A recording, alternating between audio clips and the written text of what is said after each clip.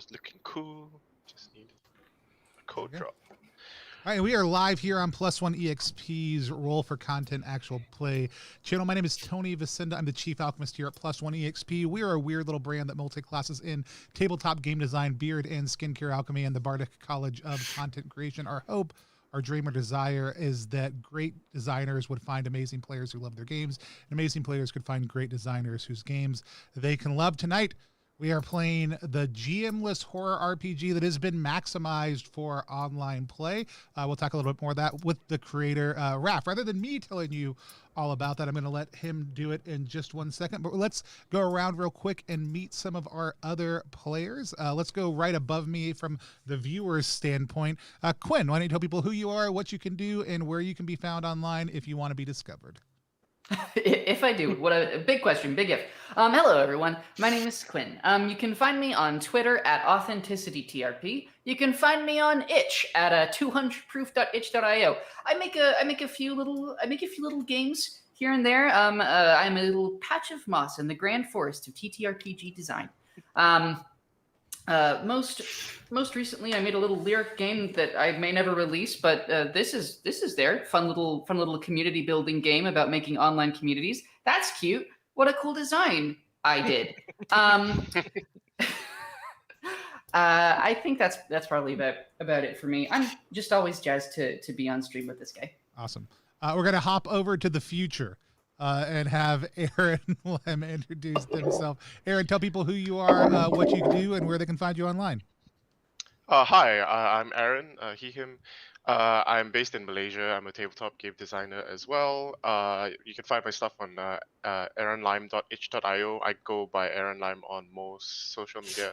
That's EHRONLIME. Yeah, that's pretty much it. Awesome. And we're actually hoping to get you back on stream to play another game that you recently created. Tell us a little bit about that game real quick. So An Altogether Different River is a game that I kickstarted during Zine Quest. It's a storytelling game about building a town and seeing how it changes through the lens of people who left and returned and the people who stayed. I actually I made a mistake with when I was getting my test copy, and I sent them an A4 file instead of an A5. So it was very useful for making copy edits because it's huge. But yeah, that's coming out soon. The digital should be dropping in like a week or two. I'm just waiting on. I'm doing a reprint of another zine I did, Homebound, which is kind of like a companion, An Altogether Different River is a companion piece too. So yeah, awesome. That'll be coming out soon. It's a great designer tip. If you're going to misprint your game, misprint it a size up, so it makes for easy copy editing. That's awesome. And going right above Aaron, we're going to go slightly to the past, from Vancouver, BC. Kelly, tell people who you are, what you can do, where you can be found online. Hello, my name's Kelly Wright. My pronouns are they, them, and I think I'm the only person in here who doesn't make their own TTPRGs. Well, you can see that. Games. The paper games.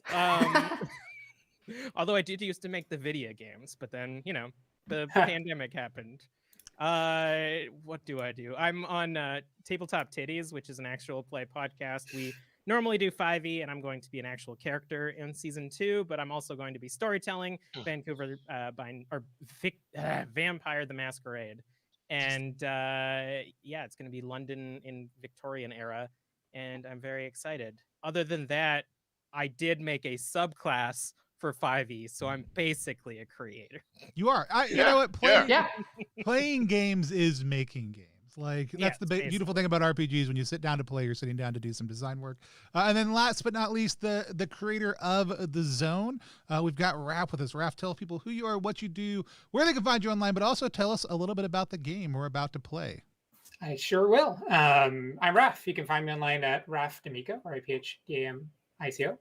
And I love making weird play-to-lose GM-less games and of various sizes and LARPs. And The Zone is just a passion project of mine that I have been developing over the last 3 years. It just came out 2 weeks ago. It was a physical game until the pandemic started. which sent all playtesting to a halt. I have just a few feet away from me the half dozen playtesting kits I was about to send out that arrived for the printer a week before lockdown.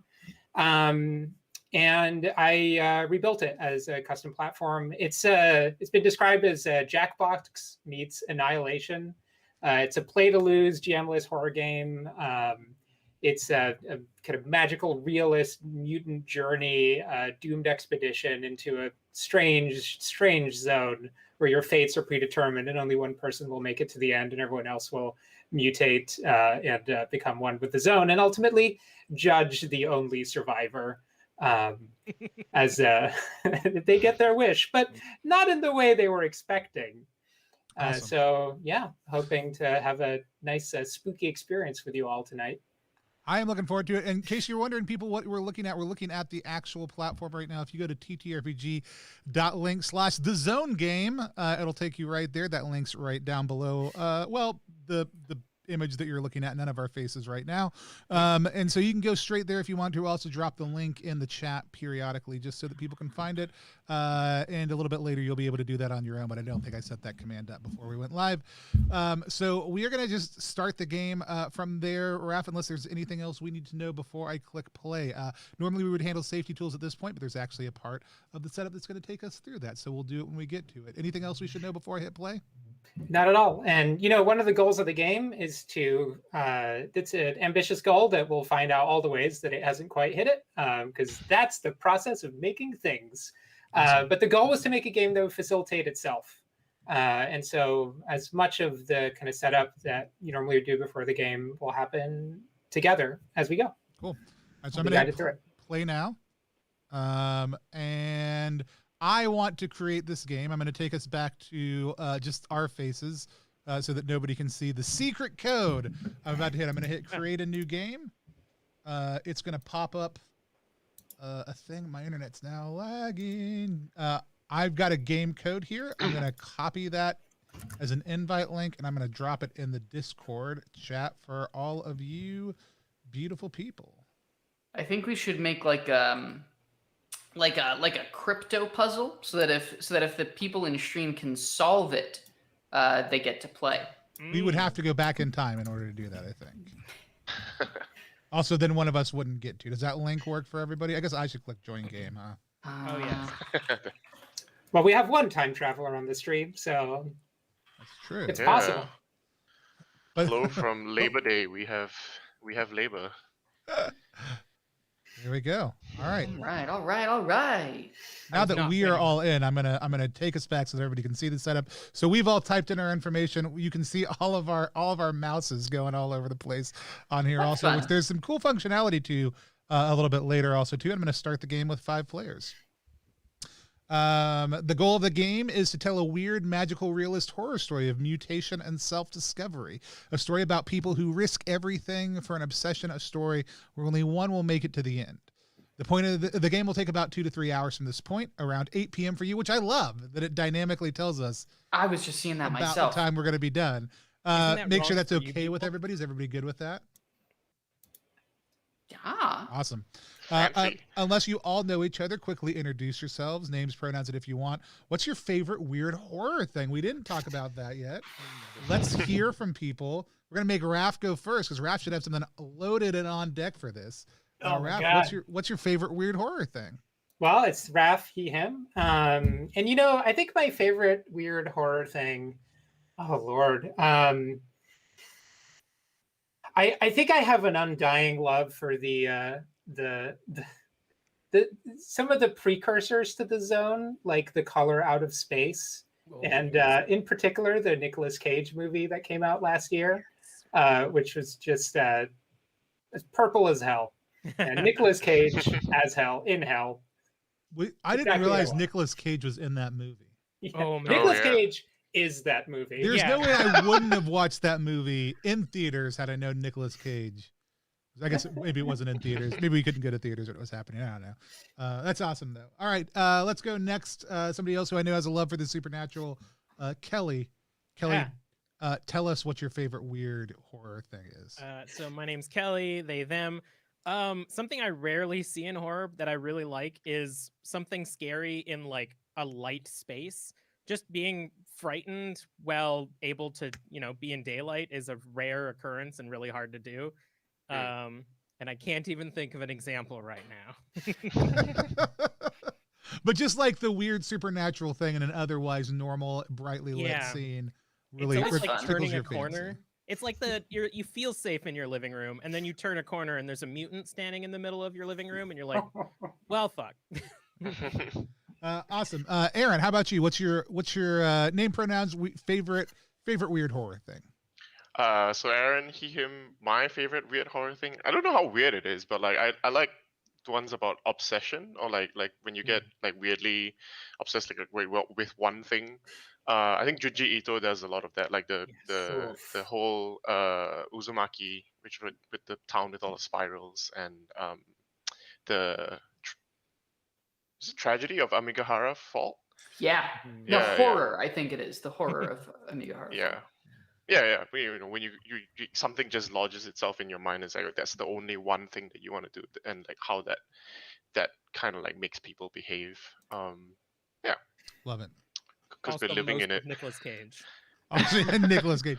Yeah. Quinn, how about you? Hello, I'm Quinn. He, they pronouns. My favorite weird horror thing. I'm not that much scares me, and I don't. There's no way to say that, which doesn't make me sound like a bragging prick. But there you go. The color from outer space, though, is one of the few things that has like straight up like the crumbling, and man, that was a good spook right there. But when it comes to horror, one of my favorite things is like investigative horror. I've been really jamming on the X-Files recently. I love the White Vault. Anything where like even if there's no answers to be had, like even if there's no final answer, I love digging into something that doesn't exist and is too complicated and strange to comprehend. And it's like I have this one thing and I'm reaching for the next, and so good. I'm Tony, he, him. I'm trying to think about a thing I love about horror. I don't watch a lot of horror. I often we probably play more horror games on stream than almost any other genre.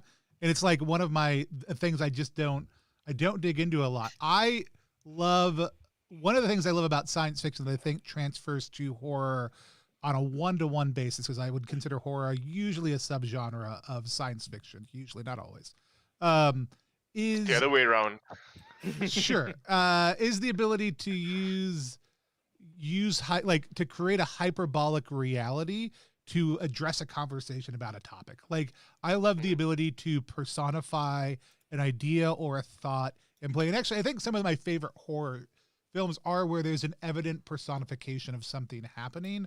Not in an over heavy-handed, clumsy way, but like from a viewer standpoint, when you're aware that the monster or the thing is something else made into a real physical, or sometimes when it's just that thing itself given the capacity to act. Those I think are some of my favorite horror tropes that I love to explore. Like the non-existential given shape is kind of my jam, I think, when it comes to horror a lot of the time. But as an ability to give us something to talk around for that and a way to fight that monster in a way we might not be able to if it was just this vague abstract force. So I think that's my answer. You're probably wondering if you're all seeing the same thing. You are. This is a live multiplayer space. Unless stated otherwise, everyone's moves affect everyone else's view, which is why you can see all of our things going nutty here. So next, the briefing. Take turns reading this out loud. I just went. Raph, why don't you go do that first paragraph? I sure will. Welcome, volunteers.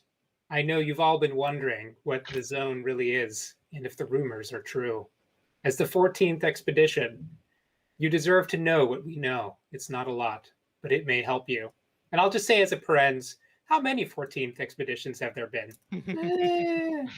Unknown. I was also, I'm not going to lie, I was like, this has to have been played more than 14 times at this point in time. But I was wondering if that was a counting number also too originally.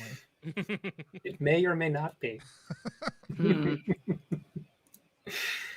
Let's go pop over to Aaron next.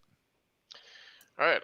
It all started with the anomalies. Locals calling in to talk radio or visiting their doctors with stories of unseasonal weather, impossible objects, half sightings of unknown creatures, claimed conversations with long dead loved ones. People disappeared. Medical notes describe bodies that started changing. Kelly, Oh God, reading is not my forte. if you don't want to, you don't have to. We can No, it's bounce fine. also, I'll too. try my best. Okay. We initiated special containment procedures, performed tests on those who refused to evacuate. Then, as if reacting to our attention, the boundary appeared and isolated everyone and everything within an area of several square miles. We don't know if there are still survivors or if they're still humans. Quinn, why don't you take those next 2 paragraphs? Since that moment, not a single expedition has returned. All lose contact minutes after leaving visual range. We're going on fragments, rumors, and occasional anomalies that seep beyond the boundary. We don't know what the zone wants, or if it wants. It seems to be a mirror. It manifests whatever phobias, obsessions, and memories you bring into it. The zone brings them to life to test you. There are rumors that the zone can grant your deepest wish if it deems you worthy.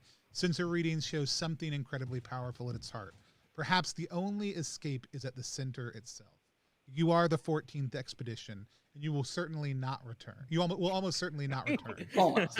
Good hunting, but prepare to die. The Federal Bureau of Coherence, without admitting liability, thanks you for accepting this mission. End mission briefing. Beepity, beepity, beep. Beautiful.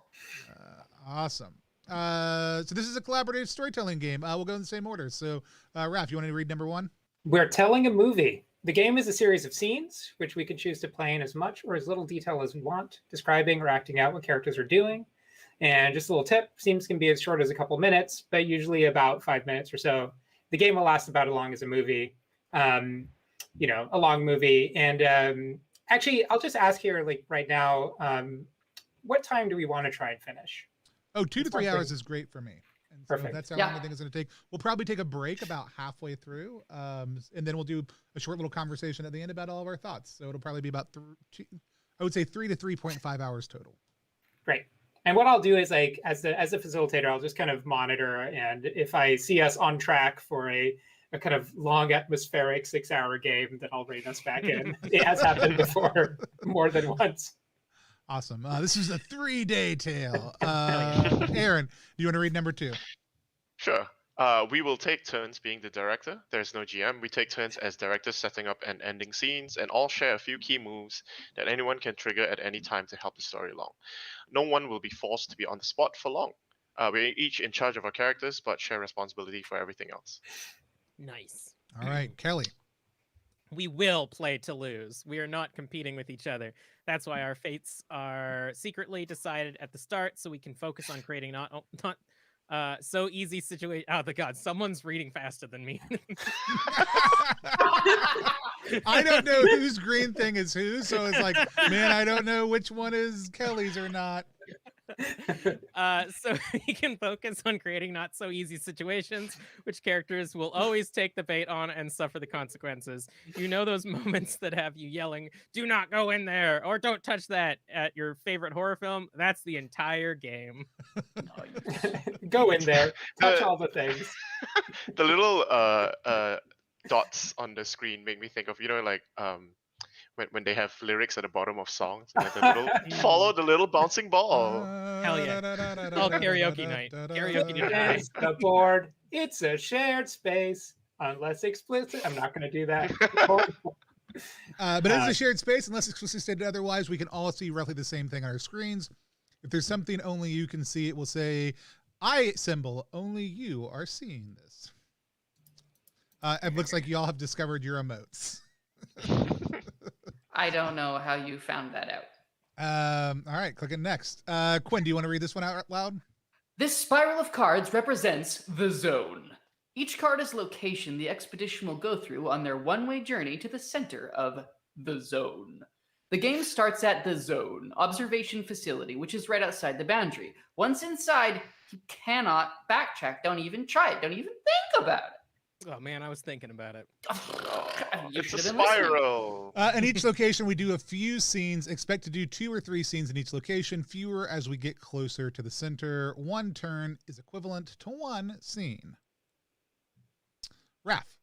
There are no stats or what did you call them? Number rocks? Statistical rocks. Math rocks. The math There rocks are- go clicky clack. There are no stats or math rocks in this game. Whenever a character tries to do something that seems like it would be not so easy for them, anyone can force them to pull a not so easy card. Not so easy cards have bittersweet outcomes that advance the story, like yes, but, and no, and most of them will trigger a mutation, trigger them often. Shout out to Archipelago for coming up with this, one of the greatest mechanics of all time. Delightful. There we go. Aaron. All right. Our fates are predetermined by fate cards. The character on the fate card must die in the scene when it is revealed, unless another player sacrifices their own character.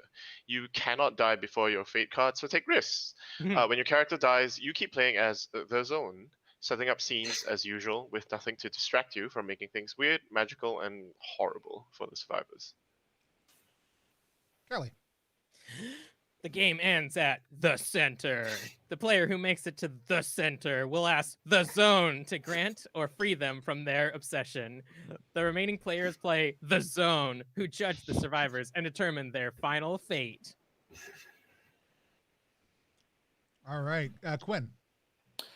The Zone is a horror game, so it's most fun when we push out of our comfort zone. Here are a few tools and principles to help take care of each other. These are for everyone to use.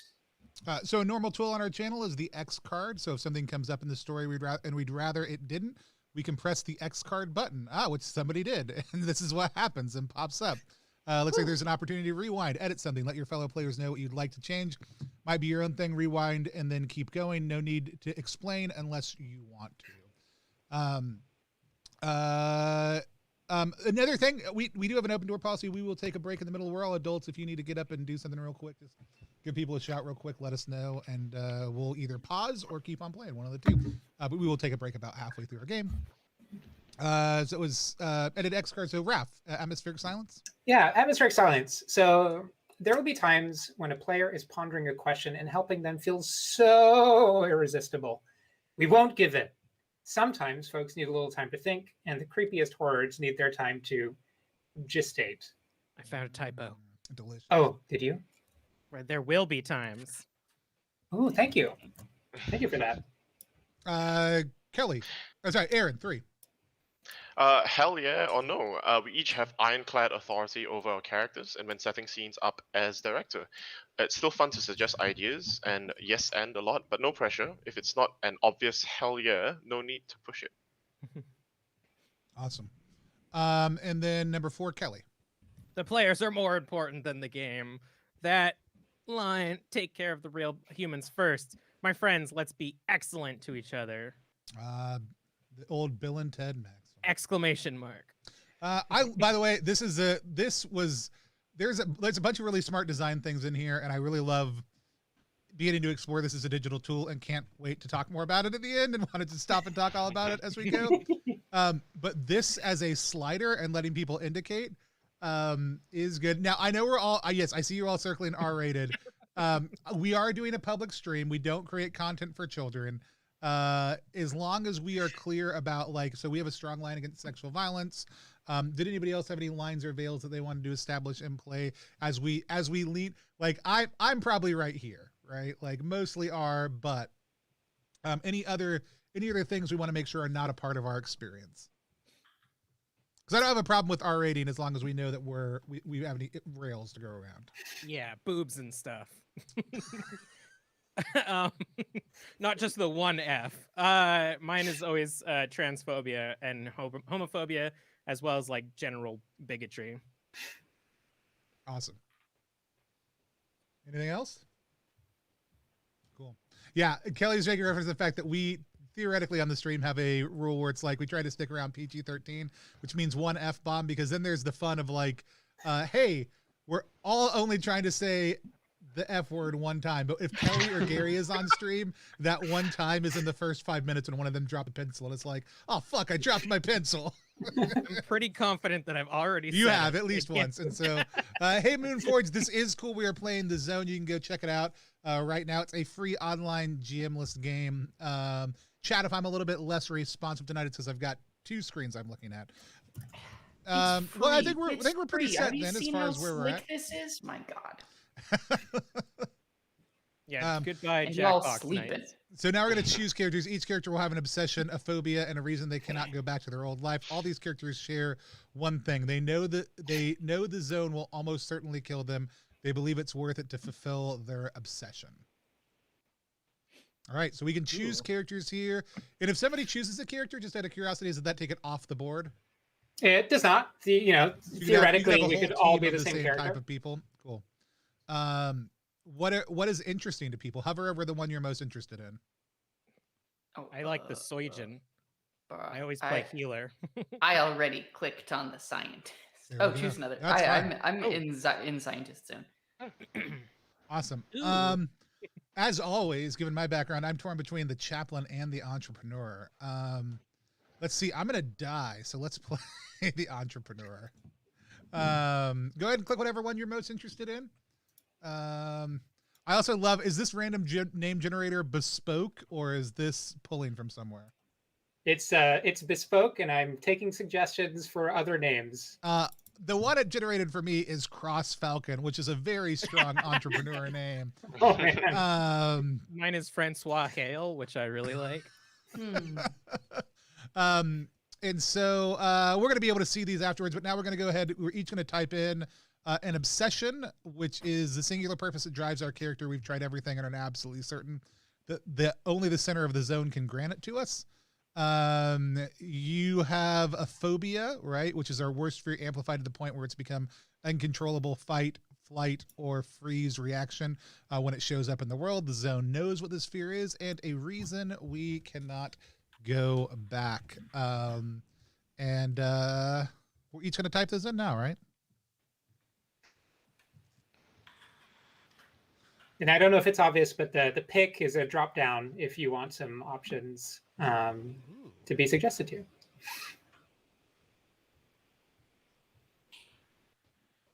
Satisfy. All right. Francois Hale is ready. Now, do I have to do an accent is the question. I mean, you don't live in that part of Canada, so I'll let you off if you... It's true. But my partner is from that part of Canada, so I can make fun of her the entire time. Cannot go back.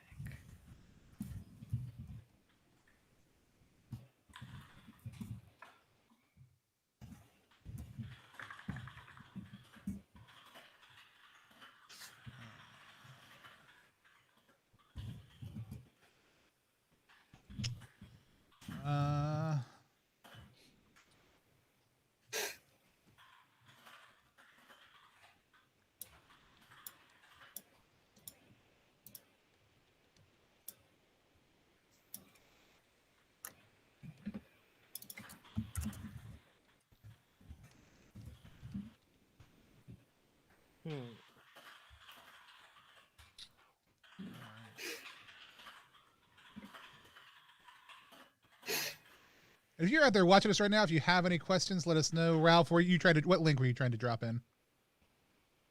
Oh, I just threw in the link to the game for Moonforge. It won't let you do that. It's right below our faces, but I can type it in. We have links blocked just because we get spammy robots that try to drop in. That's a great idea. If we want 1 million followers or you want 1,000 links, however, I can drop them in. Let me get chat bot pulled up while everybody else. So I can't post our new Indiegogo for tabletop tiddies? You can't, but if you drop me a link, I can. Self-promotion. Hey, drinking and screaming. Ooh. Very on brand. That is our podcast as well, Podcast. where we watch horror movies and make cocktails and talk about them. That sounds like a good night all around. I'm just gonna keep promoting myself until everyone's done. You should. That's cool. I'm gonna link it in our Discord chat so that you can post it. I'd finished my character years ago.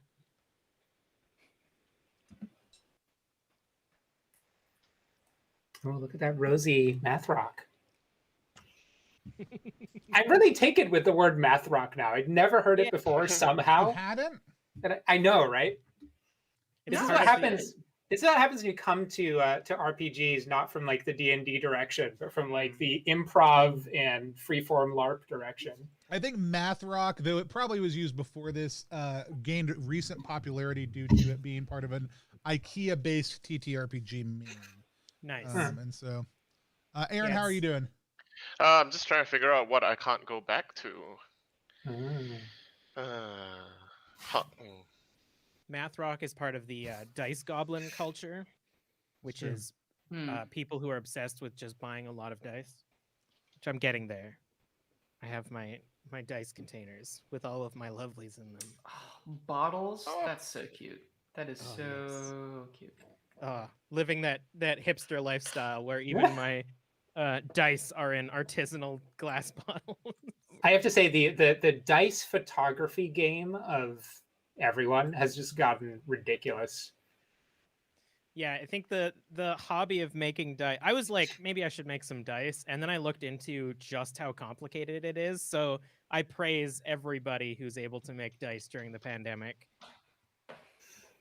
But it's become a big profession for people during lockdown. I've seen, Yeah, a lot of people are getting into it, and like putting things in the middle of it.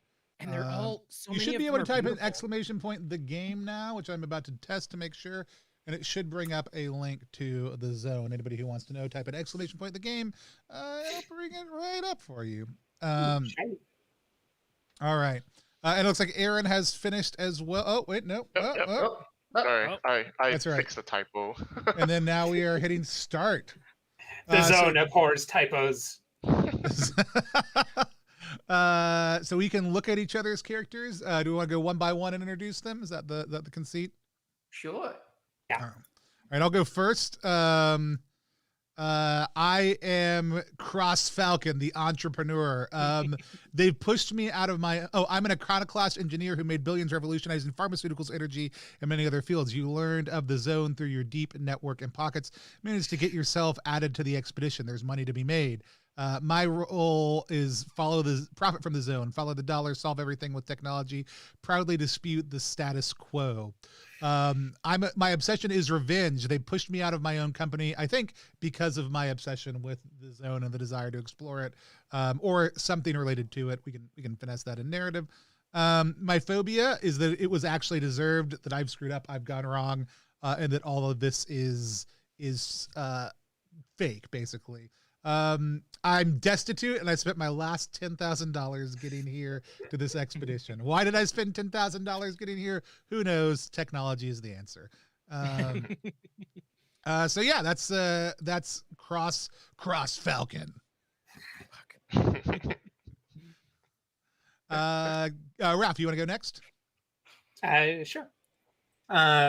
So I am Terrence Platitude, a journalist writer who was a renowned talent with decades of award-winning writing on the international stage, high-profile articles, breaking news stories. But it's been a long time, many, many years since Terrence was able to put anything meaningful to paper.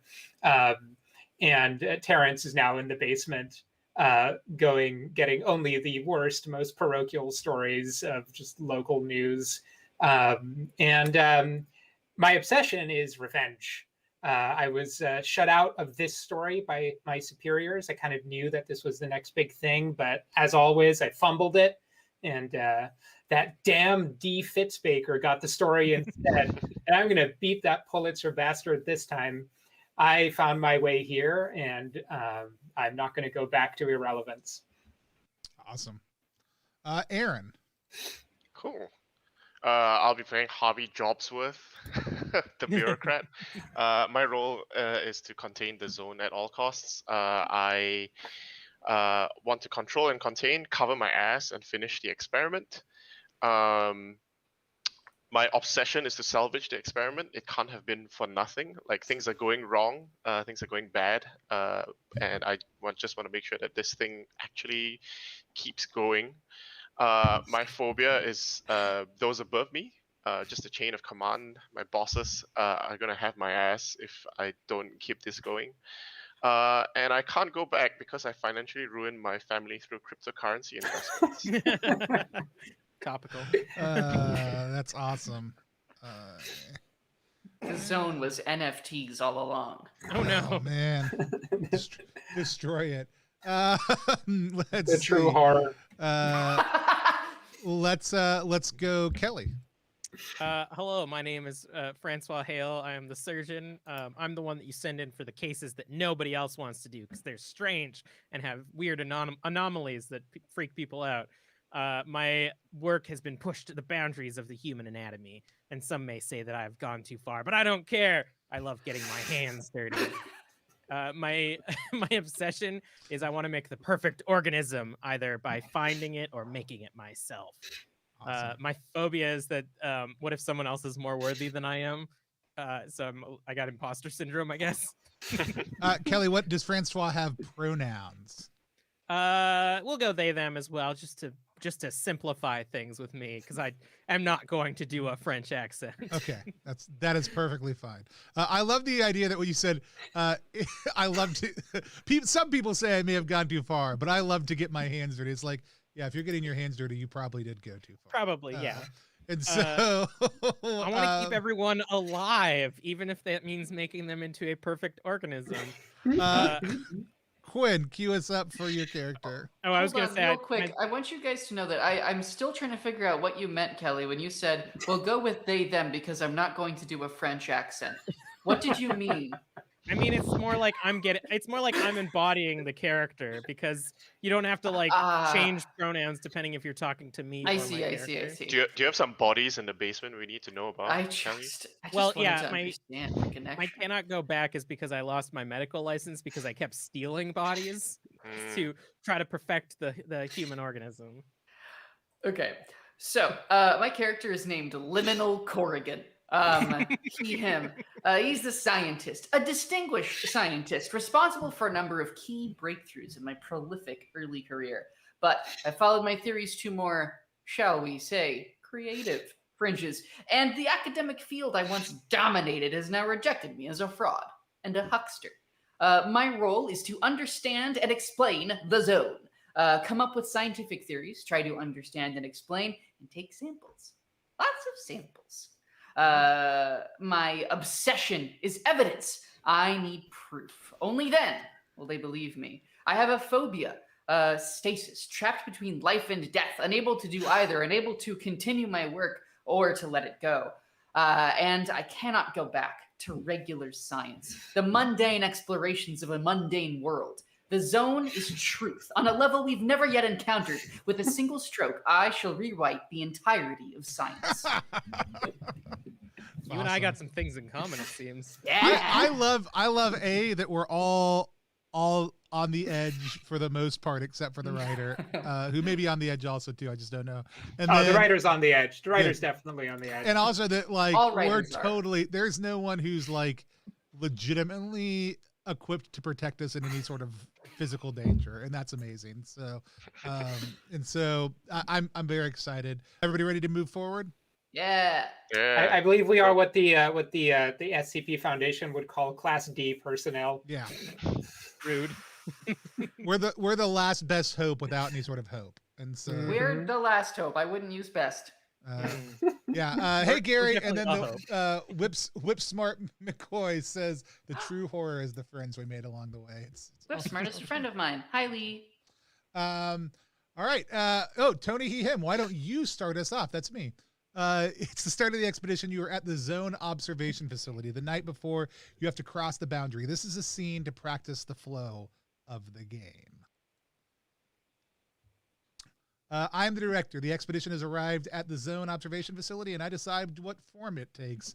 I looked through the first couple of things of this earlier just by myself, and all of these are very interesting. However, I am 100% deeply committed to the best answer to this being number 3. The first option is field tent, sandbags, portable scientific equipment. Second one's hulking steel and concrete complex with many sublevels. All that stuff's great. All that stuff's fine. Play that game if you want to. But a rustic manor and farm just outside the boundary requisitioned by the FBC after its loaners were not so lucky is 100% the best answer. And so that's where we are. And so the zone observation facility is a rustic manor and farm just outside the boundary, requisitioned by the FBC and its owners who were not after its owners were not so lucky. And then I can either change my option or I can just click get a scene prompt. But since we know I picked the best option, I'm just going to get a scene prompt. The director starts and ends the scene. I read the card out loud. There are 3 parts to every scene: a setup, a collaborative storytelling, and ending. The director is in charge of the setup and the ending. The facilities collaborative storytelling. This facilitates collaborative storytelling by asking questions of the group. You can use the questions on the card or come up with your own. So we use the next scenes to practice this cycle and learn the key moves. To set up a scene, introduce the location, decide which characters it's about. In this case, it's everyone. Set up the situation described by the prompt. Where is everyone when it starts? What are they doing? In future scenes, you describe how everyone got there from the previous scene or location. So intro scene, the night before, everyone shares rumors. So we are at the zone observation facility, this old mansion with an attached farm near the zone. And you say it's kind of good to establish where everybody's at, kind of do some fictional positioning. Is that right, Raph? That's right. Set the scene, establishing shot. So, I think we pan up, from the road. We see maybe some lights on the far side of the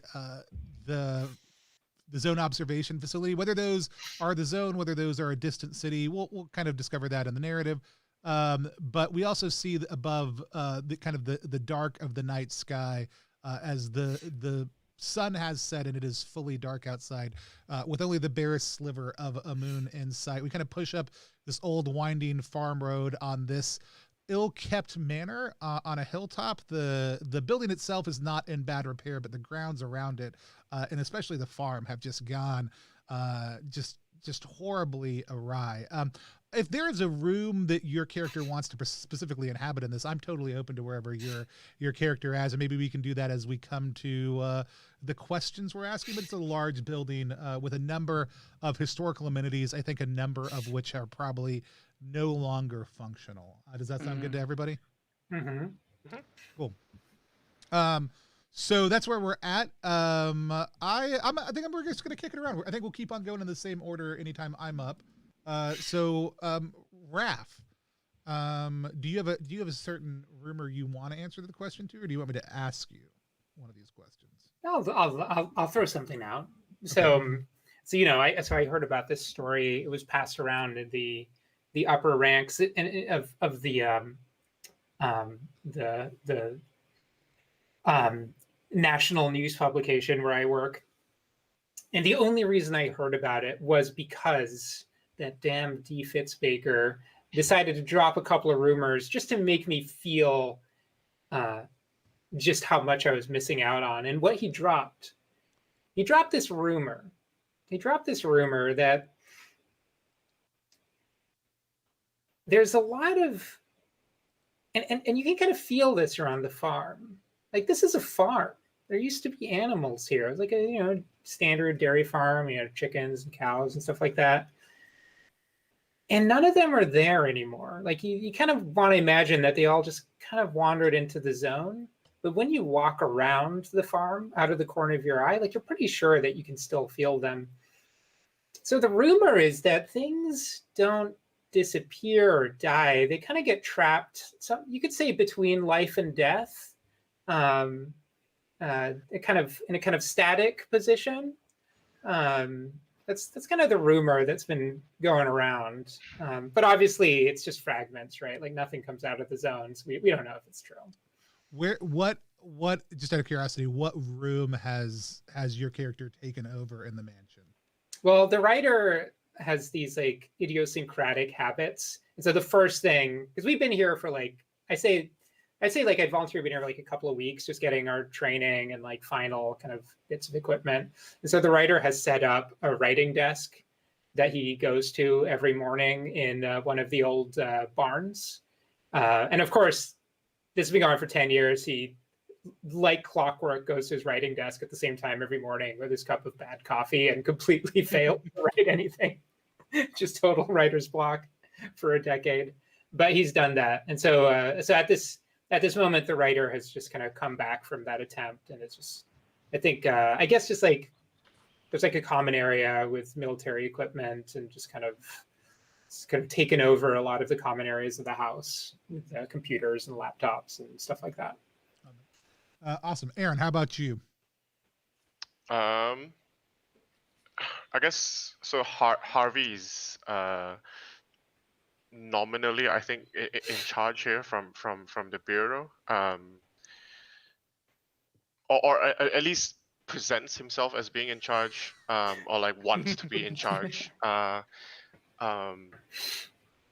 So, but like he's a bit of a coward because he's heard about what he knows, like things that have happened. Like he knows about the previous expeditions that have gone into the zone, and he's here to make sure that this expedition happens and kind of like keeps this experiment going right to the end. He's also not very 100% sure what this is all about. He's just here to do his job. And so he's set up in the main dining room. I think like there's a they converted that into a like a command post, I guess, with you know, a bunch of like computers and laptops and stuff, like observation equipment and everything, all feeding into like a command post there.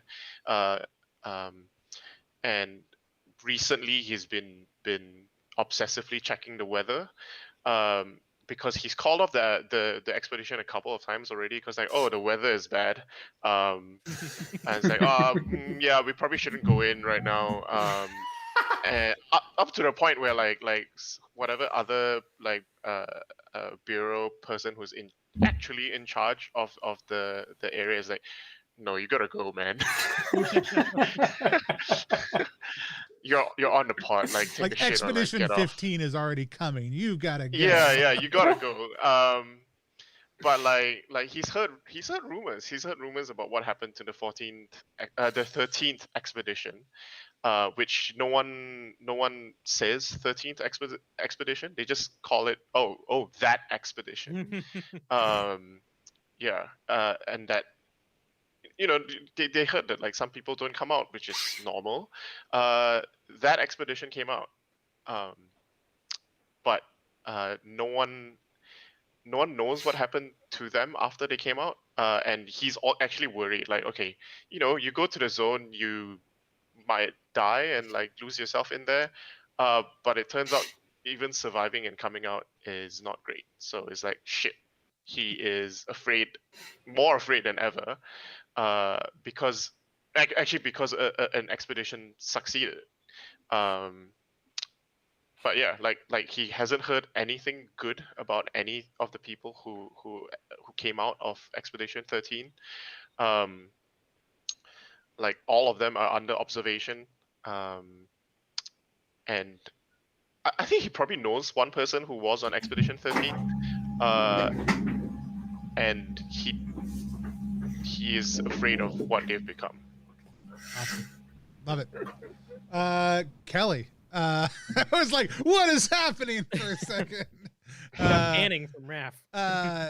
Kelly, tell us where Francois is that, and what's a rumor that Francois is there? So right now Francois has taken over like the den, or like the smoking room, or whatever you would call it, where all the liquor is, and has been dipping heavily into it leading up to this expedition. But we see that Francois has actually set up like microscopes and stuff, and has actually secretly taken samples from each of you, and is observing them, anticipating how you he thinks, or how they think your bodies will react to the zone based on previous expeditions.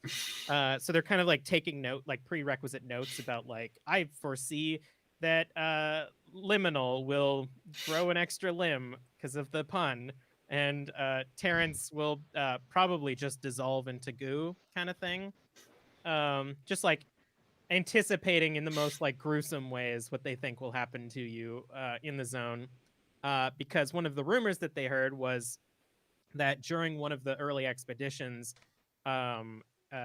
recording actually made it out of the zone, and in the brief, almost like Bigfoot style footage, they saw a homunculus of several of the expedition people who had gone in. So they're really excited to see how the effects of the zone affect all of you, while also being kind of terrified themselves to go in. Hence the dipping into the stock here in the den. I just want to clarify because it has no narrative bearing. Did they see a homunculus of all of the previous members, or a homunculi of all the previous members? Because did they see one giant biomass with everybody merged into it, or a bunch of smaller biomasses of everybody? A single homunculi of the collective expedition members, which is excellent. Which is what has piqued Francois's interest primarily. Chat, I'm going to let you tell me what room my character is in. So if you have an idea about where my character, the entrepreneur, Cross Falcon, hangs out, go ahead and drop that in. But we'll hear from Quinn. Quinn, tell us a little bit about where we find your character and what rumor that Liminal has heard. Very simple. He is out in the field, just sort of running around, and he's got all of these little info spikes. And he sticks one into the ground, and he sticks another one into the ground, and he keeps doing this and moving them around and checking the data on like a central terminal. What he's doing, the rumor he's heard is basically that there were all of these, physics goes out of whack, but specifically gravitational differentials, and more to the point, not just gravitational differentials, but mass differentials. Because you see, we assume, to the best of our knowledge right now, that mass is a function of the Higgs boson field. So if in the zone mass is different, then that means all kinds of shit is going on. I mean, changing the mass, that could mean the speed of light is different, which, holy shit, So he's just like, we're close enough to the zone. I need to see if we're getting anything. Like, I gotta check it. So that's what he's up to. He just wants to crack this sucker open. Love it. So as we pan through the house, I think we see on the back half of the house there's an old indoor swimming pool that's been completely emptied out inside of a large solarium, and it's been overgrown on the outside with vines, and that's where Cross has kind of made camp. There are a couple of scientists here who have been doing just some application work with some of the technology here.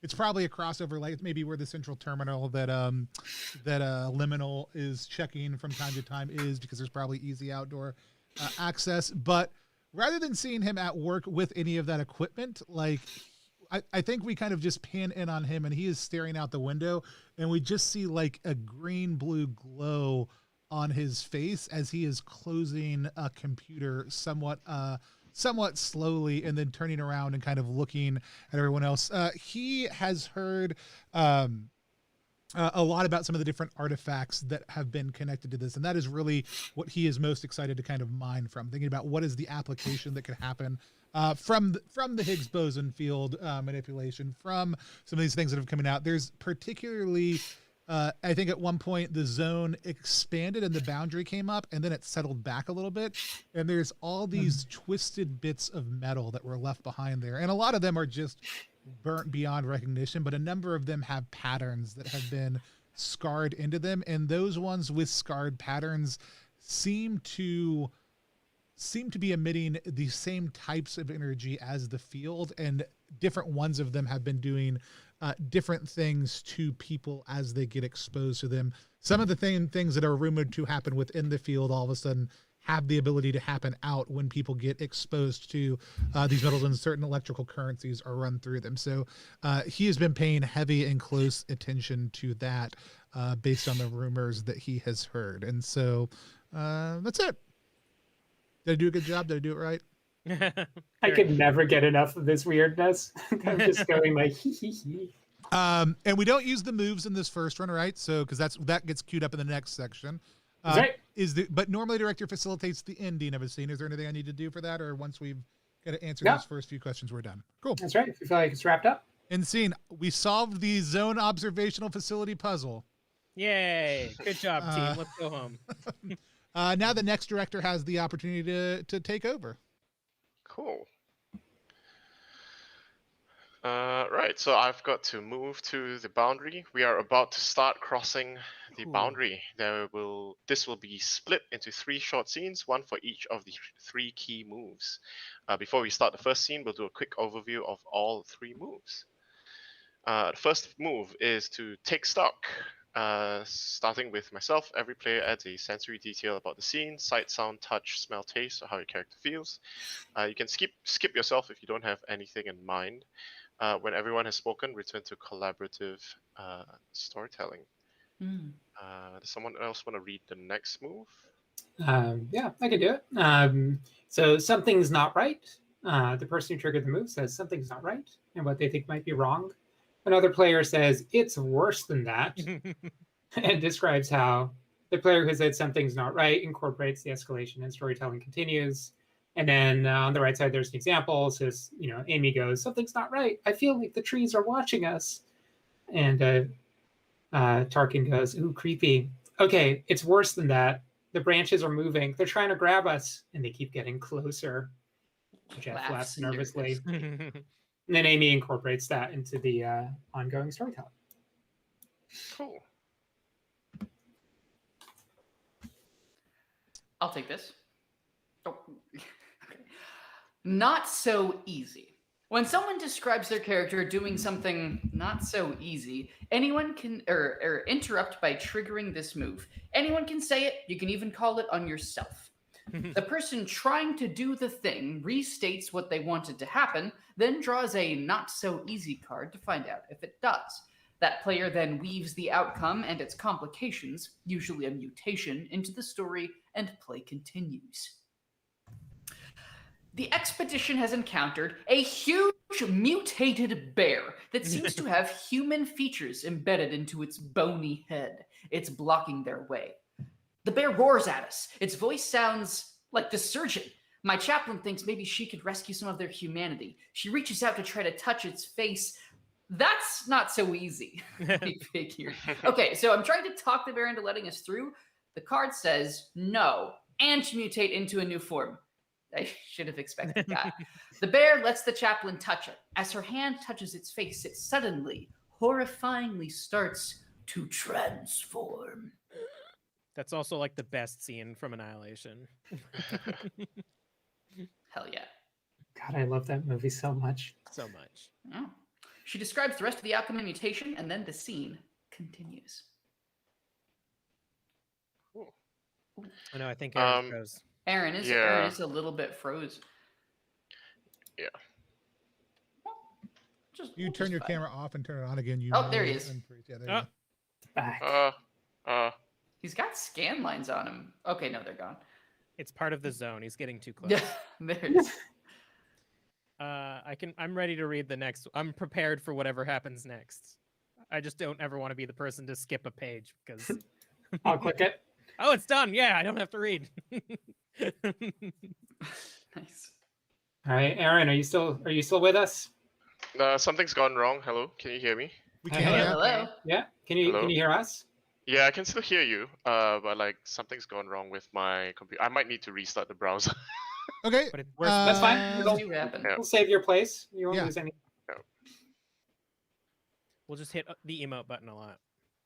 Yeah. Oh, okay, cool. That's all back. All right. Yay. All right. So what happened? All right, so I'm still the director. So we've arrived at the boundary. I get to decide what form it takes. I,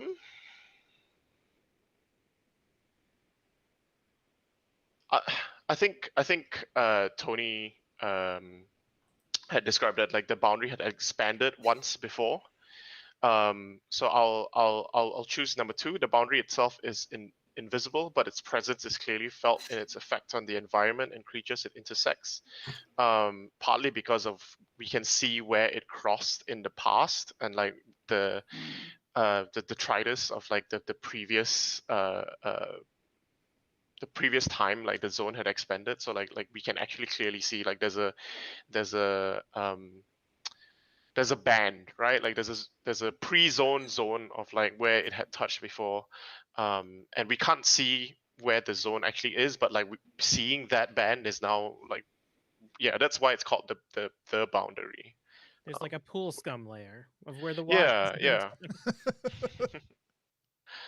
All right. So for a scene prompt, the expedition sees the boundary for the first time, but does not cross it yet. We use take stock to quickly add delicious sensory details from the collective genius of the players. It's about the subjective experience. How does it feel to be there? So what does it look like? What does everyone see and feel? And we end the scene right before entering the boundary. So I'll take the take stock action. Is that? Or should I ask these questions first? Raph. I think it's the take stock will help us to answer those questions. Yeah. Okay. All right. So I'm just gonna click take stock. Starting with you, every player adds a sensory detail about the scene, sight, sound, touch, smell, taste, or how your character feels. When everyone has spoken, we return to collaborative storytelling. I guess for myself, it's just the sight, right? Like seeing that that there's like a marked difference, like a gradual difference, and then it's like, oh, actually it's kind of funny. I think there's this zone of there's this boundary of weirdness of like where the zone had previously touched, and then further from that, oh, it looks normal again to us.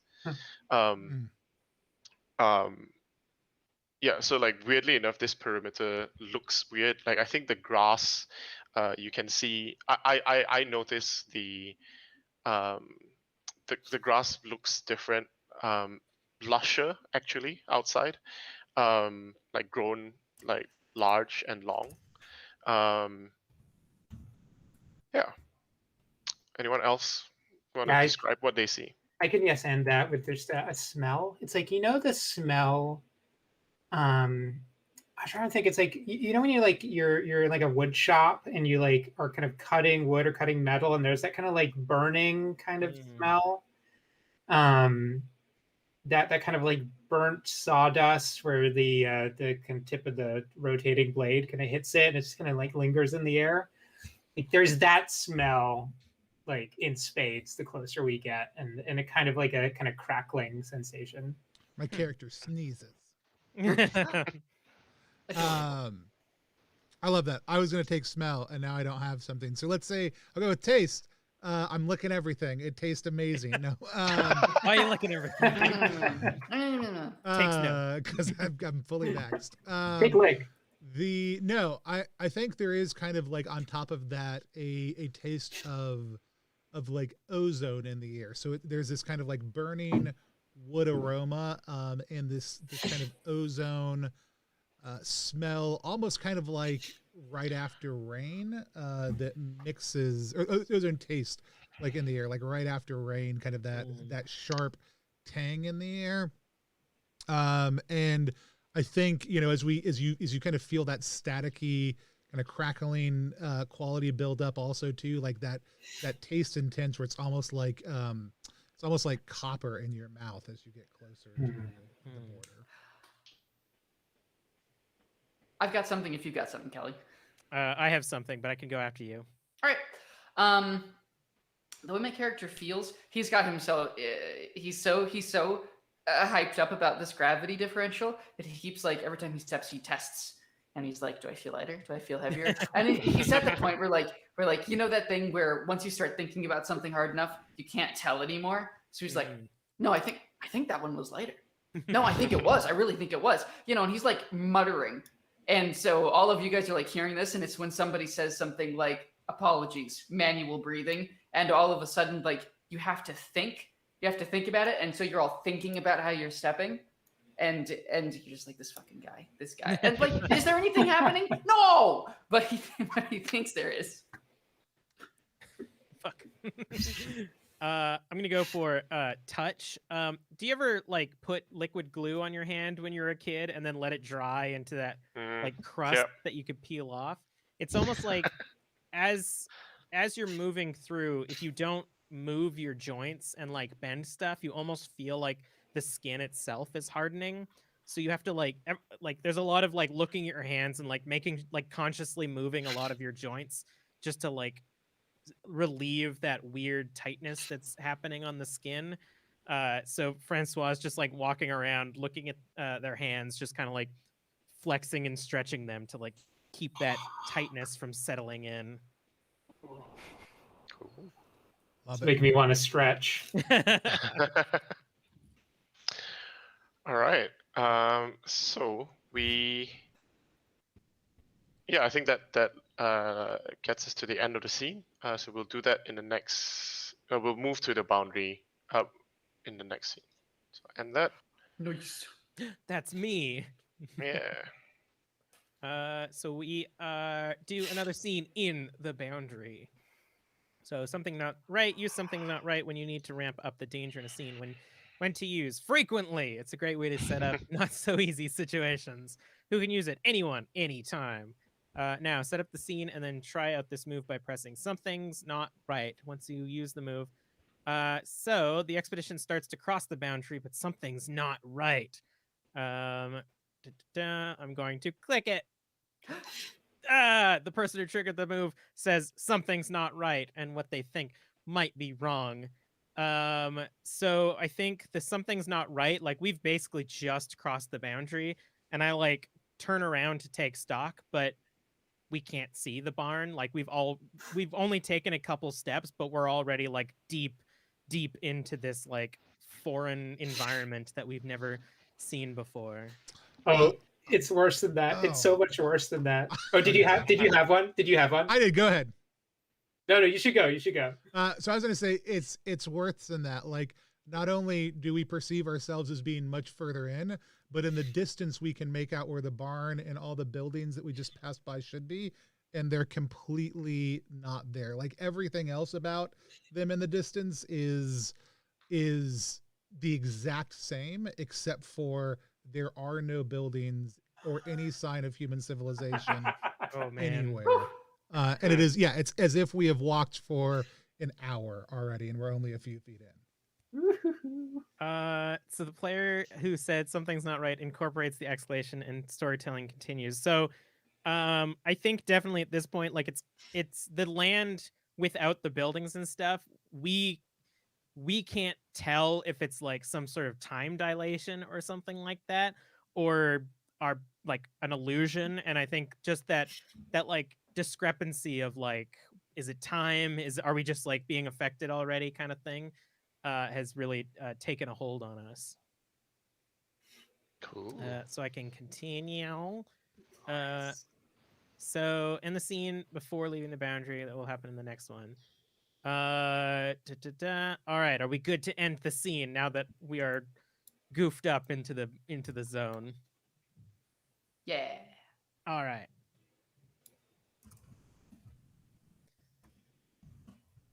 And that's me. Cool. So do the final scene in the boundary. So Renew not so easy in this scene. So not so easy is a little bit special. The more not so easies that you get while alive, the more control you'll have when you finally play as the zone after death. You must earn at least one in each scene to be allowed to advance, except in fate scenes. And yes, you can trigger not so easy on yourself.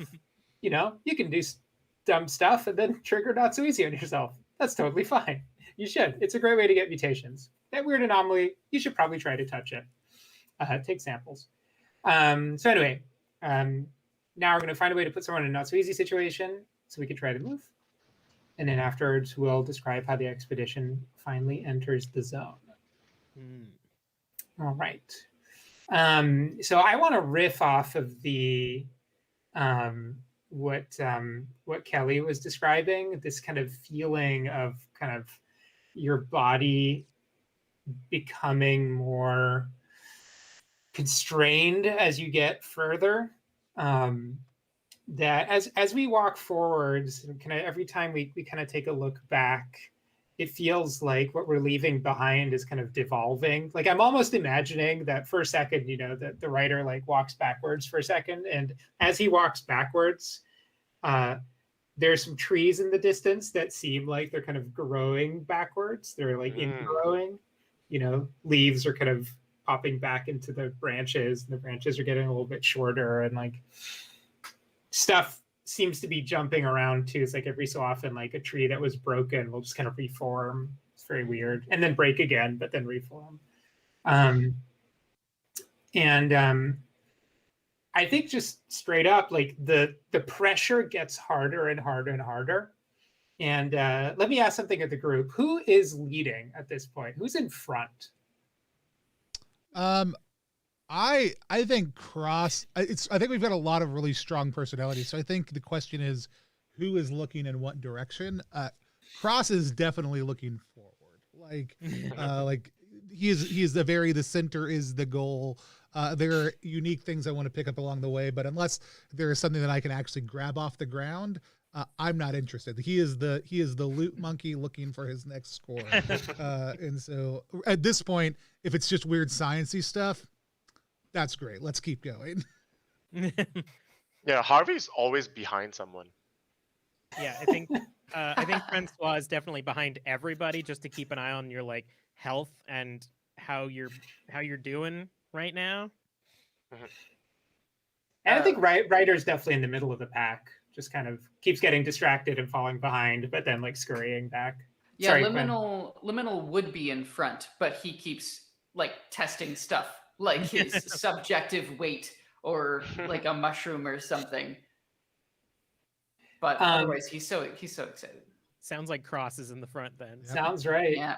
Yep. So could you Tony, could you just describe like how Cross is moving forwards? So like there was gear that was distributed to everybody as part of this. You can't help but notice that Cross's gear looks fancier and slightly different than everybody else. Not ostensibly like better necessarily, but certainly newer, and certainly like he got first pick, but in all honesty, he just got the specs in advance, and what he spent his last $10,000 on was getting all this slightly better gear. But anyways, he is walking in the front, and like he is somewhat fastidiously like moving through and kind of like rearranging things, almost as if he thinks there's some sort of specific thing he can do. So I would say he's distractedly moving forward as he leads the group into the next area. Well, it'd be terrible if something happened. The boundary, so we kind of crossed into the boundary, and we felt this, there was like a moment where we're like, okay, we're in this boundary, we're in this liminal place, and the pressure keeps increasing. I'll say keeps increasing on Cross like the most, until Cross gets to, and I would just say like distractedly, he takes a step forward, and suddenly he is unable to move. And if he wants to continue, let's just say that that's not so easy. Awesome. So when somebody describes their character doing something not so easy, interrupt it by triggering this move. This person trying to do the thing restates what they wanted to happen, then draws a not so easy card to find out what it does. So I'm going to click on this to draw that card. So I'm trying to move forward. I'm trying to get all of my stuff in like what I feel like is just the right position as part of the process. But definitely he's trying to stay out in front so I can spy anything shiny and good to grab. And then this happens. Yes, and the zone mutates me in a small but noticeable way. Your character mutates, then click here to dismiss. So you see His thighs become thick and powerful. Yeah, you can think about. You see Cross like he's maneuvering stuff around and for a second it's almost like his hands are in a few different places at once. You see this like as he's trying to, it's almost like he doesn't even take notice of it. It's only noticeable as he like turns around. You see him like grabbing something off of his shoulder, grabbing something on his hip. And then you see like another hand on the other hip all of a sudden. And then when he turns fully around, it's just the one, like it's just the two hands, but there is an extra finger on each hand also too. And so Cross now has 6 fingers on each hand. And let's, for just narrative's sake, let's almost say that it's double thumbed. Like he has a thumb on each side. Oh, koala mode. Yeah, total koala hands right now. Yeah. Francois is disappointed because I'm going to click on this mutation cheat sheet because I just want to see what the options were. Should I have picked from this list or does it matter? Yeah, it's totally optional, but click on it and take a look. So I clicked on it, and if I click these, did that do anything, or is it just options to say different parts of your body that something horrible could have happened to? That's right. It's just a table right now, although I have many plans for this. Very plans. Fun. Awesome. I can remove that thumb if you want.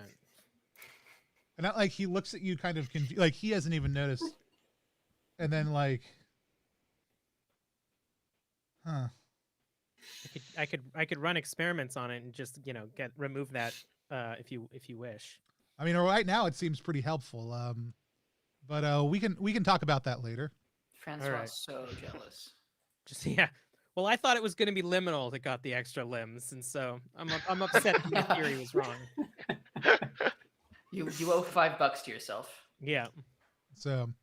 Well, and I think what happens now is that there's like almost like this feeling like an elastic, like something between walking through an elastic, elastic and like the membrane of like a bubble. And as Cross walks through it, the elastic snaps past all of us, like with such force that we're all just kind of like pushed forward, onto our knees, just like, oh fuck.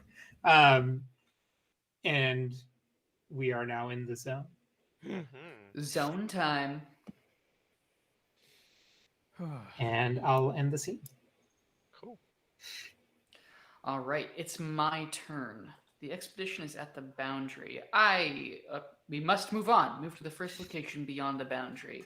We are now in the zone.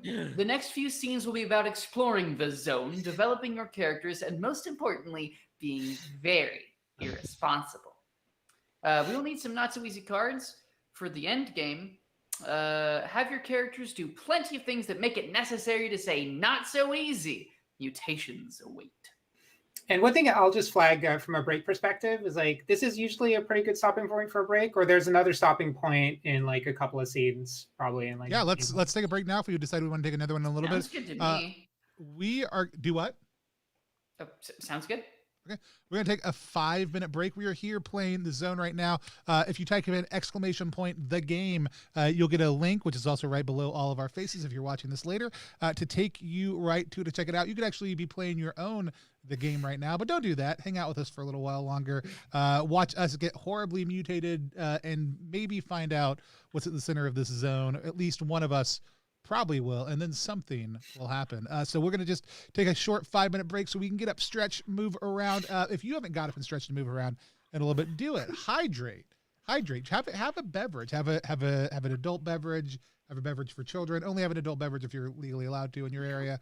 But we're going to be back in just 5 minutes to keep on playing the zone. As soon as I can find we'll be right back. thing. There we go.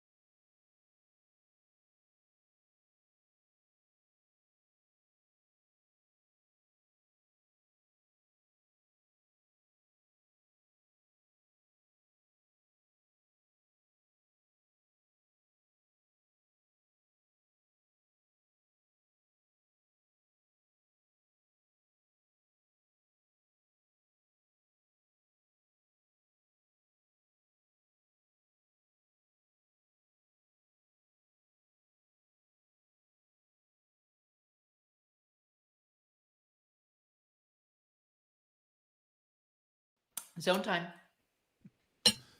Zone time. And we are Zone back time. playing the Zone here on Plus One EXP, which is a GM-less online, like now fully online RPG, horror RPG, where you are playing as individuals who have obsessions, phobias, and reasons they cannot go back from exploring this place called the Zone, which we are now fully inside of.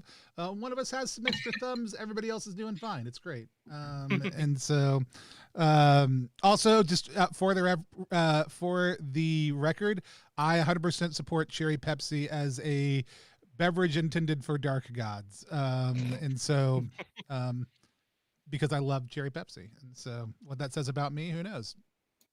But I was going to say Raph, take us back in, but not Raph, take us back in. Quinn, No. take us back in. It's me. I can be Raph though. I can be anything I want to be. It's a terrifying notion. In the zone, anything is possible. I There mutate it into is, Raph. in the zone. All right. I think I'm going to go with this form of the caverns. A cold, dark, wet inlet. It's only the wind, but it sure sounds like you're entering the maw of a great beast. Ooh. I'm recording the scene prompt here. Sorry if I burp at all. I just ate some little hush puppies. I only said that on stream to make you jealous, and I hope it worked. Character scene. Someone attempts to persuade another to abandon the mission. Who would want someone off the mission? Why now? Does this interest folks? I could see myself getting into that if no one else wants to grab it. I don't have a reason to persuade somebody to be off the mission yet, I don't think. It seems like we're all kind of here, like, very selfishly. Like, we don't even care about the other people. We're all just doing our own thing. So maybe another prompt? Sure. Another prompt. Let's see what's what. And yeah, okay. All right. Encounter a vision of something that used to be here. How does this vision appear to you? What makes the thing that used to be here so surprising? I think this is great. Let's just start with taking stock, I think. Starting with me, every player adds a sensory detail about the scene. So it's a vision of something that used to be here. And what this says to me, like, combined with the wind, I think there is a scent of... I think there is a very gentle scent of summer honeysuckle. And like, again, this is very much not a circumstance in which there is any honeysuckle. But on the breeze is a strong, almost overwhelming scent of these sweet flowers coming from who knows where. I have to build on that. I'll throw out that the more you're kind of in this dark, windy kind of at surface level seems like it kind of not a summery place, but as that smell takes over your senses, you start realizing it's almost like you're hearing the sounds of the meadow, the sounds of summer. And I can't help but think of the sound effect that plays for like a cumulative 4 hours of Neon Genesis Evangelion whenever they're out in the city. The cicadas. You know what I'm talking about. Yeah. Every anime ever. Got it. I'm gonna keep on Every building anime on in this. summer. position. Yeah. So we Higurashi. smell the honeysuckle. We hear these kind of like similar noises, but it's also like it's as we get deeper into the dark of this cave, it is also getting hotter. And it's not. It is directed heat. And so it is coming from the direction of the wind, but it also feels like the sunlight shining with no light accompanying it, but it's on the front of our bodies in the same direction the wind is coming from. So one of my favorite descriptions of human rot is from the Doom novelization, where they say that it smells like sour lemons. And so I think we can actually taste in our mouth sour lemons, which to anybody who has never dealt with like rotting corpses is almost like pleasant a little bit, especially with the honeysuckle smell. But if any one of us has dealt with like corpses or something like that, immediately recognizes what that sort of flavor is. My only complaint right now about this entire thing so far, Raph, is that I can't emote while this thing is up on my screen. Because I would be Design hardy. flaw. I almost went undertone of rotten flesh, and I'm so glad that you went there. So that is my only note so far on the layout of this absolutely well implemented game. Aaron. I actually have a kind of like rewind question, because I realized I missed this earlier when we went to the boundary as well. It's like, how did we get here? How do we get from the boundary to this cave?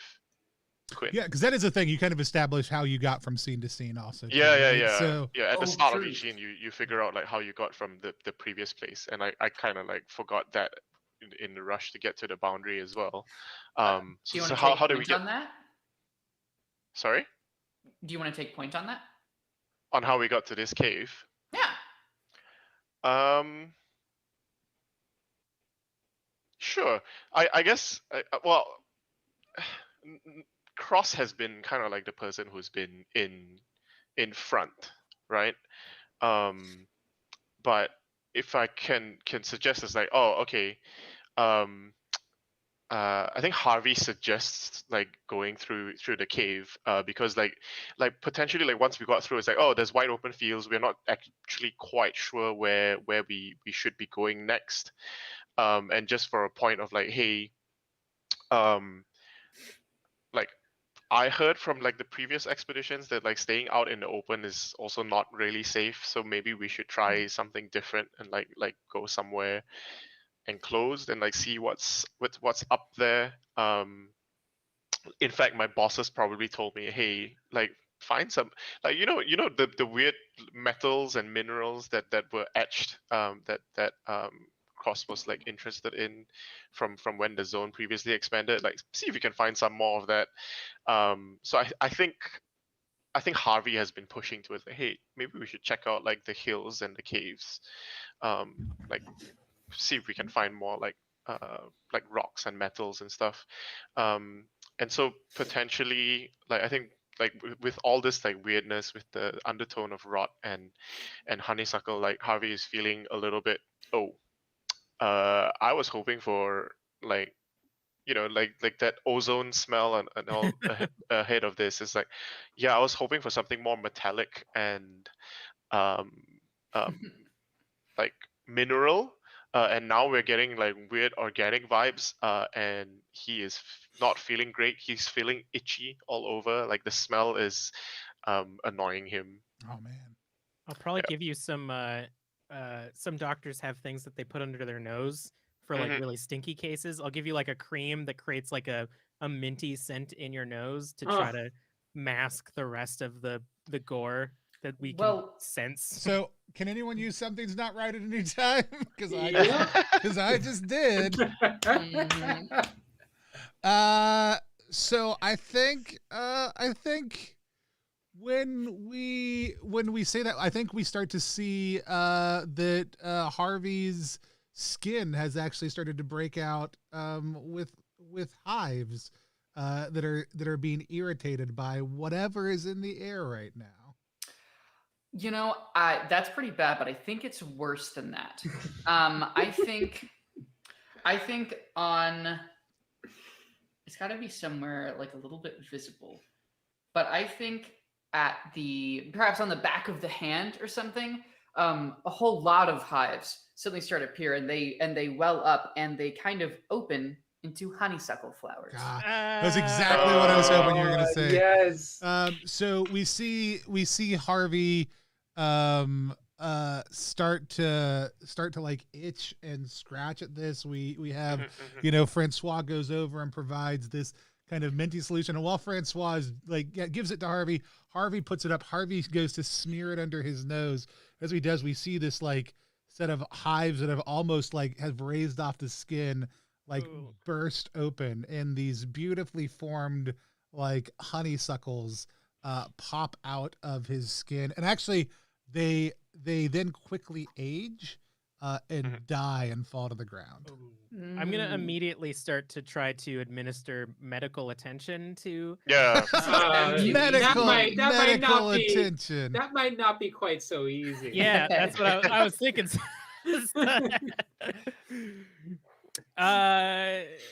All right, so I have to pull one of these cards. Well, what are you trying to do? No end. Cool. Oh Cool, my cool. god. Yeah. So as I'm trying to I'm basically ripping off some of these honeysuckles and trying to administer bandages and stuff to your skin because I imagine this is some sort of mutation. But unfortunately, Yeah, those Harvey is create... just freaking out and shouting. This is actually releasing pollen and spores into the cave. So you're basically as I'm ripping them, you're just bursting into spores that get onto everybody else. And we immediately gain a mutation, which is that we have an unsatisfiable hunger for these honeysuckles. So as they're growing on our own skin and stuff, we actually we have to eat them to try to satisfy our hunger for them. Damn. That's good. That's pretty good. That's pretty darn good. All right. And with all of this going on, we encounter a vision of something that used to be here. How does this vision appear to you? And what makes the thing that used to be here so surprising? This is prime, this is a scene set up perfectly for another Annihilation scene, which is the body that is completely turned into flowers up against the poolside. Such things have happened. But I don't want to steal entirely from Annihilation. Not entirely. The only thing we're stealing is inspiration. Yeah. I think, I don't know, there's some idea I have, I don't know, this is very anime of me, but Good. In my head it was like you know how in anime you can see the wind, and so it's kind of like... Wait, you guys can't see the wind? Well, not all of us are Tony. And so in my head there's a slightly larger chamber, and it's pretty well dark, but it's still that thing where you can see the streaks of wind, and there's, I don't know, a giant mass of plant matter, or there was. Maybe we're seeing the dead, rotted husk of a big pile of plant matter, and this is where the honeysuckle scent shouldn't be coming from this because it's all dead, but maybe it is. I don't know. That's kind of like a seed here. If anybody wants to jump in on this, that's just kind of like a general idea. What if it's not? What if it's not the thing itself, but what if it's like cave painting? So we get to this place in the middle, and it is these giant, what seem like incredibly primitive drawings of people blooming into honeysuckles around a giant plant thing. Oh, I love that. That sounds good to me. Well, and that's so surprising. Immediately, the writer who's been taking notes this entire time is wait a second. If these markings look ancient, how long has this zone been here? Yeah, it's also interesting. If there's a giant flower as well in the middle, like a Rafflesia. Rafflesia. Is that the really stinky flower? Yeah, that's the really flower. Yeah. It smells like rotting flesh. So that actually plays really well into it. And it also looks like it has a mouth or a circle in the middle when it blooms. So the paintings show people throwing themselves into it. Yes. Or throwing other people into it, I guess. Hell yeah, they do. Oh man. All right. I think Can it be just a little bit ambiguous whether people are willingly throwing themselves in or being thrown? It's it could be either one. Actually, it's ambiguous whether people are being thrown in or being pulled out. Oof.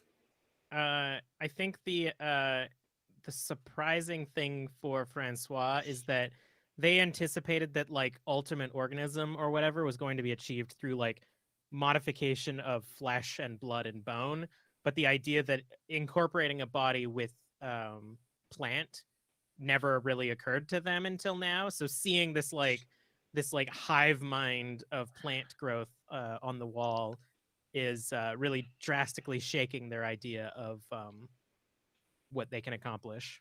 Hell Yeah. Can I add something as well? It's like we figured this was a cavern, right? Like a wet, dank cavern with wind blowing out of it. And we found this like these drawings like pretty near the mouth of the cavern, and then when you look closer inside, I guess we saw the vision of what something that used to be here, and we realized like the back of the cavern, like as I tried to like go further down to like find like more of the paintings. I think Harvey does that. All the while like itching his hands and arms for the little flowers, and like even kind of like absent-mindedly like after he's done just like licking his fingers. Like he doesn't even realize that's what he's doing. It's just like, oh, it's just I'm itchy, I'm pulling the flowers off, and then I'm just licking my fingers off. That's normal. And kind of like trailing little like petals as he gets deeper in, and then realizes that like what he thought was stone like in the back of and maybe it is stone, but it looks like giant petals at the back of the cave. And like yeah, like he just sees like what seems to be a giant petrified flower at the back of the cave. Glorious.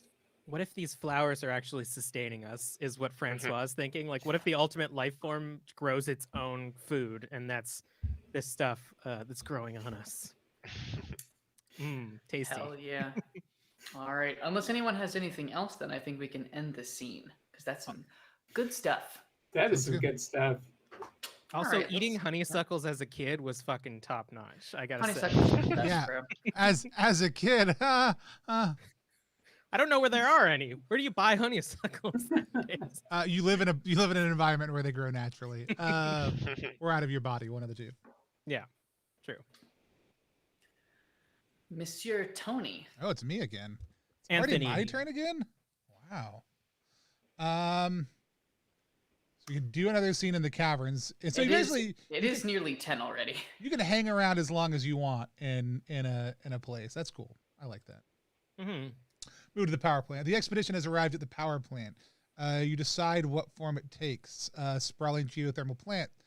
Sulfur erupts from color fumaroles everywhere in the area, and lights flip out with alien purpose. A power substation still crackles in the field of wind turbines. Giant, still eerily spinning. A shattered nuclear reactor. I think, man, I'm going to keep us just in this organic, natural space.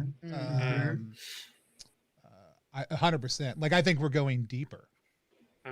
So I think that is the concept here. Like we see this flower, and then like we almost note that in kind of maybe the same general structure as the petals come off this thing, we see some tunnels that lead down deeper, and one of them, like as we get to this large chamber with this petrified flower, the hot air that sense of heat and the air are no longer detectable except for in front of one tunnel. And so we follow that tunnel down, looking for the source of this hot wind that is coming out, I think. And so we twist and turn down deeper as it continues to get hotter, and the wind, I think, continues to intensify. And then there's a betrayal. Who would be hurt most by a betrayal? What feels necessary about this betrayal? Let's see. This is the same thing. Like, do we feel like we're here yet? This is a cool prompt. Let's go a little bit further. Let's get another Someone tries to keep a secret. That feels way more our speed. What secret must absolutely not be revealed? What happens right now to force this secret out into the open?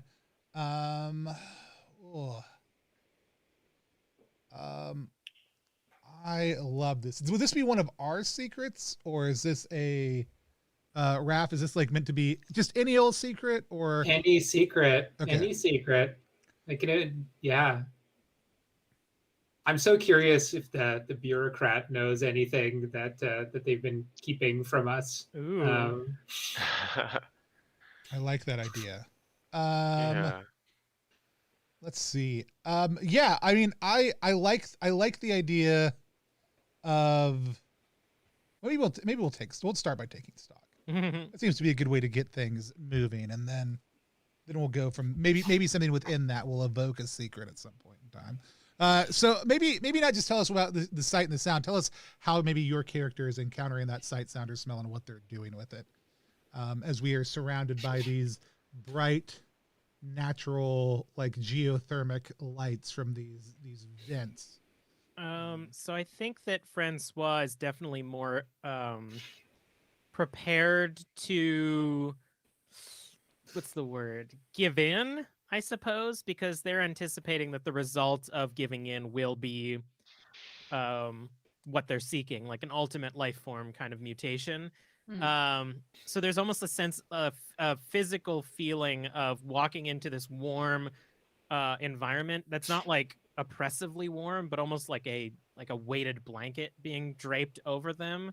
So it's a very inviting environment to walk towards. So they're sort of like ushering everybody else to come in because they're like, no, this is the right direction. We're going in the right direction, y'all.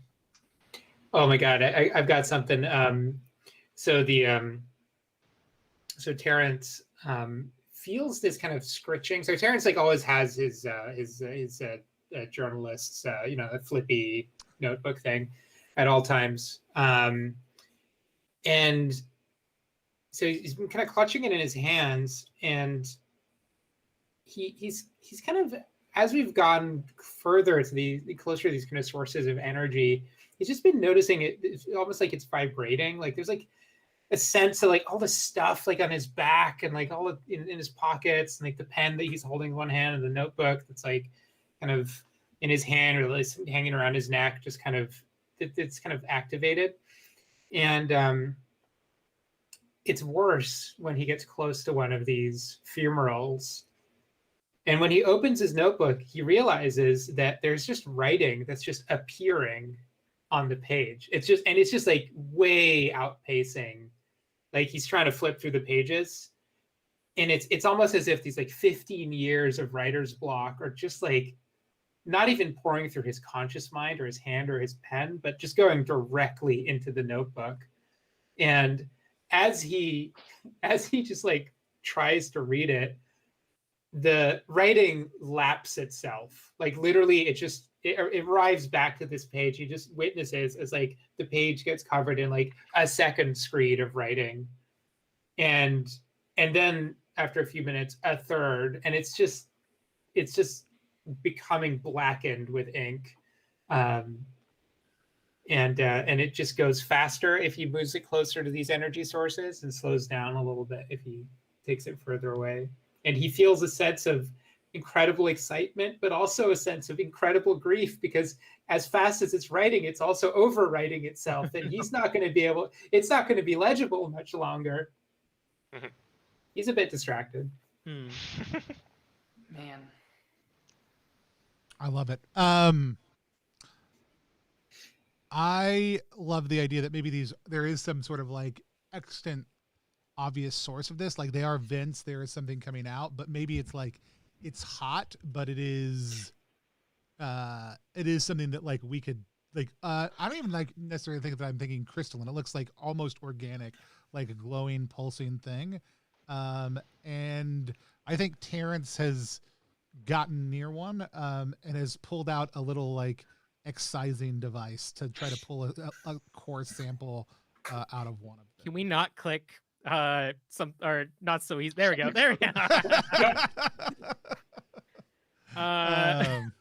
But if you didn't, I was going to. Yeah, that's not so easy Or there, cross, I but should say. I think it's Buccarino.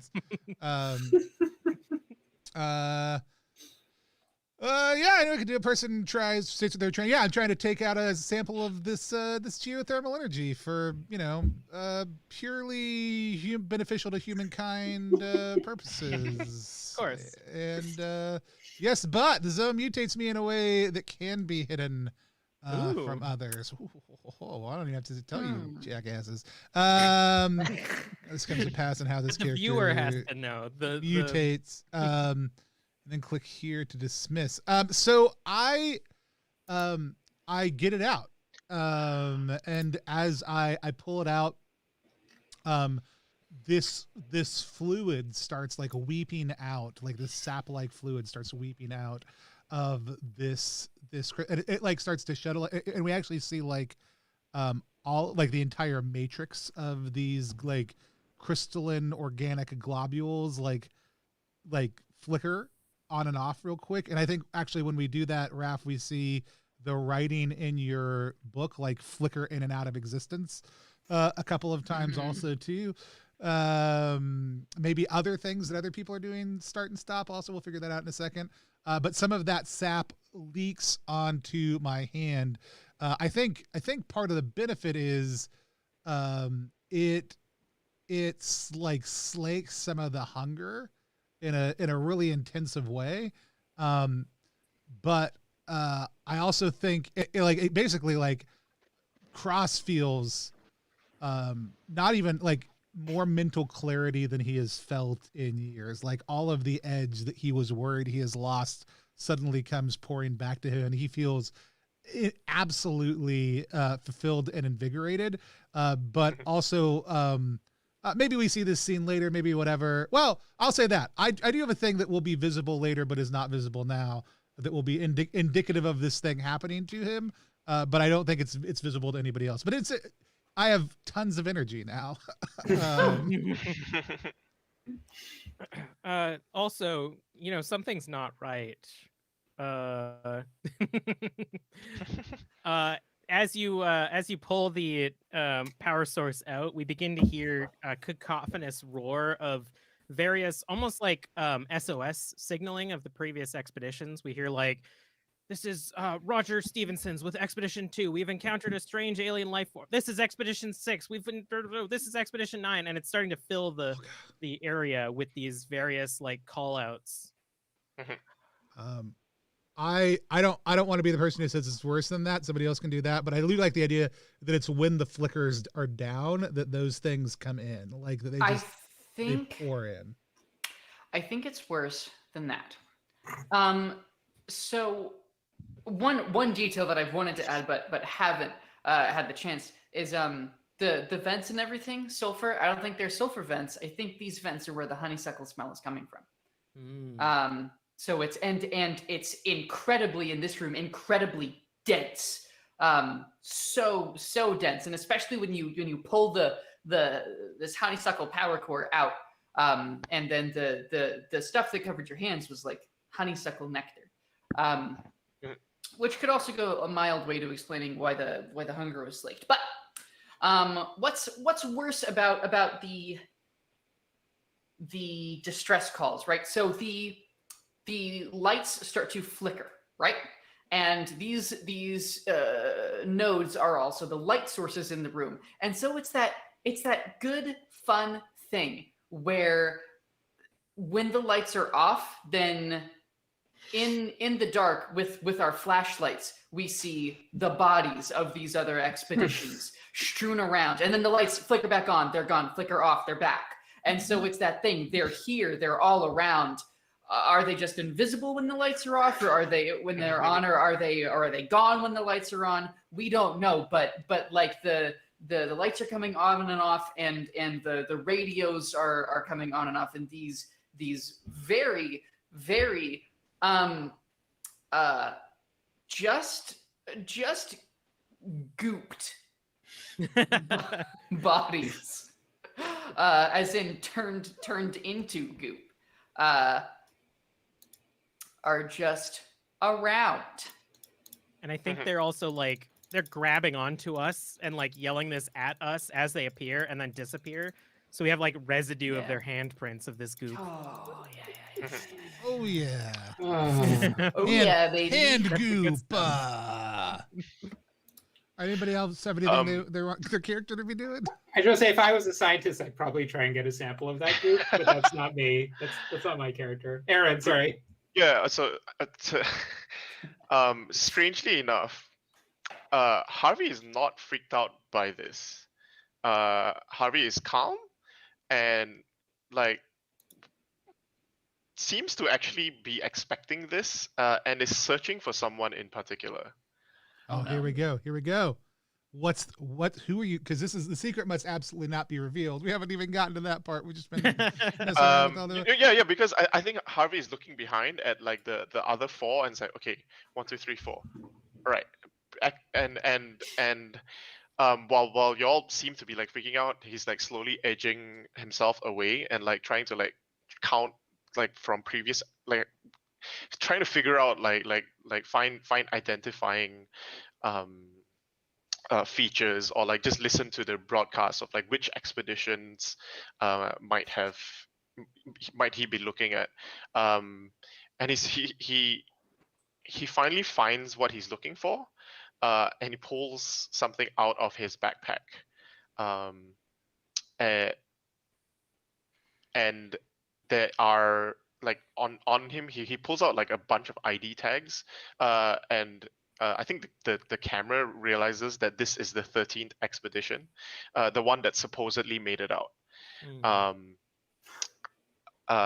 And he's trying to like find the bodies of the 13th expedition. Yeah, because like each of them has like a note like written on it, like there's hand like, yeah, he's got like masking tape and stuff and like writing notes on like, okay, where can I find like the doctor, where can I find like what are the features of like the soldier that was in on expedition 13, and he's trying to like identify the bodies there. I'm gonna put a not so easy on it doesn't myself. sound that Yeah, easy. definitely not so easy. Because I had an idea for like what is forcing that to be revealed. Yeah. I'm thinking that maybe some of the distress signals that we hear are actually announcing your name as if you were the point of contact. Oh, for God, I love that. Yes. Ah. And so as you're trying to sneak around finding the people from Expedition 13, we are hearing like, Harvey, do you hear me? Harvey, we need you to send someone in here to get us. Oh boy. Yeah, so I managed to locate the bodies of Expedition 13, that expedition, and the zone mutates me, granting me a powerful gift that others simply would not understand.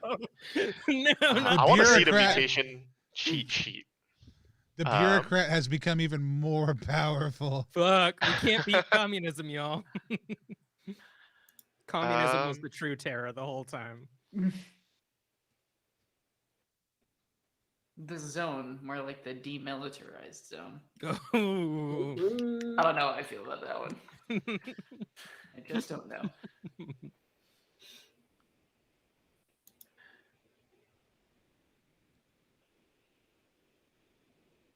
So okay, I think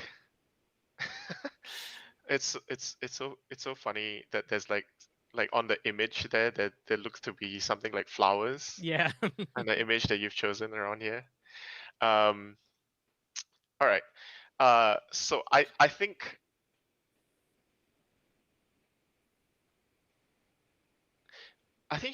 Harvey puts his hands on each of the bodies of the 13 expedition, and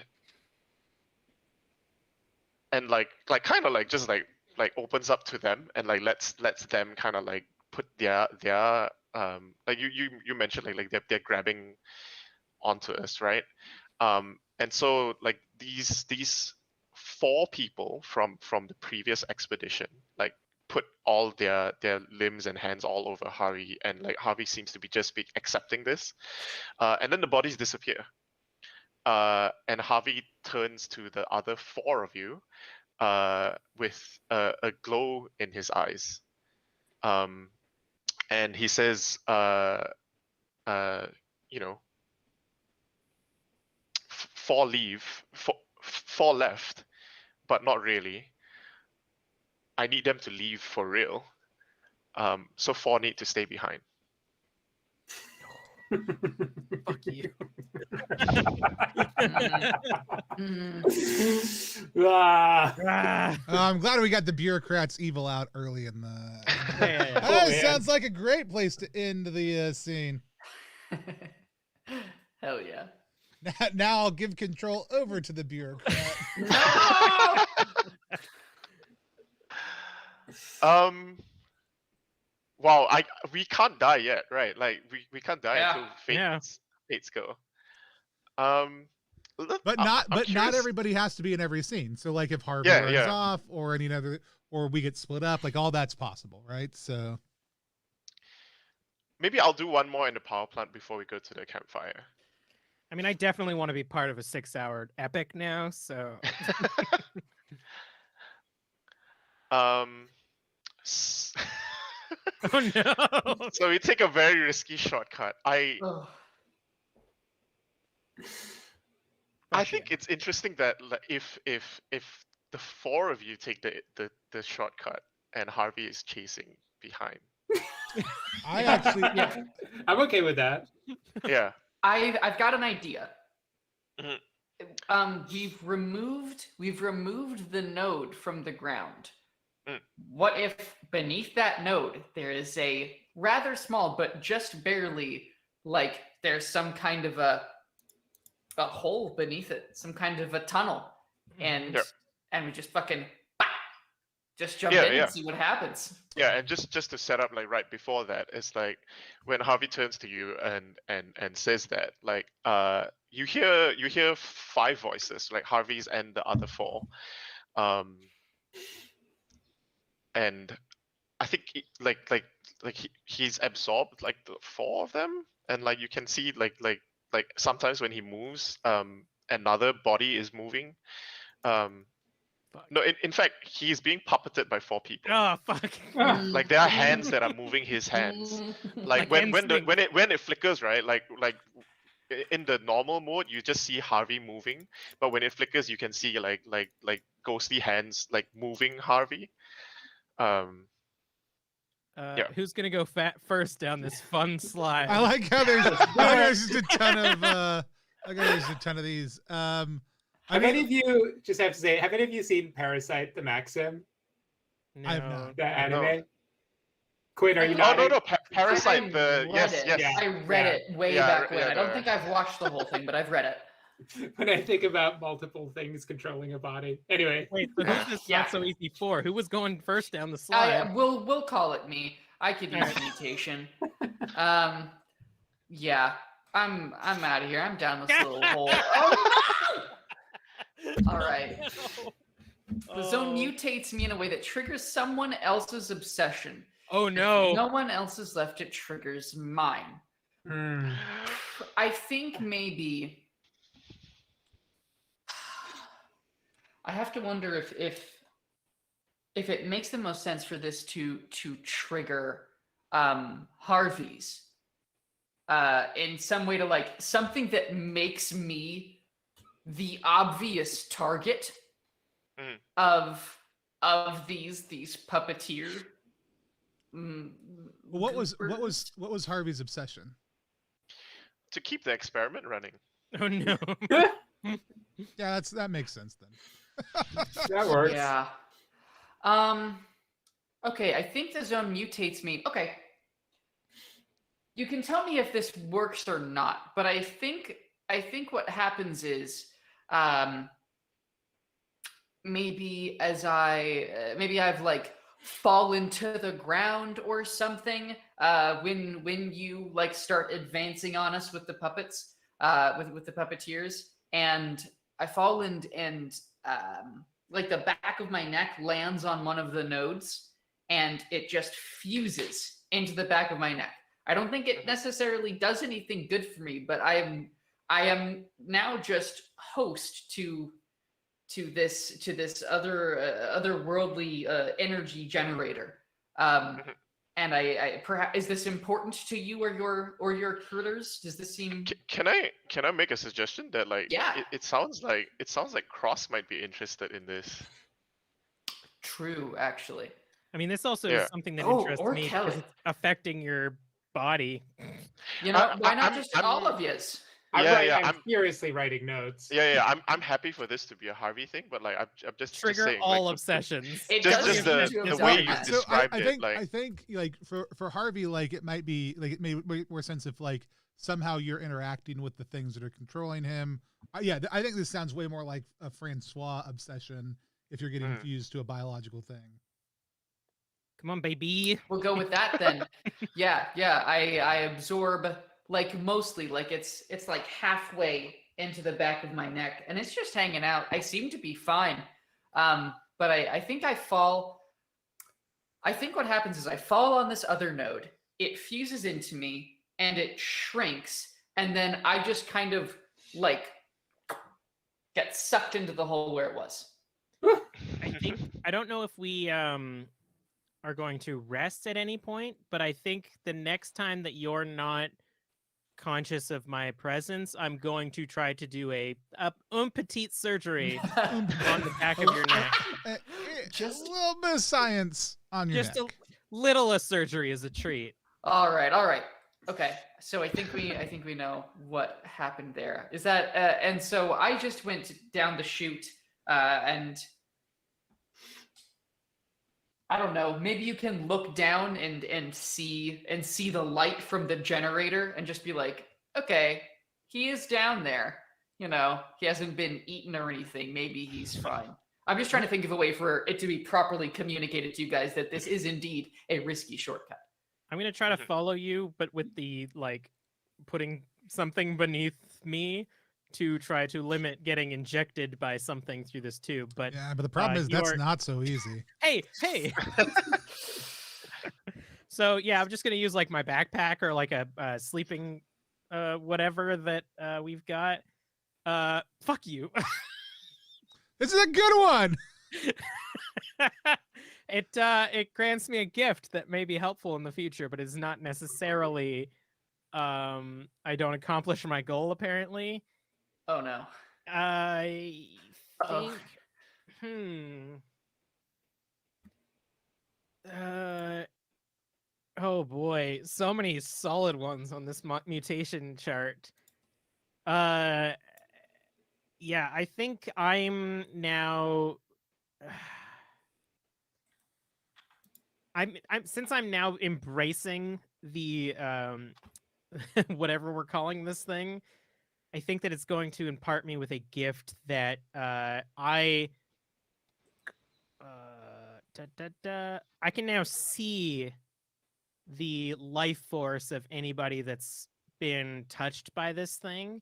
So I can actually now see like the four of you like a heat source in all of these caverns. So I can still see the bureaucrat behind us as I'm like getting almost like scraped by all of these like barnacles of flowers down this tube. It's infusing me with the ability to see all of you because my interest is to now, you know, do a bunch of experiments on all of your tender bodies. I can also only assume that like does liminal Corrigan just glow like super bright like he's so fucking because of that generator in him?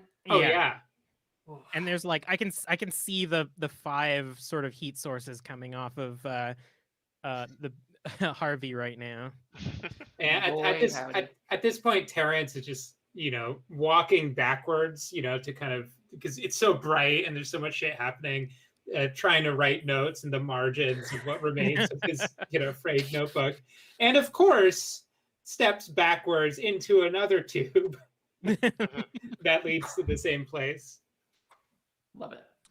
Well, it's me and this weird ghost thing coming at me. So I guess I'll jump down a tube also. Tube time. Sure. We've already established that intentionally jumping down one of these things is not so easy. It is risky. Yes, but if you want this Oh. done, someone more suited to the task must do it. Help is needed from the other characters or from a local.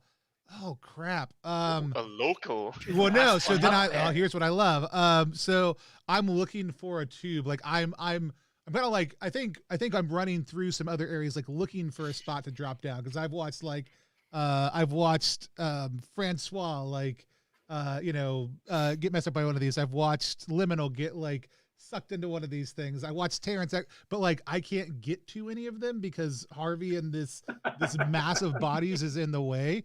And then I think I'm like running through this like upper level looking for another tube, like can't find one. And then all of a sudden I think we see the lights all flicker off and a body a member of like, let's say party like 3, like slams into me, shoving me down a tube that I could not see, causing me to go down there and let's go ahead and say tumbling on top of me. Whether they disappear when the lights come back up or they stick around, we'll find out. Nice. Do I still mutate on this? Doesn't look like it. I don't need to claim a new one. All right, Cool. Brill. So weirdly enough, Kelly didn't succeed, right? I Was that think a no? I didn't. I interpreted that as I didn't succeed in preventing myself from the same fate that Liminal got. But Yeah. if we want to say that I got stuck on the way, I'm cool with me not having escaped. Oh, I thought the way you handled it was great. Your attempt failed, Yeah, no. and then I'm something else just happened. trying to Yeah. Okay, cool, yeah. figure out where I think my everyone attempt is. to not mutate. Yeah. There I is think that. I'm gonna- I will throw one thing out though. You mentioned being scraped by the barnacles and flowers and stuff on the way down. What if the tube you went down, you get stuck? Ooh, yeah, I'm like hooked into it. Yeah, I don't know if that like halts the forward motion though. So I can in the next scene I can explain how I got myself free if I want to. yeah, Well, and for the sake of this, I'm also going to call Natsuizi on myself to see what the outcome is for Nice. Terrence. Consistent. no. Oh, Nice. So I think Terrence actually. So I will interpret this as Terrence actually getting stuck in the tube and getting spat right back out by some unknown gravitational force, and while being just kind of the feeling is like falling down and then continuing to fall, but feeling like I've somehow reversed and I'm falling back upwards, even though I wasn't flipped at any time. It's very strange. And I feel at this moment voices that actually I somehow know are from the earlier expeditions as well. They're like, we're here. We have everything we need here. What do you want? And I say, I want the story. And suddenly I feel a weight in my backpack, and I realize that it's now full of notebooks, but the notebooks are actually part of my skin. Oh no. Mm, And on them is the story of a lifetime. Solid. Beautiful. cool. And I black out, to be explained later. Cool. Yep. Yeah. delightful. All right, Ralph. I think you have to click resolve on that one. All right. I think we can end the scene there. Like, Yeah, I think we've everyone's- managed to make it through. yeah. Unscathed. Hey, it's me. Everyone's fine. So I think Oh, these it's tubes. all good. I think these tubes definitely lead us, like outside as much as we would hope it to. And so I will move along to the campfire. I mean, I guess the campfire doesn't have to be outside. It just has to be a campfire. That's true. That's right. What if we think it's outside though? I'm fine either way. We all just got pushed down tubes while we were already underground. So I mean, we've Done. already established that in the caves, there's a lot of stuff that feels like you're outside. Even though That's you're true. inside. Beyond this point, the most dangerous part of the zone. Soon characters will die, but for a few hours you are safe. Ooh, we get to calm down a little bit. This is probably where I'm going to do my surgeries. No. Go around and each share your theories about the nature of the zone. Optional now is also a good time for any unresolved character relationships. This may be your last chance. Do we want to do that before I... Oh, I guess there is no like scene attached to this one. Yep. It's just this, eh? Yeah, that's the scene. I Interstitial. mean, we're doing that surgery, baby. Well, so I like the so we have who is trapped in a tube. I think it's just Terrence. Terrence is trapped in a tube. Quinn made it down a tube, or Liminal made it down a tube. I got knocked down a tube. I think I got stuck, but I'm willing to have taken like, some temp HP. Lose some HP. So I think I show up to the campfire like shredded almost, kind of like when you take the stem of a flower and like peel it a little bit. My skin is like flopping off of itself a little bit, but I make it to that fucking campfire. well, I think the interesting, like, almost finding you stuck is interesting also too. Like, and then like maybe like, because I'll get knocked down. I like the idea potentially of me having found a body like of this person from the third expedition, and like for whatever reason, I think maybe it's got some of those weird markings in the metal on its ribs, and so I'm like, I'm taking, and it's like, it looks like it's been here forever, so I'm dragging this skeleton with me, wondering what these bones will do on the outside.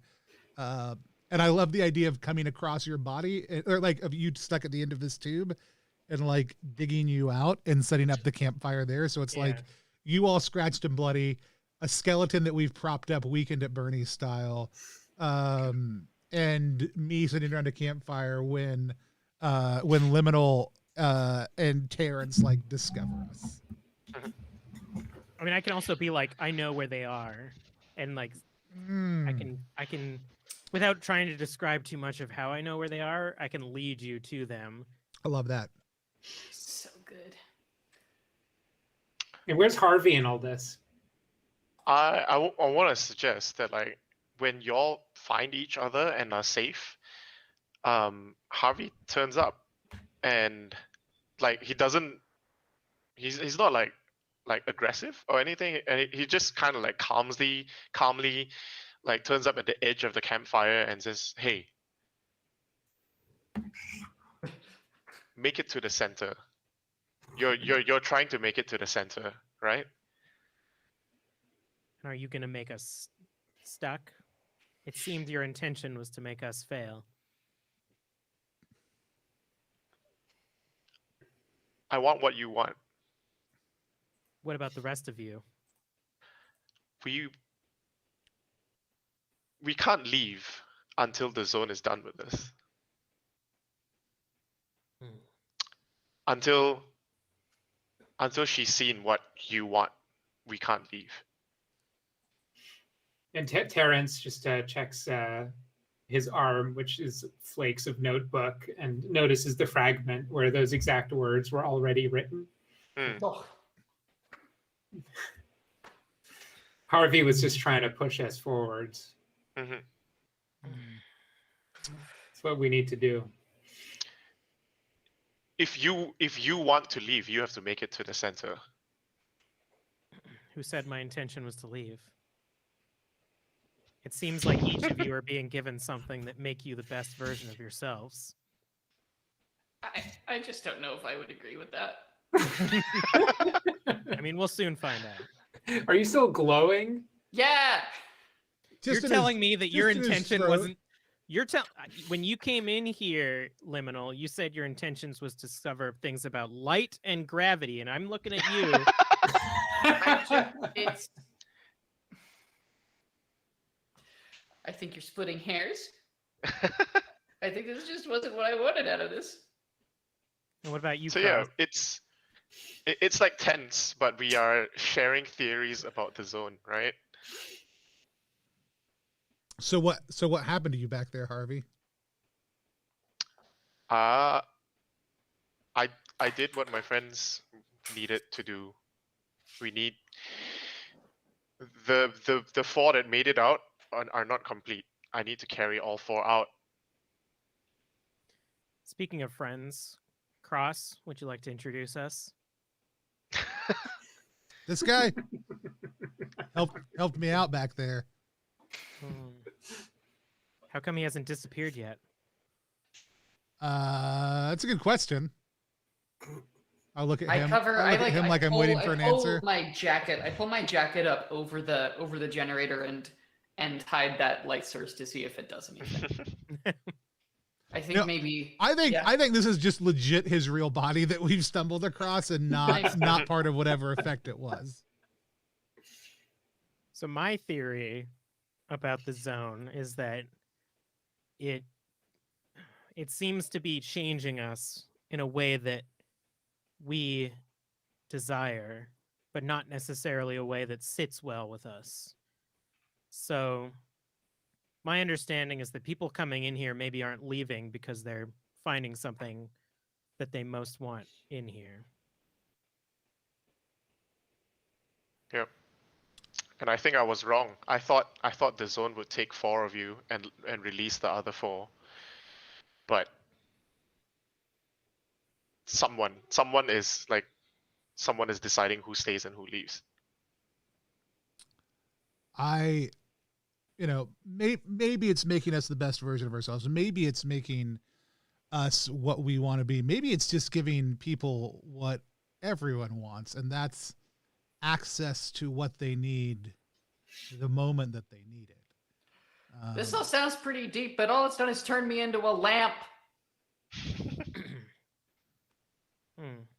Interesting. I think the zone is turning us into what we seek. I wanted to come here to find a story, and then, looks at my arms and my body, my kind of like hunchbacked kind of, flaps of information. Just pages of books. It's just like pages are kind of flaking off of me almost. Like I'm leaving a trail of just stuff in pages and writing, like longhand writing. And I'm like, I wanted to find this story, but now I am the story. I think the zone is it's taking our deepest desire, and it's forcing us to confront it by becoming it, whether we want to or not. I mean, other than the shared mutation that we all have, I haven't been affected. As I am staring at Liminal right now, just like glowing through my eyes. You still snacking? Just kind of. Yeah, just eating. Oh well, yeah. I think I found like a balance now where like I'm actually able to sate my hunger by eating the flowers. So is this a time where I would try to remove that thing from the back of your head while you're sleeping? That sounds like a character relationship that needs to be resolved hilariously. I mean, from the sound of it, I think I pull you aside because you've seemed so down about it that I'll offer to remove it and see how you feel about that. So a rules question, I guess, for Ralph. Mm-hmm. Like, we can't make things difficult right now because I don't see the buttons for that. So this is a calm scene. Yeah, I mean, I think this is a place for conversation, not action, right? Like, that's fair. So it could also be I'm successful, but it fucking hurts. I think maybe I don't know. I think Liminal is gonna be a bitch about it. I think that's the reason it doesn't occur. I'll wait. No. If you remove this, I could die. You moron. Jesus. Fine. I'll study it for now, and if we find a moment where it's convenient for you or you don't know about it, I'll remove it in the future. It's okay. Okay. You know what? I'll keep an eye out. I'll pencil it in. Don't you want to be a part of history? The thing that's in your back is obviously providing you with. Do you not want humanity to evolve? Is that something that I'd you do love- does not interest you? I'd love to be a part of history, but I'd like to be a living part of it. Thanks. So would a lot of cadavers. You're not making this choice any different for me. Did not help your case. I'll take out one of the like Mickeys of whiskey that I stole from the mansion and throw it to you before I walk off. That seems like as good a place as any to end the scene. Yeah, so this scene ends with Liminal just looking really like angrily at the flask and then just being like, "Fuck it," and just absolutely guzzling. Love it. Love it. All right. So we're now entering the much more dangerous part of the zone. Characters will start to meet their fate and become one with the zone. The mansion. Oh my god. The bureaucrat. Oh, hell yeah! Damn, that works. So the bureaucrat must die in the coming scene. They cannot be stopped by not so easy cards, only by another player asking to claim their fate. You can do that even after the scene is underway. And yeah, after death, Aaron will continue playing turns as the zone. Very good. Sure.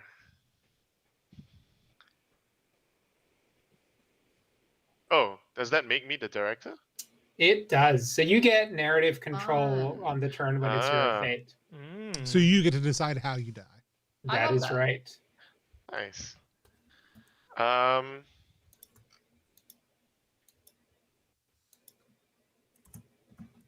So the options are a beautiful sweeping castle with perfectly manicured grounds surrounded by a labyrinth that seems to have been last maintained yesterday, or a dark gothic nightmare stained glass tells of a hopefully long gone occupant who did terrible things while their candles still lit.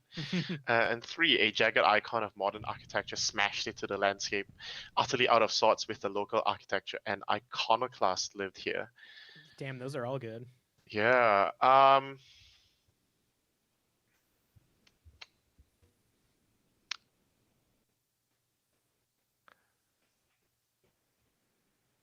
I think I'll go for the modern place. That seems so contrasting with like the organic place that we just left. And I think it's a case of like we took a rest at the campfire, but no one feels rested after that. Like everyone's paranoid and tired and afraid. And then we decide to like try and get closer towards the center, and we come across this like beautiful place, right? Like it looks like falling water or something, right? Like built like squarish and a lot of clean straight lines, minimal curves that just accentuate and remind you that the rest of the building is straight. And it's utterly out of sorts with what's in here. I think it's built into like the side of a hill even, and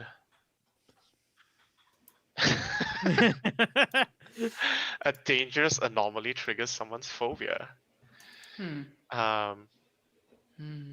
Just doing a quick look at phobias.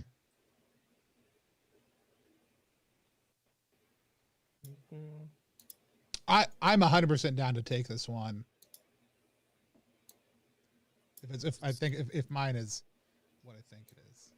You're deserved that you lost everything. Yeah. I love the idea that I am now like high on energy. It's like, it actually, like, I think as we saw like at the campsite last night, I think camera wise, audience watching would have seen like, as I like took my shirt off, facing away from everybody else, like getting ready for bed, this etching of lines like crisscrossing my chest that are like glowing and pulsing with the same type of energy that is burgeoning inside of Liminal's neck, but it's like slowly like working its way across my entire body.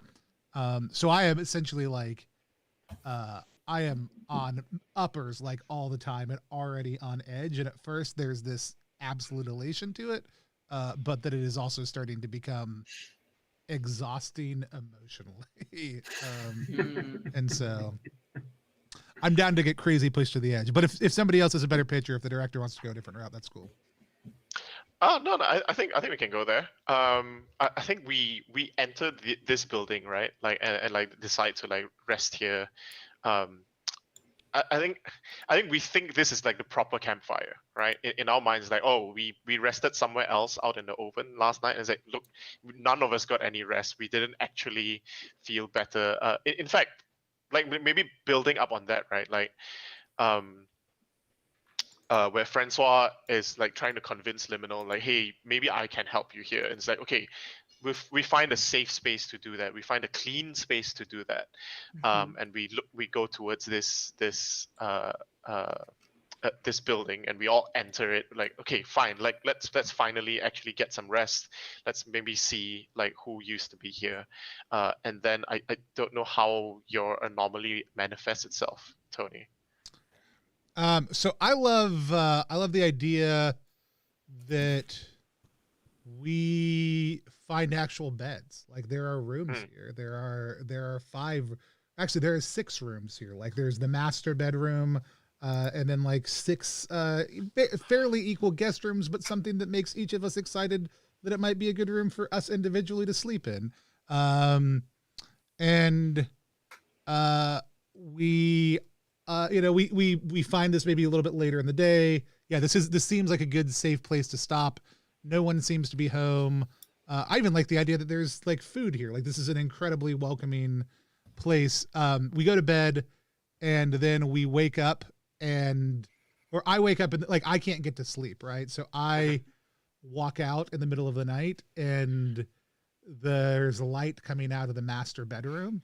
And when I walk in, there's this flickering of lights, and I see the previous resident here for just like a half second, and they're about to say something. We get that like half noise that comes out of their mouth. And then all of a sudden I look down and I see that there's a small model of this house, and that everything is in the wrong spot in this model. Like, things are not in accordance with the way that they are. Hey guys, something's not right. Hmm. That resident that you saw is actually the end of a recurring series of events where the resident kicks down the door because there's burglars in their house, and they are reliving this event where they go through and viciously murder all of these people that have broken into their house. Like you do. As you do. Does anybody have I've anything taken, they want I've No one taken wants the to do last make it couple, worse? it's worse than that. So So I think, and worse than that, I think this model is essentially like a home security system that they built in. That is how they did it. Ooh. Like this clean lined place basically allows them to rearrange walls, shift hallways, and do other absolutely insane things at will in the actual house itself. So yeah, I think what you see is this little miniature like disappear as the loop starts again, and he enters the home and basically separates all of us by moving around the walls and whatnot.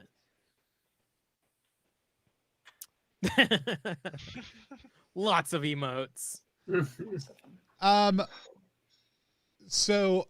Like, for me, I think I am now like, I am confronted with the fact that I am in the safe space, and that if I can solve this problem and set this thing right, that it will save y'all, but that this guy is actively appearing and moving things around in the middle of that, and I can't stop him because it's all ghosty, discombobulated time when that happens. So it's trying to solve a puzzle that is constantly moving, and I am 100% not sure if I can actually do it. That said, we do know one thing about the end of this scene, and I think taking stock, I'd love to hear from other people what they experience in the middle of that as I'm fighting with this ghost for control of the house. I feel like experience. Have y'all seen the movie Cube? Yes. You know that it's like there is this feeling of like concrete moving against concrete, just like in the walls behind us, as if stuff is being, the rearrangement is maybe happening at a deeper level than expected.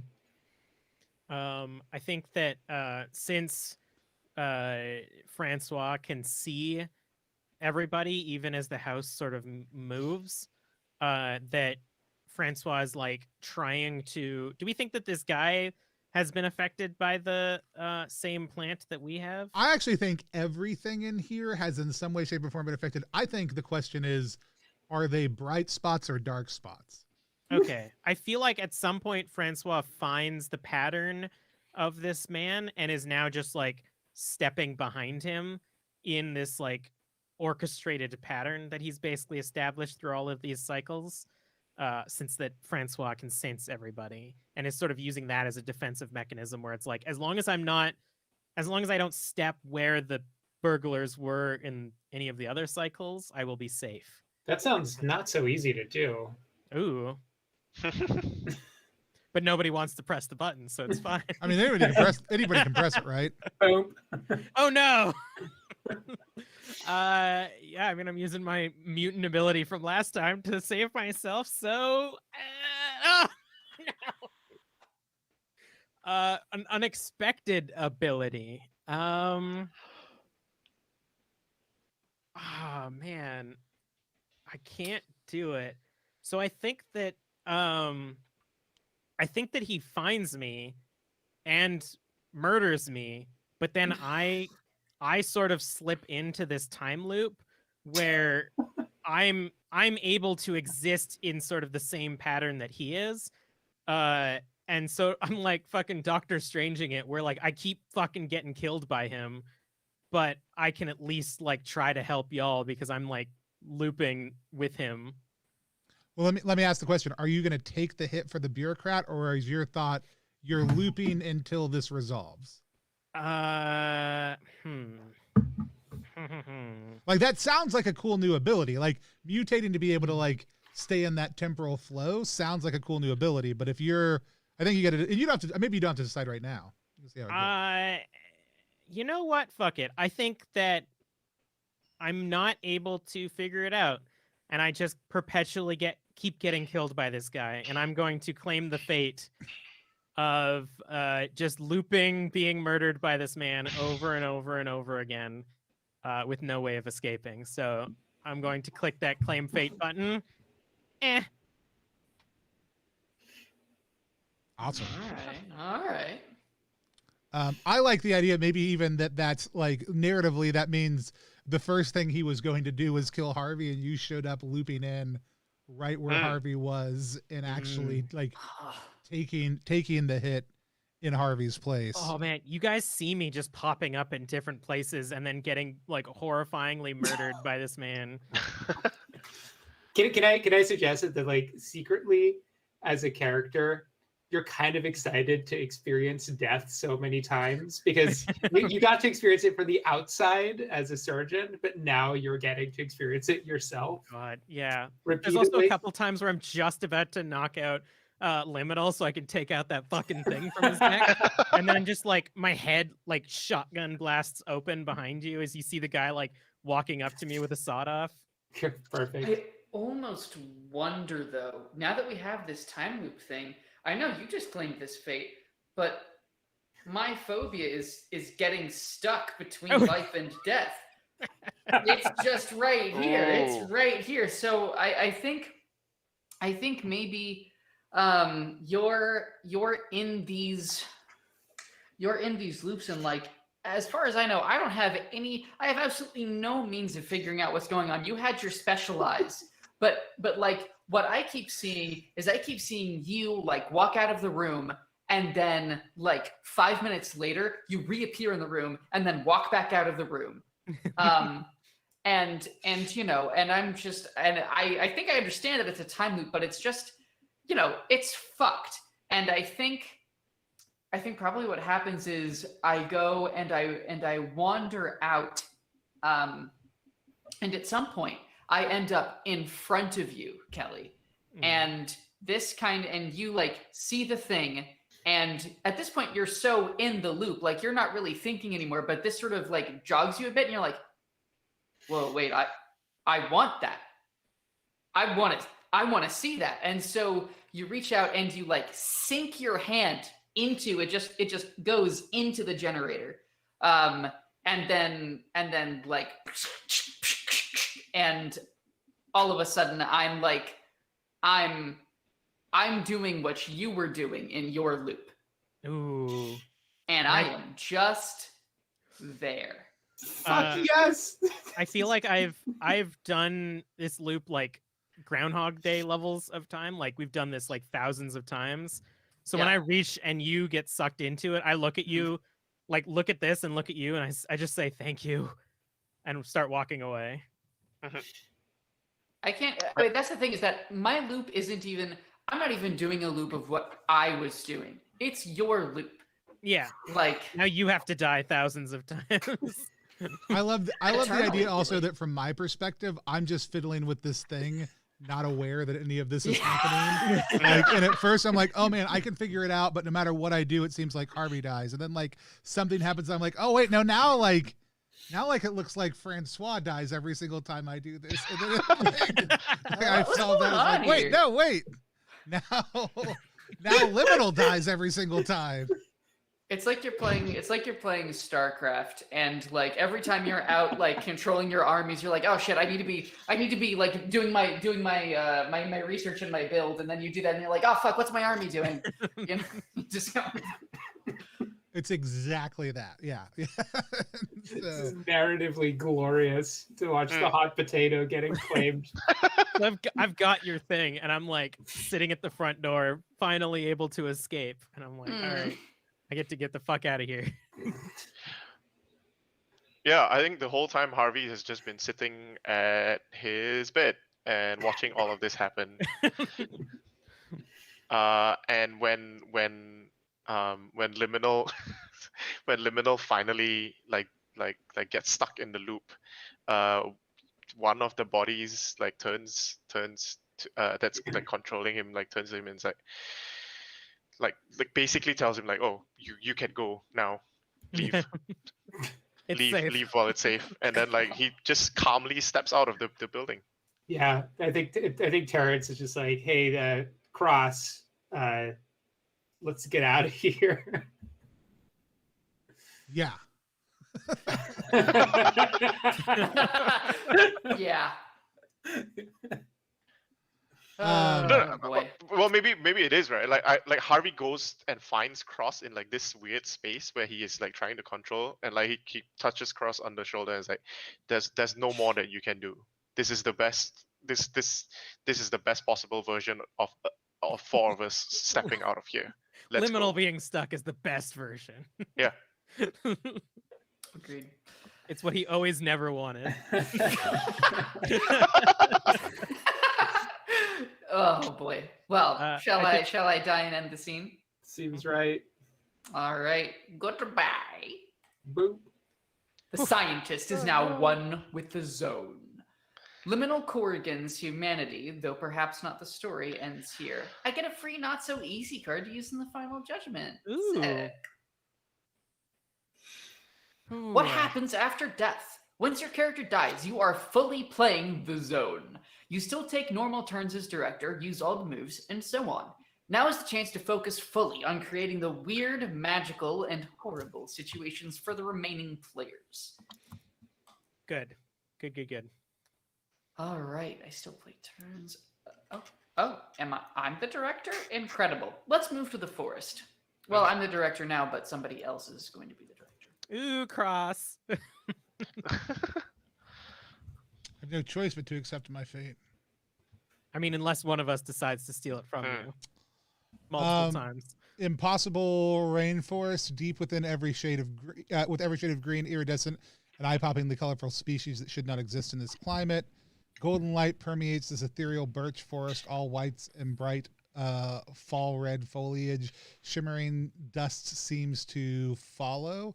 Thick undergrowth, gnarled root system, and bulging mushroom-like laced trunks loom maze-like. Glinting eyes watch from birds. These are all very good. contrary to previous ones where I've been like, this is the one I like. I love all of these. I like this the best though, I think. Thick undergrowth, root systems and bulging mushrooms, laced trunks loom maze-like glinting eyes watch from burrows. You encounter a helpful creature that lives here. How do you know this creature is helpful? Cute. I love this.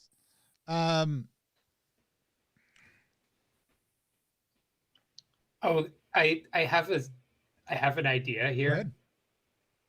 I have the idea that this might be my phobia, D. Fitzbaker, the other journalist, In animal form. who is way, in our careers, he's always been way ahead of me, and he's also now way ahead of me in his transformation. Just throwing it out there. I love the idea that it manifests. Is it D. Fitzbaker? Is that his name? That's D. Fitzbaker. That D. Fitzbaker, that we like. So we've left the house. We've been journeying through the, you see a few vignettes of us crossing a couple different bizarre landscapes, and then all of a sudden we're in the forest, and we enter into it. We're going through this like maze-like mushroom structure, and then we come into what looks like a Barnes and Nobles. And D. Fitzbaker is there on his book tour with all of his best-selling books and his Pulitzer Prize sitting like there. And there's like there's no one else in line, but there is like a zigzaggy velvet rope just set up in this space. Something's not right. You don't say. Something's not right here. You guys look a little bit more closely at what's going on in the Barnes and Noble. Every book in the Barnes and Noble is Fitzbaker's brand new book. And the lights start to flicker, and there is a line. There's a very long line. Oh my God. And I think I just want to say it's so much worse than that.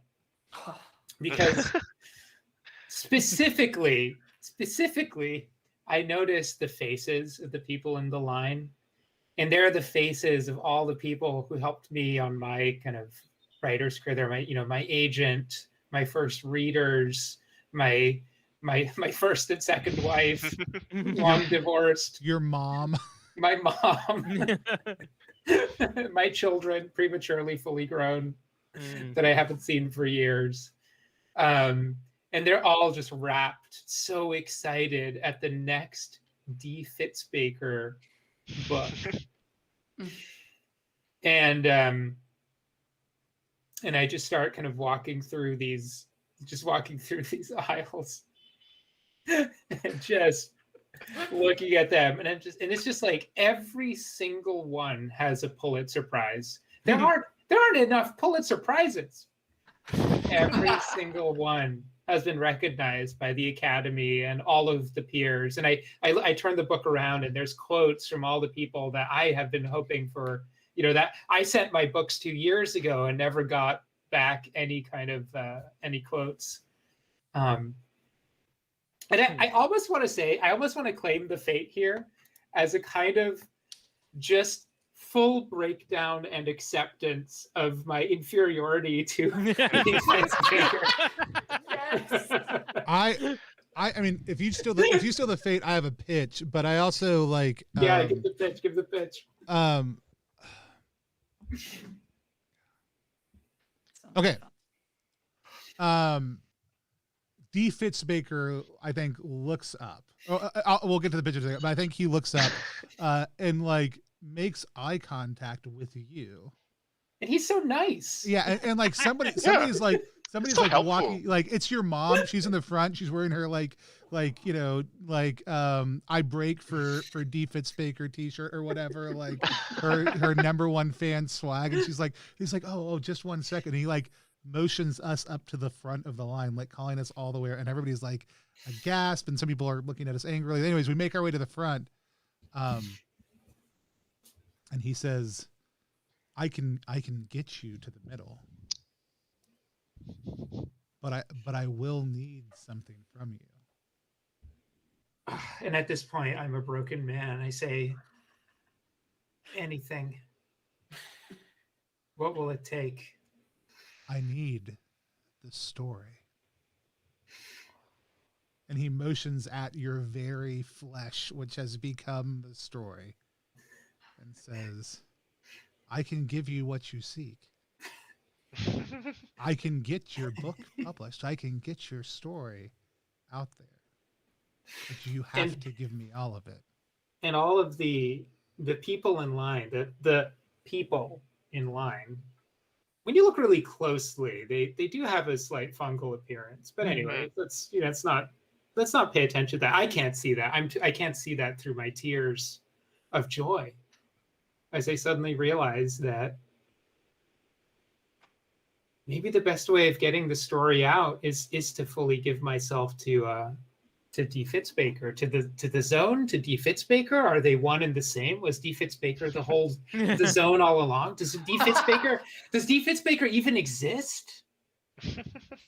And everyone kind of parts. And there's this space. I'm almost imagining there's like a space at the signing. Like he's got like the books he's signing, and I kind of go. I'm like at the front of the line, and suddenly I'm holding the book with the story, and I hand it to him to sign. But it's not to sign like an autograph. It's to sign as if to take ownership of it. See, here's the thing. I don't think getting the story off you is so easy. I don't think physically removing the story from yourself is that easy. Oh boy. For what it's worth, when you claim the fate, you cannot be stopped by not so easy. But let's do the not so easy anyway and see. Okay. I thought it just like makes it. I was gonna say I think it's worse than that was what I was gonna go with. I think it's not as peaceful as you're hoping is the thing that I was thinking. Perfect. Yeah. Whose phobia is involved in making this very much not as peaceful as it could be? What's your phobia again, Harvey? My superiors. And what was yours, Cross? Mine is that I actually am washed out and burnt up. Which That's I pretty personal. It's pretty personal. Mine is that I think someone else is more deserving than me. Well, So let's just someone else. yeah, let's just have it trigger my phobia. Cool. Yeah. Of D. Fitzbaker. Right. And I think maybe this is what happens. Just at the moment where I do, and it's like about to be this beautiful moment where I just think I'm just gonna like vanish into this kind of serene moment of acceptance. But right at the moment where I'm at the point of no return and I can no longer turn back, like as D. Fitzbaker starts signing the book, I suddenly feel all of my fear of him and my anxiety and my terror just come pouring in all at the same time as the pages of the book are torn from my body. I am flayed into being published, essentially. Nice. Yeah. I actually love the idea that like the people online turn and look at you with like awe and admiration, and then we just see the overhead shot of these fungal people rushing you, surrounding you. We see bits of book being torn off your body, and all that's left when they back off is the volume. That's exactly right. Time to publish and perish. Played to be published is a good Played line. to be published. That's the name That's of the subtitle of another movie. That's right. Published and Perish is a good TTRPG. Yeah, I think that's it. I did The writer die is in the end one scene. with the zone. Oh boy. Terrence Platitude is no more. Terrence Platitude. God. It's Excellent. Anthony's turn. Again. Oh, I think we probably need to go ahead to catch the time. Yeah, we'll Okay. we'll go a little long. It'll be fine though. I always block out 4 hours for everything, but All right, so I will die in the scene maybe once again. Maybe. Maybe. we're all see. hot for that fate. Accept this fate. Everyone's been doomed at least once at this point. Yeah. Cool. So we enter the mall, unpretentiously beige box mall, mainstream retailers playing it safe, a bowling alley, parking lot still packed with cars rusting, or a palace of glass elevators, reflective walkways, boutiques, models staring from huge billboards. So clean, the effect is kaleidoscopic. Or a tented local market, local farmers, souvenir vendors, local crafts. You could find anything here if you looked hard enough. We exit the forested Barnes and Noble. We just go through the into Starbucks. We just go through the Starbucks into the mall. yeah.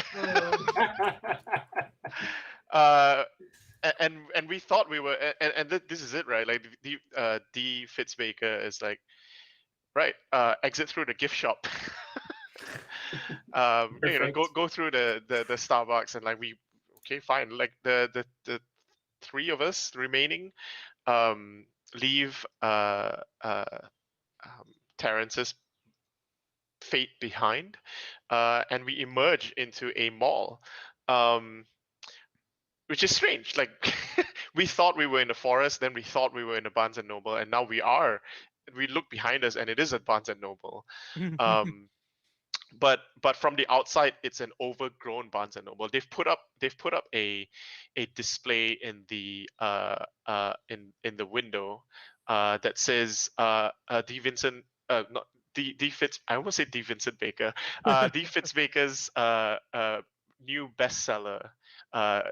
Do you have a name for it, Raf? I mean, I think publish and perish is pretty much it has to be that. Nice. And they've gone for, like, weirdly enough, they've gone for a forested theme for it, right? Like so there are little miniature trees that forms like a diorama in like the window with like the books like placed tastefully around them, and then there's little mushrooms like growing around, and like someone has like gone and painted faces on the mushrooms. Like it's obvious like they were like fake mushrooms that someone's just, oh, I'm just gonna paint some faces on there. And there are 3 mushrooms that have our faces on them, just staring out at us, and there's 2 mushrooms like face down in the ground, and then we're like, okay, let's get away from this and enter the rest of the mall. There's faint music playing. We can hear the sound of like a fountain and like there's like a middle, like I imagine like there's like an atria or something that has like a small fountain and like a community notice board or something, right? And we meet a creature that knows one of us. Who does the creature know, and how? What does this relationship mean for the expedition? Actually, I'm curious what the rest of us see. So I want to do a little bit of a take stock before we figure out the creature. In every mall across the civilized settings of the world, there's a falconer store. I mean, you know, like you gotta, you know, and though you know, most of my, you know, really cutting edge work was more research, industrial, like big tech. Of course, that filters down into the day-to-day operations of things. You're always looking for application for those cutting edge technologies. So, you know, like I'm over looking at the map of trying to find the falconer store in this mall and checking that out. There's Muzak. There's also just the classic mall Muzak, which is weird because you're like, we haven't heard any. It's all been these very kind of natural and weird zony sounds. It feels like really strange just to hear just straight up elevator music just playing. Really incongruous. I think I can't hear any of that because much in the way of the Telltale Heart, now that I have the thing that was attached to Liminal, I can now continuously hear like the screams and deaths of Liminal still happening behind us. Oh, Ooh. So while I'm interested in like researching this thing to try to further my experimentation, I can still like hear the faint calls of Liminal through it. I think what I'm gonna add is there's a bunch of stores that are the brands are recognizable, but the size of the stores is all strange. There's like a GameStop the size of a massive skyscraper, and right next to it there's a Walmart the size of a Starbucks. And like elsewhere there's an entire wing of this mall that is regular sized Cinnabons, just all of them in rows, like 3 levels of wall to wall Cinnabons. Look, there's nothing terrifying about that. That sounds that's amazing. the paradise. And Tiny and when Walmarts you- and big GameStops, you're making a paradise. exactly. And but then That's you, all I then want you from the look up- zone. Then you look up, and all of this, you realize that way up there is a ceiling, and like just off in the distance, there's a wall, and it just says "the mall" on it in letters that must be miles tall. And you know, and it's just this entire weird mall metropolis. A Maltropolis, if you will. I thought about it. So anyways, I can't find a falconer on the map at all.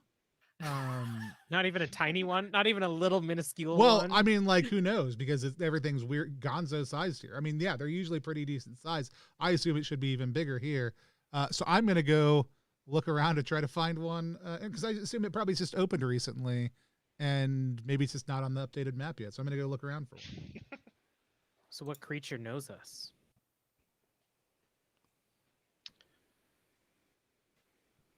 Be a creature that knows one of you. I like so let's do this then. We open up. We eventually find it. It is tucked away. Like I am on a mission. Like we travel for a while.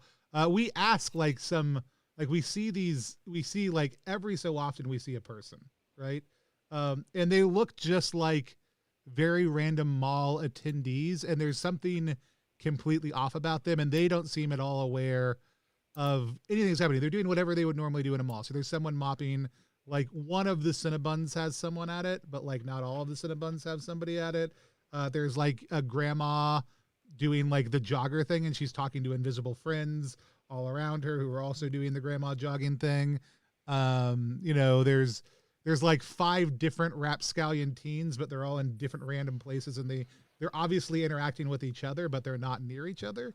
And so I asked, like, we're getting directions like from them, because I'm like, there's got to be one here.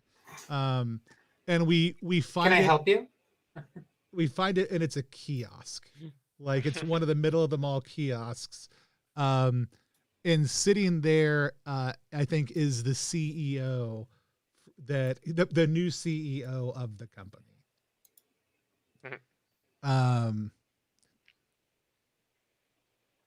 I don't know what that's my answer to what does this creature know and how do they help us? And vocally, I'm like, man, the zone really, a lot of the entities that have existed, and I'm just saying this like in front of the CEO, pretending that it's not even a person. A lot of the entities that they are creating at this point seem to be very human, banal, boring. I was expecting something more spectacular, and I like look at the CEO and I'm like, you're unspectacular. You're not making anything that I've never seen before. Well, and the CEO says to you, "Oh, are you disappointed? But this is so much easier. We're communicating so much better. I've peered into your mind. The familiarity is a bridge." And you expect us to evolve because of our past? Is that your idea? Past, future. These things don't matter here. I simply expect you to expand. Cross, what is this person even to you? What do they evoke inside you to make you better than you are today?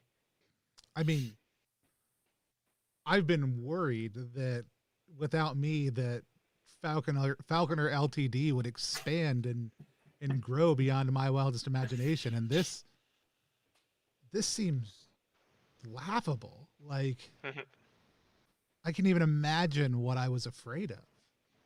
So Like, finance is your ultimate goal. Your end of human evolution is capitalism. That's the best that you can come up with. And I look at that, you, the zone, the personification of the zone. That's the best you can come up with. Is capitalism is the final end goal of human civilization. I simply reflect what's already in your hearts and minds. Lazy is what this place is. Lazy is what our minds are. I think at this point you're playing with fire and saying stuff like this to the zone, that's not so easy. Yes. Yeah. oh, perfect. So I succeed, but I trigger a much more serious challenge. I think you succeed in triggering a much more serious challenge. This is a Correct. yes and. Correct.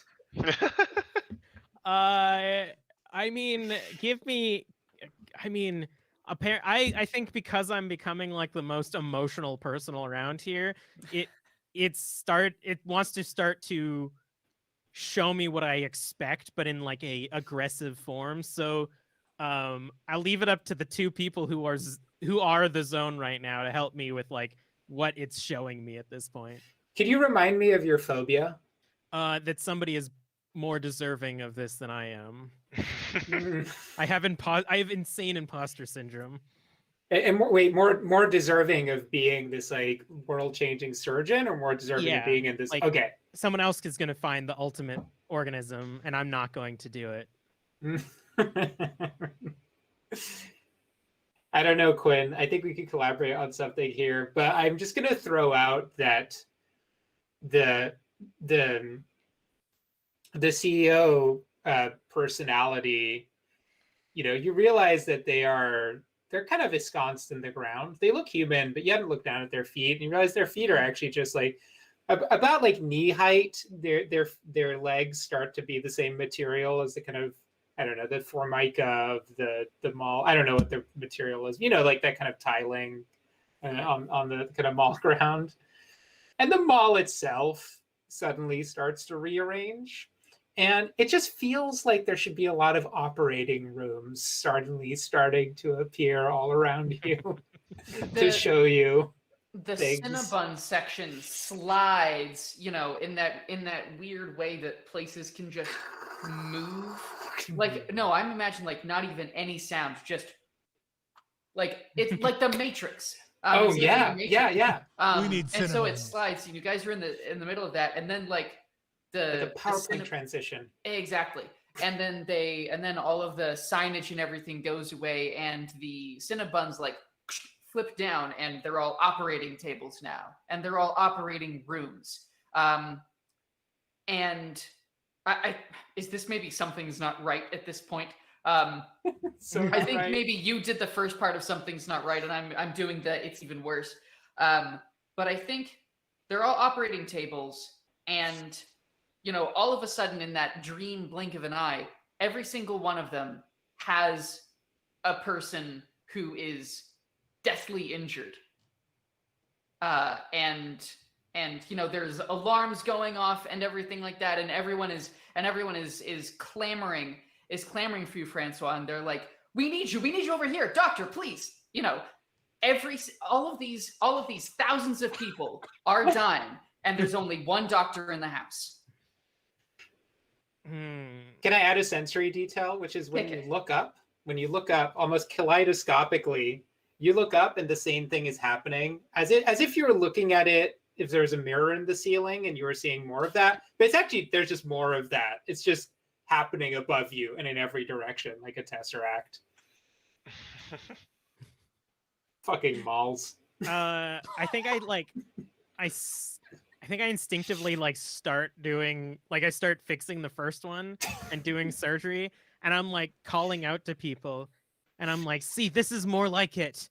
The ultimate evolution of humanity is to fix what is broken and to expand upon that. What you see before you is broken humans. You, Harvey, and you, Cross, you're all broken. And I can make them better. I have to be the one that makes them better.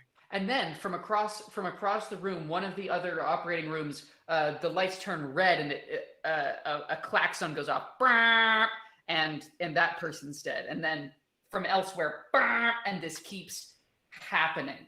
And the CEO says, "You can't save them all, Francois." The zone likes to pun. I'm gonna like while I'm just like beating like open chest what's it called, open chest resuscitation or whatever. The heart massage. Yeah, I'm gonna look at the other two and I'm gonna say that we came in here to find something greater. We came in here to expand humanity. Which one of you wants to be the one to help me with that?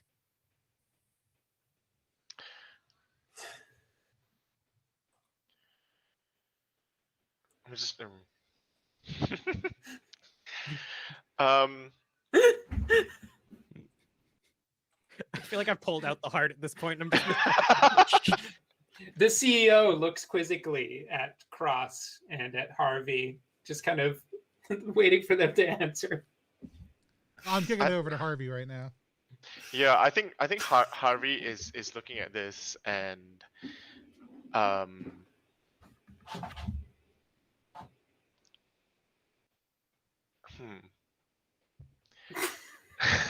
sorry. I'm just thinking how to like build it, because I'm supposed to die as well.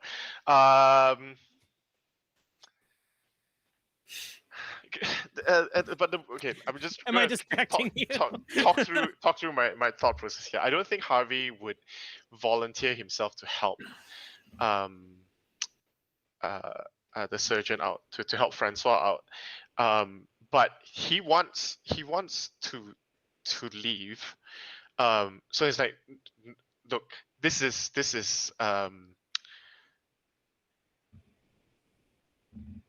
isn't how it's gonna go, right? Like, you've already taken 2 of them. I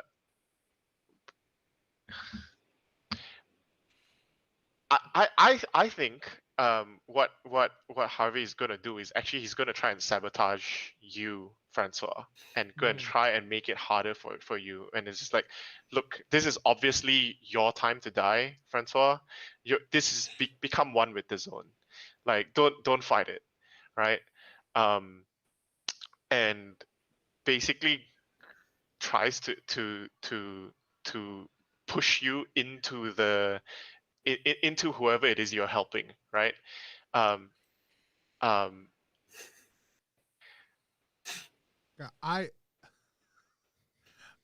mean, you could just go with the sudden realization move here. Like, you go to push him in, and you go to push like the heart down, and you're like trying to shove him basically inside this guy, and all of a sudden you look at their face for the first time and just realize that it's you, and then all of a sudden your perspective flips. Shifts. Yeah. Oh, like I'm now beating on your heart. Oh, Yeah.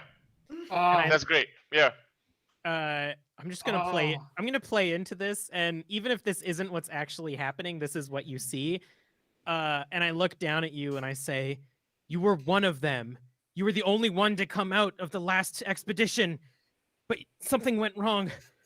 We've been trying to save you, but you keep mentioning all these people that you went in with. What happened to them before you died? Tell me what happened to them."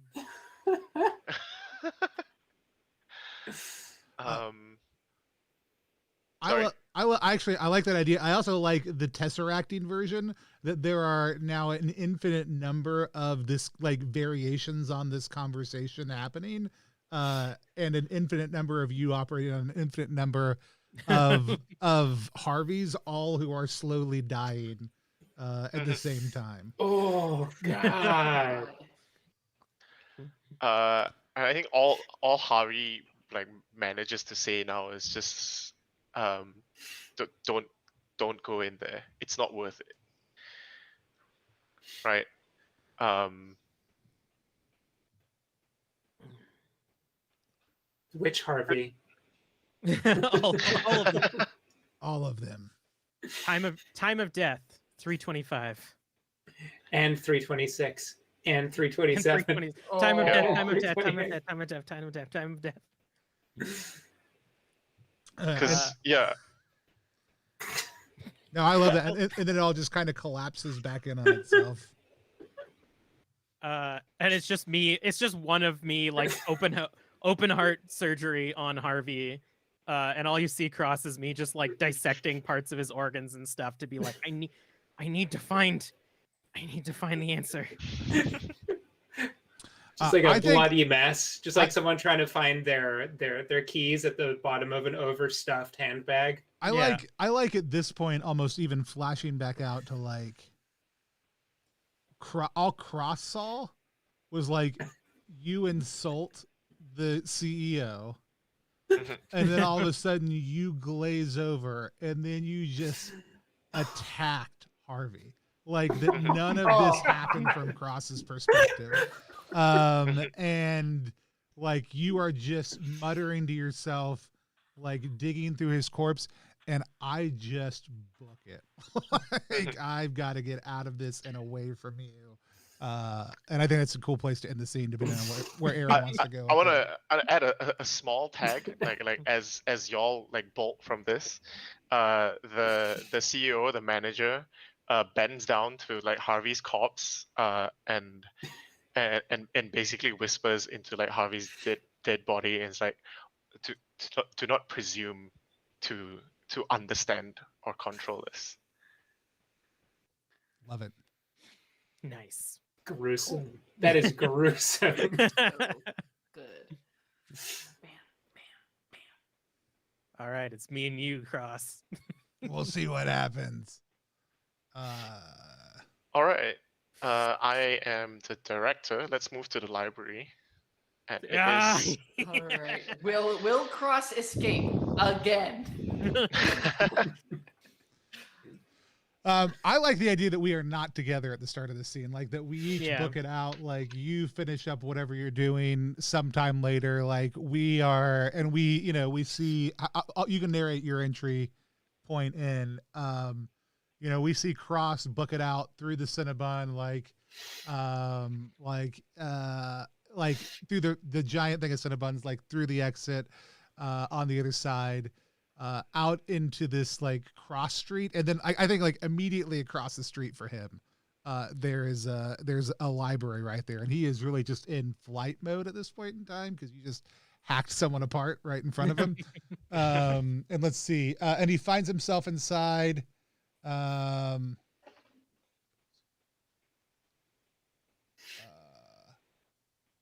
Yeah, this is Cross's vibe right here. A modernist knowledge hub with glowing computer screens and books, edgy architecture, glass, metal, bright colors. Yeah, I think as like we've seen you go in, we just see Francois standing outside of the library, still like kind of covered in blood and like a mix of the like sap, and is just like watching your like essence walking through this library as they're just watching you go in, and then just like nibbles one of the flowers slowly growing on their hand. Someone encounters their phobia. Whose phobia hasn't appeared yet or hasn't appeared for a while? Why must you face this phobia right now? I'd be mine. I feel like my phobia made a little bit of an appearance, but almost in a contrary way. Trying to think if this makes sense right now, though. We've done a few phobias in a row. We could do a different card. Let's grab a different prompt. Another creature. I like this one though. yeah. All right. For where we're at right now, especially.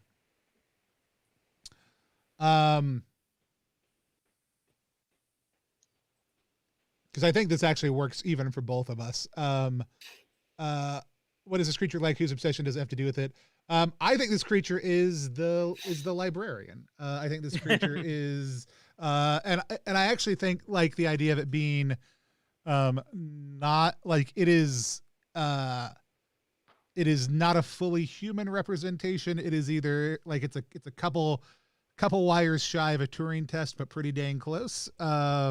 Humanoid figure behind the counter of the library that as soon as I like burst through the doors is like, like, welcome, Cross Falcon. What knowledge can I access for you today? It's my favorite melee character. Cross Falcon. Yeah. And I'm like, excuse me, and like, we have access to the entire accumulated knowledge of all of time and space. How can we assist you today? And I think Cross like forgets that he's being chased for a moment because he's just been offered access to an infinite amount of schematics and technology and ideas in the middle of this beautiful space that jives with this person. So I think like all of a sudden he forgets that he is on the run and just starts scanning through like all the information in front of him and kind of is getting lost in it right now. Oh, I see someone's gonna press it. Looks like someone's gonna, yeah. Yeah, I think something's not right here. In that you start scanning for this information, and all of it is actually you realize like when we say it has all the information, it basically has tracked all your doings in the past and every decision that you've made that led you here. You find volumes of book, like you're looking for other things, but you can't help but like figure out, hey, you notice like the falconer the name here and there, and you notice the falcon name, and like, oh, this has all your like patterns and research and stuff all cataloged as well, but with your name crossed out. I think that it's so much worse than that. In that all of the books also write what you're about to do, and no matter what you try to do, it seems that the entire rest of your life has already been predetermined.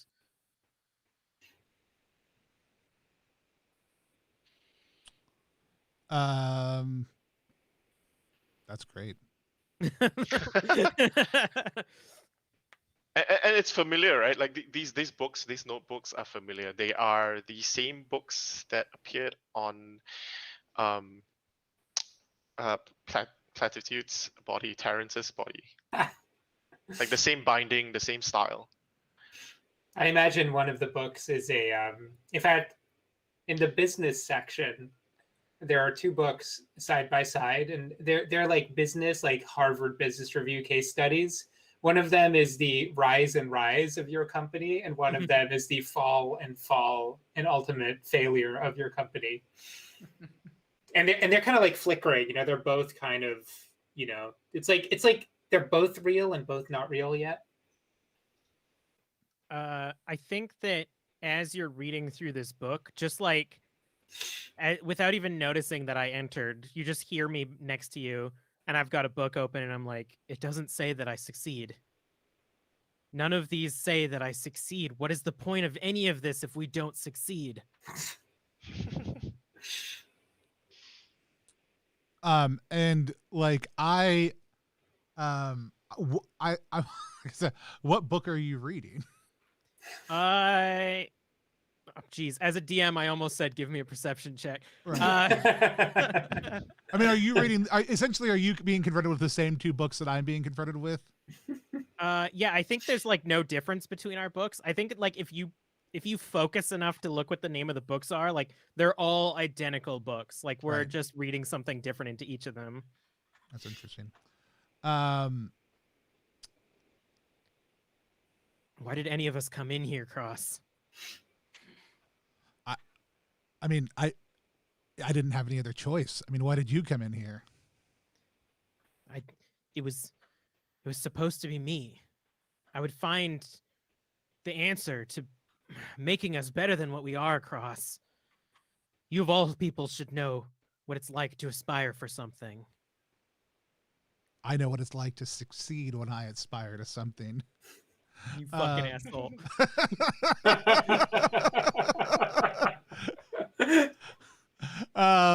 And I think I'm gonna hit you with my fucking book. I'm about to say one of us has to at this point in time.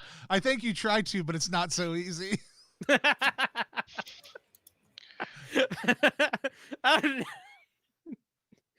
I think that by doing this, I somehow like drastically insult this entity, like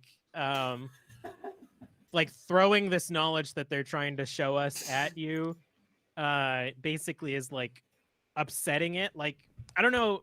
It's hard to tell if there's some sort of like altruistic side to the zone, but it definitely doesn't like somebody continuously telling the zone that what they're seeing is not enough and that all of this was pointless.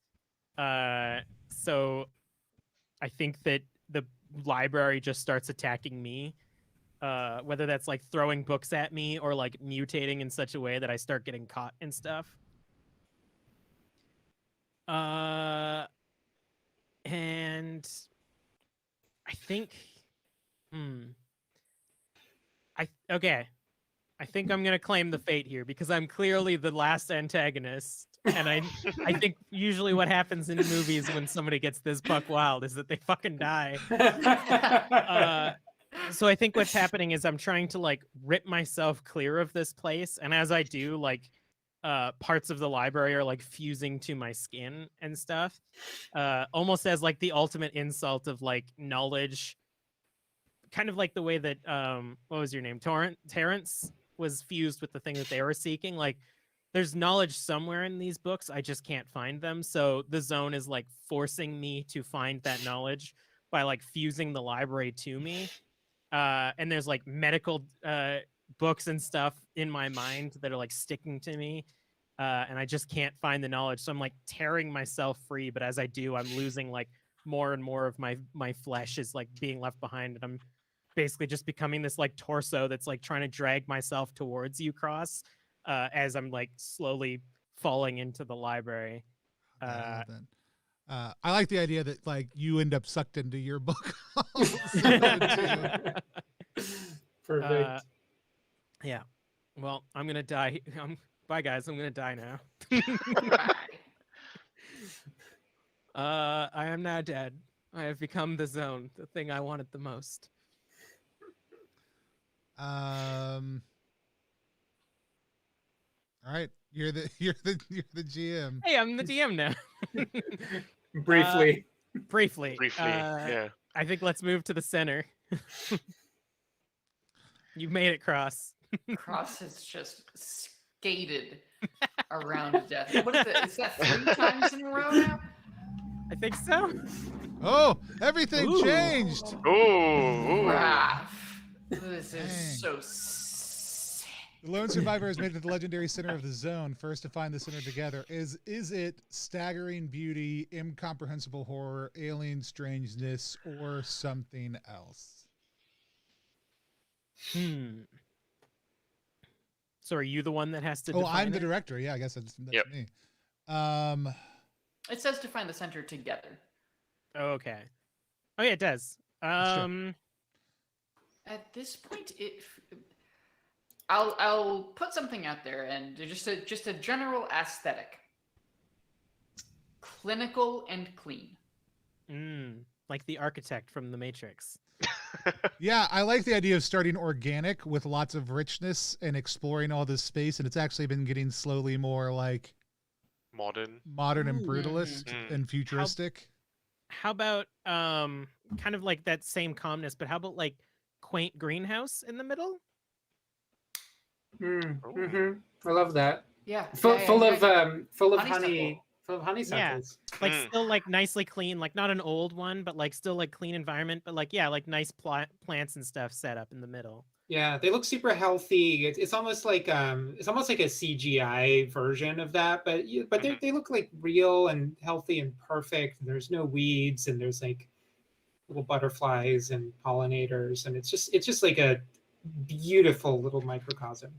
Yeah, Mhm. I like the idea that it is like you mentioned like perfection, and like and you also mentioned CG. I like the idea that it is like it is perfect to the point of obviously being someone's idea or memory of this thing and not actually the thing itself. Like it seems fully real, but there is something about it that, like, again, it's not even perceivable as far as what it is, but something about it suggests, like, not even just this is too good to be true, but like this is fully tangible. You can reach out and touch it. You can interact with it as you would anything else, but it is also not not a thing as you know a thing.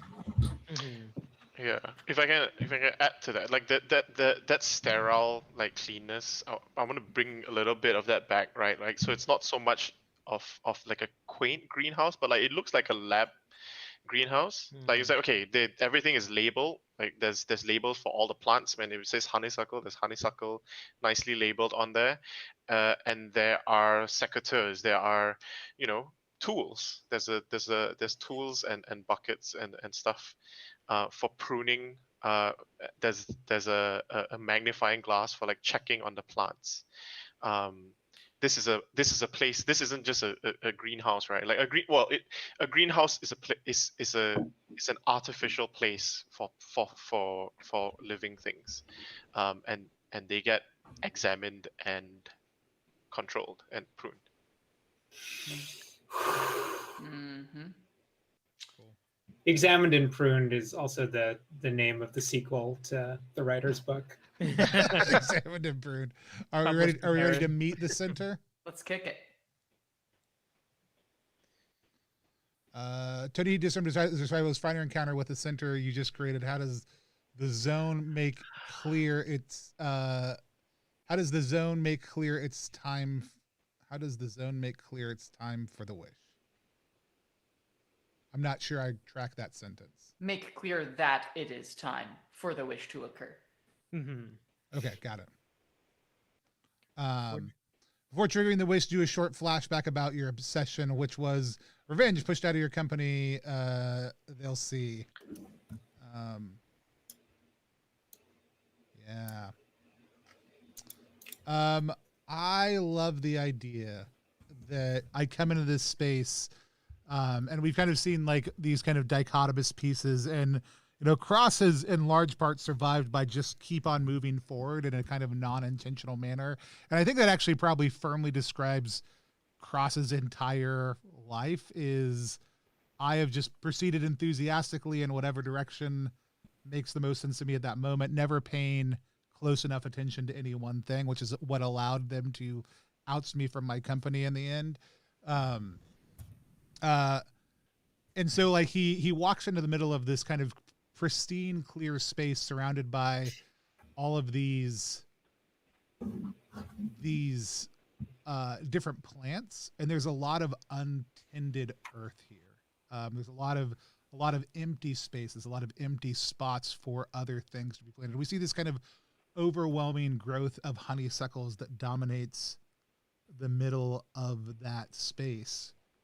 And as he comes like to the foot of that, he notices that there are 4 beds on either side that are empty. Like there are 4 unplanted beds on either side, and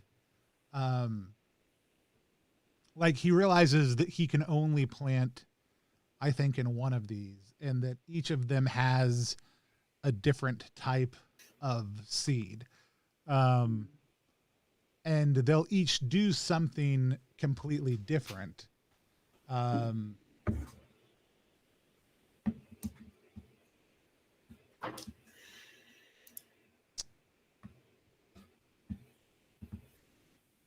so he thinks back to when they were ousting him from his company and the humiliation he felt and the attempted legal battles to find his way back in, and the desire to do injury and the ability to like find dirt on people. And that for the first time in his life, he had clarity in the pursuit of an objective and was forcibly moving his way forward. And that intention, that dedicated focus for him was the death of himself. Like it moved him further and further away from being this carefree individual who could relentlessly pursue innovation and into a kind of husk of who he was, and ruined him.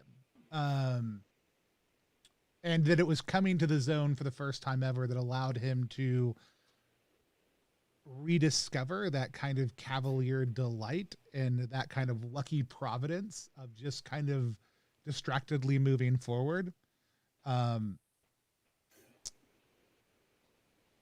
I think there's one of two choices here. For me, I'd love to hear maybe other people's thoughts on this. Mm-hmm. Either he makes an intentional choice right now and picks one of these things to do it, or he doesn't. Like he just haphazardly picks up one of the seeds and plants it without thinking. I think each of which could trigger a different thing. But I think is that when I click the wish, whenever I'm ready. When you do a flashback. Well, it was me thinking back to to the obsession and how he basically lost himself in a quest for vengeance, and was left It destitute. seems like something you're doing unconsciously. Like you don't know what's going to happen, but you feel like you're going to accomplish your revenge by doing like continuing forward with almost like this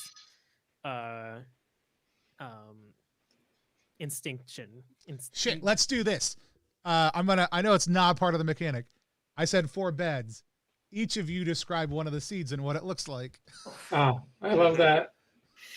Okay, so one of the seeds is it's on a stand, and it's extremely small. In fact, like when you first looked, you thought that it was an empty, like a petri dish kind of thing. Like again, like this is all very kind of clean and scientific. But when you look more closely, you notice that there is like this tiniest possible seed and a pair of tweezers next to it. I think one of the seeds looks almost like it's bubbling, but as each time that a bubble like gets too big, it like becomes the seed. So it's like moving around on this table just because like each bubble sort of pops and the seed behind it shrinks down into the new bubble, and it's just kind of like this weird ephemeral seed that's constantly bubbling and changing spaces. In one bed, in a neat little grid,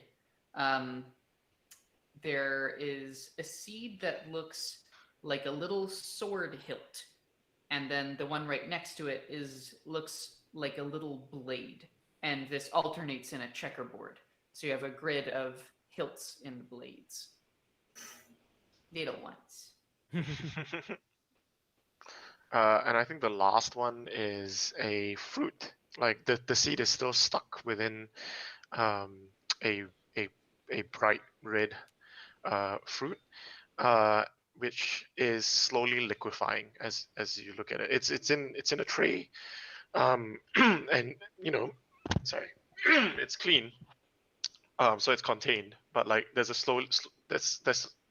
this fruit that's slowly liquefying around a dark and large seed. Awesome. All right, I love that. We've done the flashback and stuff. Do I just click this now? Mm-hmm. All right.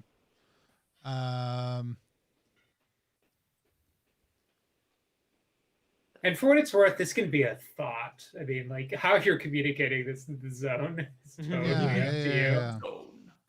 I want to yes and this poetic direction that we're going in. Ant. He becomes an ant. End of zone. Ant of zone. I mean, if he became like the queen of the ants, then he's got a whole hive mind to That's control, true. like a colony. I want to be lost in the sauce. And the sauce. I want to wake and bake, make that bread. Hmm. Mm.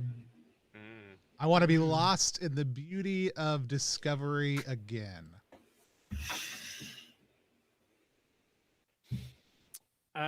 Oh, sick! I got the most not so easy. Nice, nice, nice. The final judgment. So based on your wish, I can make a final judgment. And we want to continue here. There's a whole thing that it walks through. Cool. Oh, okay, cool. I want to be lost in the discovery again. Chance to influence. Okay. Okay, so Aaron will go first, and then everybody goes after that. Yeah.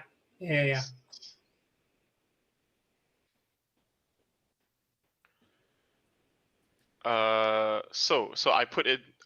So the card that I have is the yes and, right? So I describe what I hope will happen. Is that it? That's correct. Okay. Creating a possible reality here. Yeah. So I think one of the possibilities is that the entrepreneur will be lost in the beauty of discovery by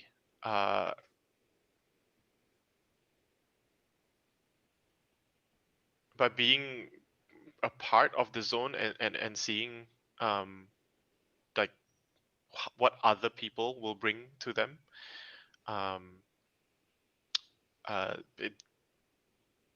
They basically get to be in the garden.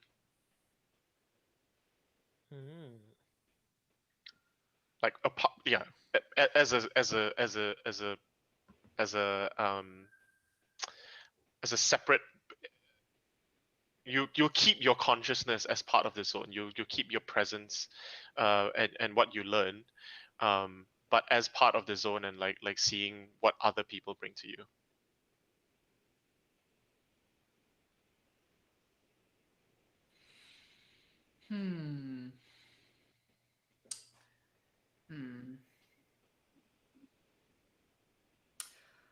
We're gonna say yes, but I think the entrepreneur gets to stay in the zone, but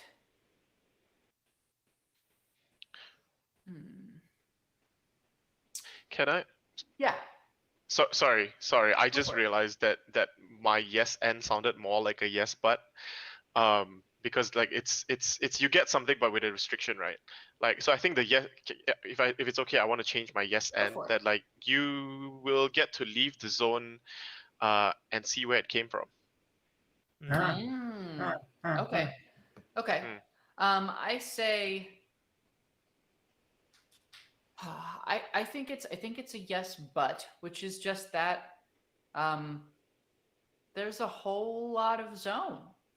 You're free from any danger, potentially free from death, but you're just in the zone now. And there's a lot of zone to go out and explore, perhaps untold infinities of strangeness and wonder. Is there a Pizzone? But can we get lost in the Pizzone? The Pizzone zone. I don't know what it is, and I'm scared. it's a I think for Pizza Hut they have the calzone. Yeah, Pizza Hut calzone. Then I think that this is very much a Pizzone situation. At least if you go to the mall. Exactly. So I think that's my yes, but yeah, you can explore all the beauty of discovery you want, but it's all here in the zone, and you're probably never going to meet another person ever again. Next judgment. Oh man. I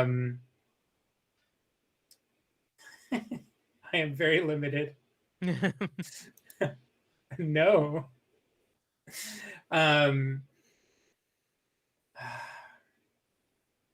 You know, this aspect of the zone, this element of the zone, feels that the entrepreneur doesn't deserve this.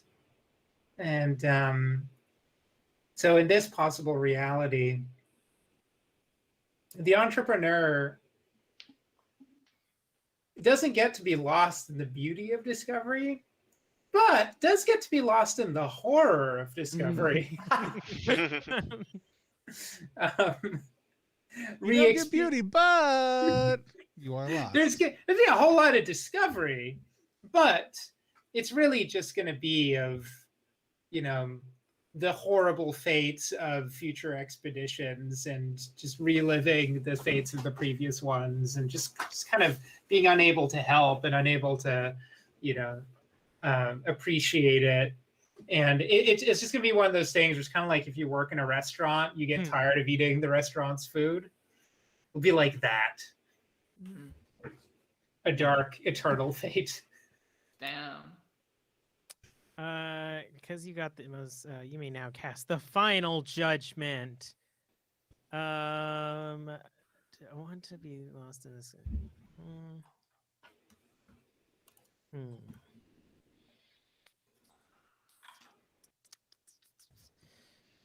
I think I know, but so there's something that Aaron said about like things coming into the garden.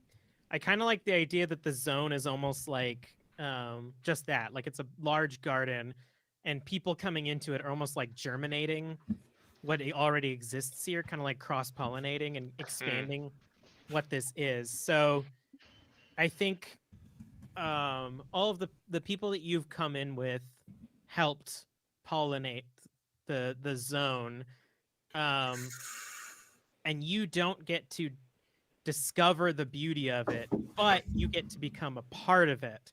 So then when Expedition 15 comes, the center will take on a personification of you and your desires and your obsessions and your phobias. So you don't get to discover the beauty, but you do get to become the beauty of the zone. Hell yeah. Yes. So deliver the judgment. The entrepreneur is missed outside the zone. Describe what happened. Oh, they've been found outside the zone. May choose the... So may choose the corporate influence from the... Okay, so I think... Oh, man. I think that it's not you. I think you're discovered outside the zone, but it's because the zone has absorbed like your persona and stuff, and is basically... I think anyone that survived the zone is just the zone sending people back out, which as I say it right now is literally the plot of Annihilation. But you know what? We got there through different means. Though? Yeah. I mean, we kind of had that as well with like what happened with Harvey as well. Yeah, it's the plant version of you has emerged, and I think that you've been given the ultimate glory of becoming the new center of the zone, but they sent out a new you to possibly like cross-pollinate and get new people to come in and help pollinate. Nice. Anyone of y'all want to add details? No, that's good. I think that's beautiful. Let me give you a tale of two epilogues. We see the cross falcon outside. He comes back from the zone. He quickly and smoothly reclaims the helm of Falconer Ltd.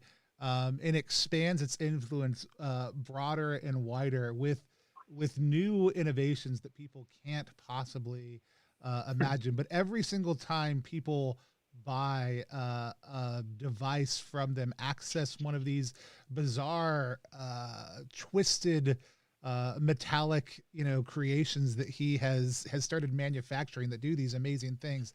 The zone gets a little bit bigger and a little bit bigger and a little bit bigger, and is pushing out. And there's no connection that the FBC is able to make for why the zone is expanding at that point in time. And that's the tale of one cross. The other one, as we see him, we cut from him on the main stage at a major address announcing the release of these new personal devices that they've released that are this twisted hunks of metal that are going to revolutionize everything. And we see him on the stage in front of a PowerPoint with behind him making this grand presentation with massive coverage, and then we cut to the mall where we see the other cross who is wearing a headset and demoing a blender in the food court.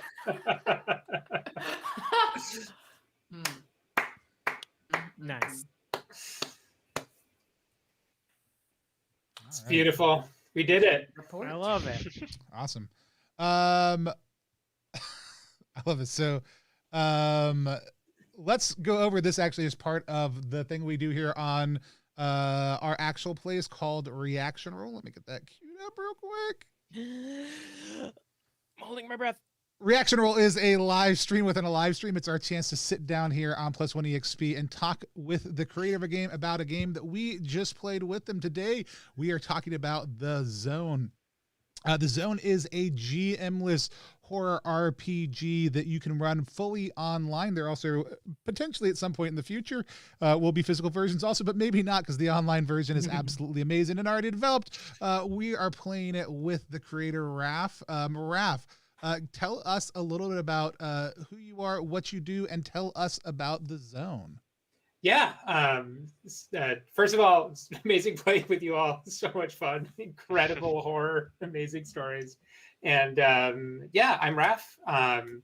I like making super weird freeform games, coming from like improv and LARP and play to lose strange horror, magical realist experiences, which is exactly what The Zone is. The Zone is a doomed journey into a magical realist, strange mutational place that will pick you off one by one as you mutate, become one with the zone, and the survivor eventually gets to make their wish and have it not go quite the way that they expected. And it's a fully GM-less game that started out as a physical game that I rebuilt as a kind of custom platform that teaches itself and has built-in safety tools. And I am definitely hoping to kickstart a physical version at some point later in the year, maybe around spooky times. Spooky. Nothing wrong with a little spook. Yeah, for when people can be in the same room again. Awesome. And if you're watching live right now, you can type an exclamation point the game to get a link to go play it right now. It's on the internet. Also, if you're not right now, ttrpg.link/the zone game will take you there also too. That's the link right down below Quinn's head. Quinn, point down. There we go. But we're here to talk a little bit about what our experiences were playing. So let's meet some of our other players. Since I already mentioned them, let's start with Quinn. Quinn, tell people who you are, what you do, and what your thoughts were about The Zone. Me? Hello, I'm Quinn. You can find me. I make games every once in a while. Little ones, medium ones. Not that many as of yet, but I do my level best, and that's all we can really do in this life. It's kind of interesting because one of the game that I made that started me on designing is called Travel Not Advised, and it's kind of about isolation horror, forensic horror. And so playing The Zone was really like, hey, this is super kindred. There's a whole lot of shared DNA here, which is really cool. My game is a little bit less about like magical fuckery and more about monstrous fuckery. So there's a slight difference in the fuckery families, but it is also fun because the going into a new location, having 3 choices. I did that exact thing in a couple of the one shots that I've put together, where I'm like, here's your 3 different choices about stuff. So it was just really cool to see that same choice being made when presented with a similar design problem, which is like, this is something that is technically a one shot. How do I keep it fresh? How do I keep it fun? How do I keep it unexpected? And how do I make sure that all of the players get to engage and be involved with the creation of the setting, which is horror stuff, I think it's important to, balance out how much power the players have with how much power they don't have. And giving them the power over where they are is that's a really good place to begin. And I think that the GM-less nature of the game and the play to lose, I think that's really the key element there. Because when I think about my game and this game, my game isn't exactly play to lose. It is still play to win, but you get stuff for losing. You get stuff if your characters die. But the core concept isn't you're all going to lose. And I think that changes the experience a lot. And I mean, this one is just it's so clean. These core mechanics are so absolutely fucking beautiful. The not so easy, just the fact that almost everything you do is entirely collaborative. It's so accessible. It's so easy. It's so scary. And just a real gem. Very impressive. You got any questions for Raph? How many different options do you have for each location? Is it only those 3, or like are these the only location types that can appear? Like what's the real depth and breadth of all of this stuff? First of all, randomization can there be? Thank you so much for that thoughtful analysis. There's so many things I want to say about it. I will answer your question instead of rambling. The funny thing, and I think this is actually one of the most important things for this game, is that it had 2 years of gestation as a physical game. And one of the really great things about that is that you have constraints. And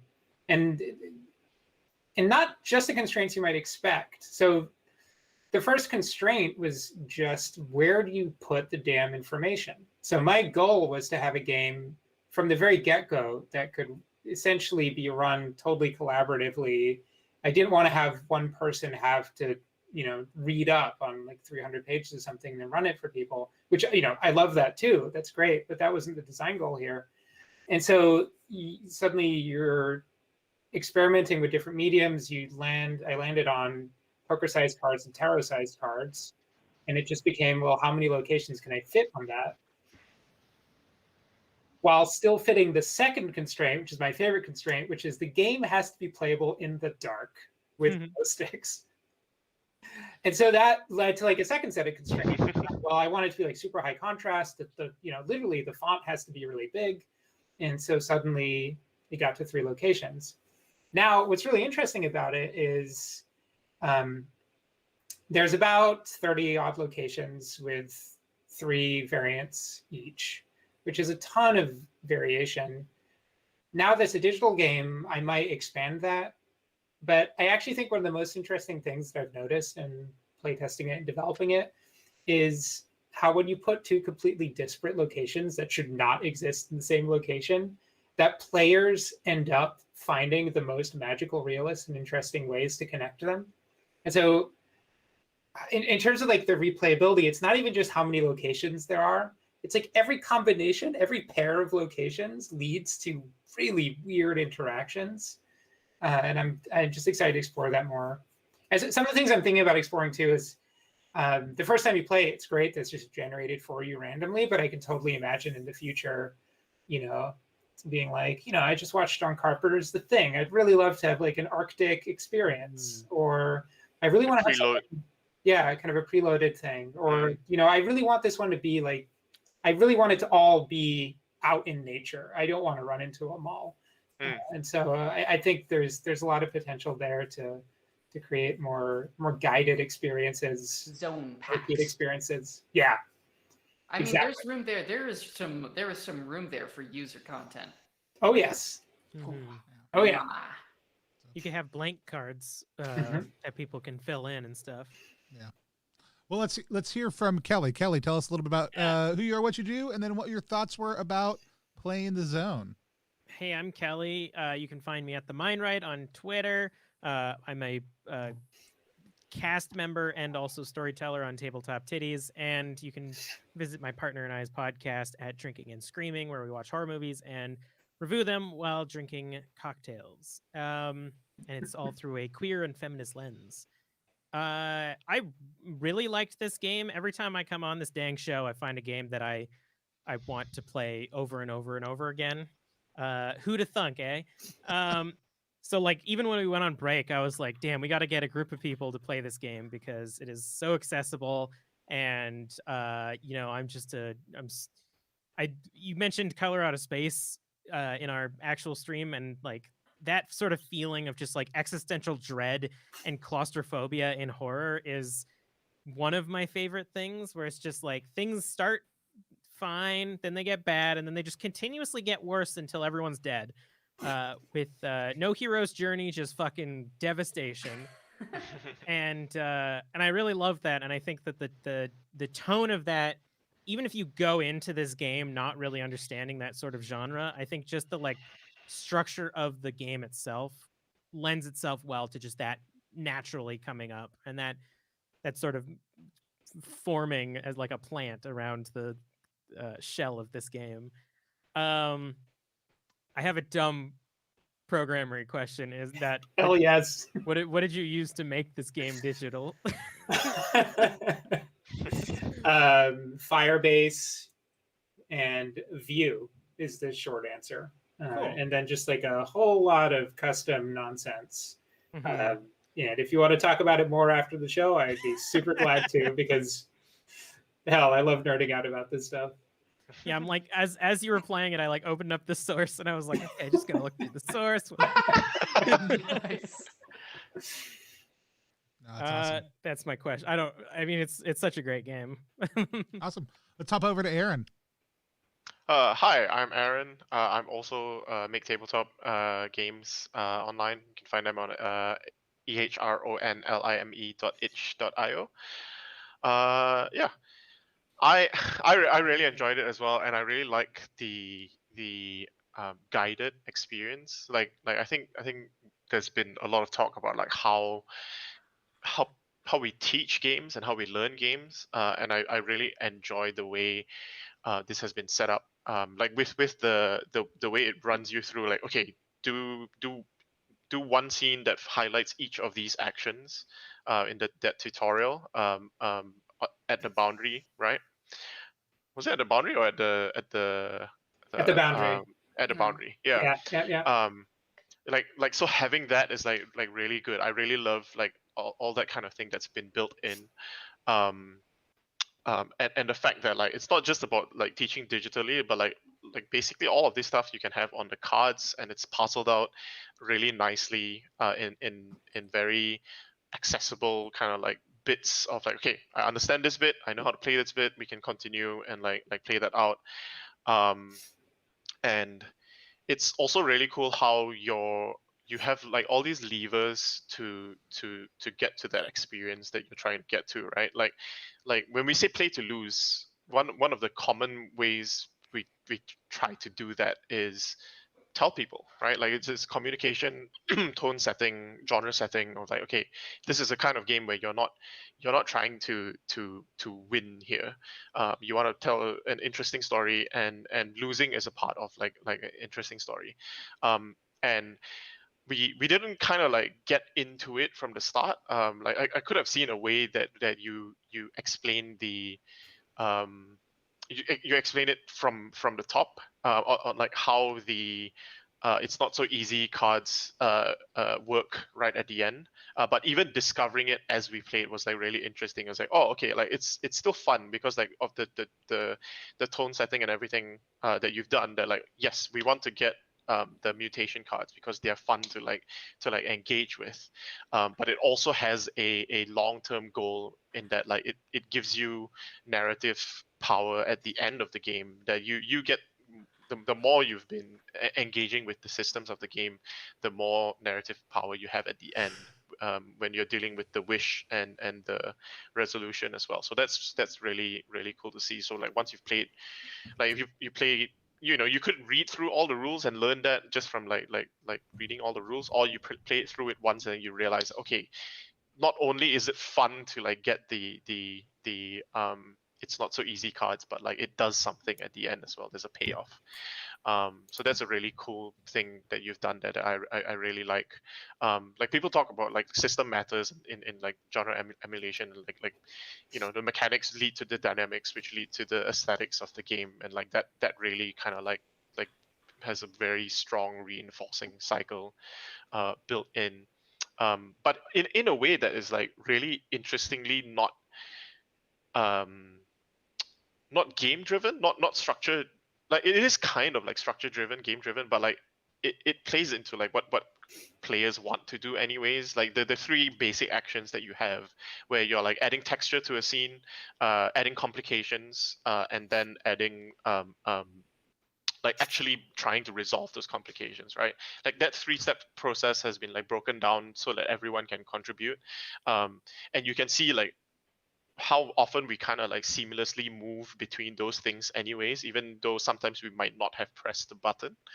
Like it's things that we are doing in the storytelling anyway, but then clearly mechanized so that like when you encounter it and like, hey, actually, you know, it actually does sound like you're triggering the something is wrong here move, and then someone is look like just after the fact say you did that and I'm gonna make it worse.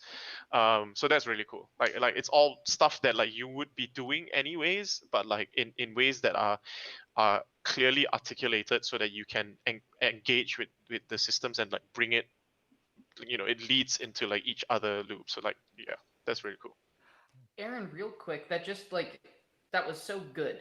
But it just made me realize you talked about the three actions and everything, and I'm sure that like lots of people caught this, but I just want to like put it into some other terms because it was really good, and I think it deserves some extra clarification and some extra juice. The three things that you said, like adding texture and then adding complications and then dealing with those, it's gambling, setting the stakes, raising the stakes, and then resolving them, usually with like some extra raises all in there. I'm a big proponent of games as gambling, where the stakes are what happens fictionally. I think it's something that's really important, and that was such a wonderful explanation of why that core action set in this game is so satisfying, because it handles that gambling structure. Set stakes, raise them, resolve. That's so good. That's all I had to say about that. And I will say you're surrendering control a lot of time in that process, which reinforces the gambling reality of that, and not through dice roll, but through collaborative like narrative building. So I have Aaron. I just 1 second. I want to know if you have any questions for Raph, but also Kelly. I am going to ask you in a second what cocktail you would have paired with our story tonight. I was going to ask the same thing. we'll come back to that in a second. So just have it in the noodle. Aaron, did you have any questions for Raph? Not really. I guess. I guess. The only question that I do have is like how do you see? Because actually, like a lot of the things that you've built in here doesn't necessarily need to lead to the aesthetic that you have, which is the zone. Totally. Yeah. So how I guess like you know what are you excited to like try and like bring this sort of framework to after, because like I feel like it's a really strong framework, like when you're talking about like gambling, but like this is also just storytelling, right? Setting the stakes, raising the stakes, and really resolving them is pretty common like storytelling like techniques. So yeah, what are you excited to like apply this further on? Oh, I love this question. You know, there's a meta thing, which is I deeply believe that storytelling is just kind of human birthright. You know, it is the operating system of our brains. You know, stories are one of the most fundamental things about being a conscious being. Like, consciousness operates in stories. We use stories to learn from each other. We use stories to play. We use stories to, you know, transmit cultural information. Like that's every story has a sense of something happened, and then this is how it developed, and here were the consequences. And that's kind of the basic building block of, I don't know, being human. And that's one of the things that I love about storytelling games is that I think it is incredible to experience like when I watch a blockbuster movie and I just think to myself, man, I'm just mainlining $1 million a minute into my face, you know, and like thousands of people's work. There's like a condensed godlike quality to that. And also I think I value creating systems that allow just kind of everyone, just kind of normal people, to get together with their friends and to tell stories. And so then as a designer, I asked myself, well, what are the obstacles to that? Like a lot of the design process behind this was I want to have this outcome, this social outcome of a group of people who might normally like feel inhibitions about just telling a creepy story for 3 hours. It's like not something that people do.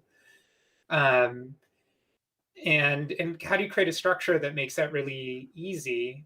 And then what is the minimum level of scaffolding and mechanics that's needed for that? And so for me, like that's kind of the meta thing is I want to create more light games that still lead to pretty deep experiences. And I'll just be honest with you, Aaron, I could create like there's like 100 other Zone games in my head. I love this genre so much that I think the genre of play to lose games is so freeing, and it naturally, like if you're playing to lose, it actually kind of naturally implies certain things about the genre, and I just think it's just kind of scratching the surface. So there's so much more. There's so much more to do. And also I just want to give like really brief credit to like a lot of these mechanics. You know, I'm standing on the shoulders of giants. You know, there's like Matthew Halter's Archipelago, which is where Not So Easy comes from. You know, it's an incredible game. And a lot of the stuff around narrative control, I think deciding who gets narrative control of different things, like a really fundamental decision at many points in that process. And there's a lot of different influences there. But like obviously like Bluebeard's Bride, right? Which Take Stock is directly taken from that.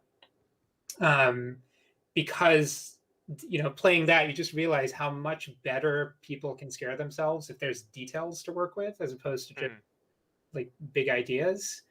And like a lot of those mechanics just around, and like the philosophy of like, should I be trying to scare you or should you be trying to scare yourself?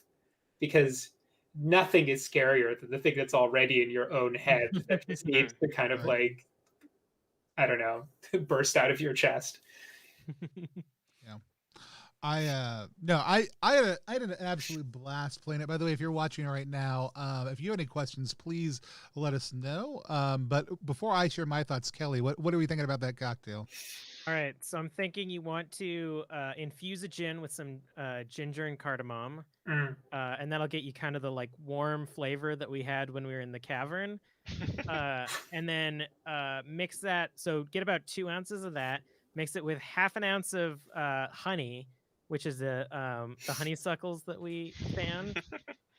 You want to mix that up in a cocktail shaker with a bit of lemon juice, and then serve that in a chilled cocktail glass with a lemon twist. And if you want to get real spicy, in that I would want to try this just to see how it works, throw some kombucha in there for the mushroom people that we had encountered.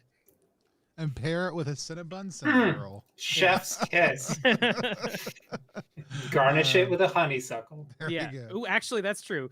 If you can get a good looking honeysuckle that wasn't stepped on or anything, switch out the lemon for that. There we go. Love it. No, I had a phenomenal time playing. You know, there are so many things. I always tell people, like, watching people who can do art just draw things and make things happen is always like watching a special type of magic happen. And you know, right now everybody is talking about, you know, accessibility in games, how to play online, and you took a phenomenal, you know, real world experience that could be played by a light of glow stick, and have transferred it into an online platform, which I think for a lot of people who are in game design right now are like, yeah, I wouldn't know how to do that with my game. Or it's just books written down. Or even when it's cards, there's a sense of, well, like, okay, I don't really just want to sit around Tabletop Simulator and play it. The question always is, do online tools enhance play or not? And in this situation, like, it took care of card management. It navigated us through the process. And even though the flipping over of cards would have done that paired with a rule book, it's a much more seamless process where even if we were sitting all in the same room, like, we could easily have been like, okay, we're going to pop up computers, or we're just going to put this up on a screen, you know, like Jackbox style, and play using this as the central primer for how we're all engaging in this medium, which was really cool. And it just worked seamlessly. Like, it's not cobbled together. It's not in beta test. I mean, I'm sure it is in beta testing to a certain degree, but like, but it works like fully and seamlessly, which again, just seems like magic. So I was, you know, thoroughly impressed when I was looking at it, period. But I just, like, kudos to you. And as much as you were like, I don't want to geek out around that, like, I think it's good for people to know, like, here's what I built it on. And like, what was your level of programming experience before you sat down to make this? I'll say it was pretty high, but this pushed me to like a whole different level. I mean, I have been, you know, I'm a designer. I, you know, design software by day, and I've been coding for many years at a pretty kind of hacky level. And I mean, during the summer when I started building it, the first thing I did was I just started like hacking something together and you know, simulating a tabletop and making cards move around. And immediately I ran into like, this is starting to break already. I don't know how to structure this. And also I've now simulated all the worst parts of the tabletop, which is all the cards getting messed up, but I don't know how to do all the structure. And so, you know, for any kind of folks who are interested in this stuff listening, I decided to learn a framework called Vue, which is just a really, you know, amongst the front-end development frameworks, if you already know a little bit of JavaScript and HTML and CSS, it's just a joy to work with. And there's a learning curve. I mean, there's a pretty big learning curve if you've never coded before, but I just know that there's a lot of people listening who have some of that experience or who know people who do. And I think it's just really exciting to think about more people doing that. And also, like, a big kudos, like, I have my friend Randy Lubin, who made the wonderful Story Synth, which is, if y'all don't know, it's a platform where you can just quickly generate a For the Queen style game from a spreadsheet. And so he used Vue to do the heavy lifting of connect to the spreadsheet and just like creates a whole UI. Right. And so it's interesting to think about tools that can bridge the gap, right? So maybe you don't need to be able to program like a whole app just to kind of take a game in that direction. Yeah, I mean, it's something that we talked about digital tooling a couple times, and lots of times it's basically like the concept of like PDFs suck. So what other digital tools are available for game designers to actually start playing around with? And I think it's going to be a more and more emergent conversation within role-playing games. And I don't think, you know, like, people are always like, there's games out there, like there's the Weave platform right now, which I am a huge fan of and think that the guys at Monocle Society do absolutely phenomenal work. The guys, gals, and non-binary pals, I guess I should say, like, their entire staff does just phenomenal work.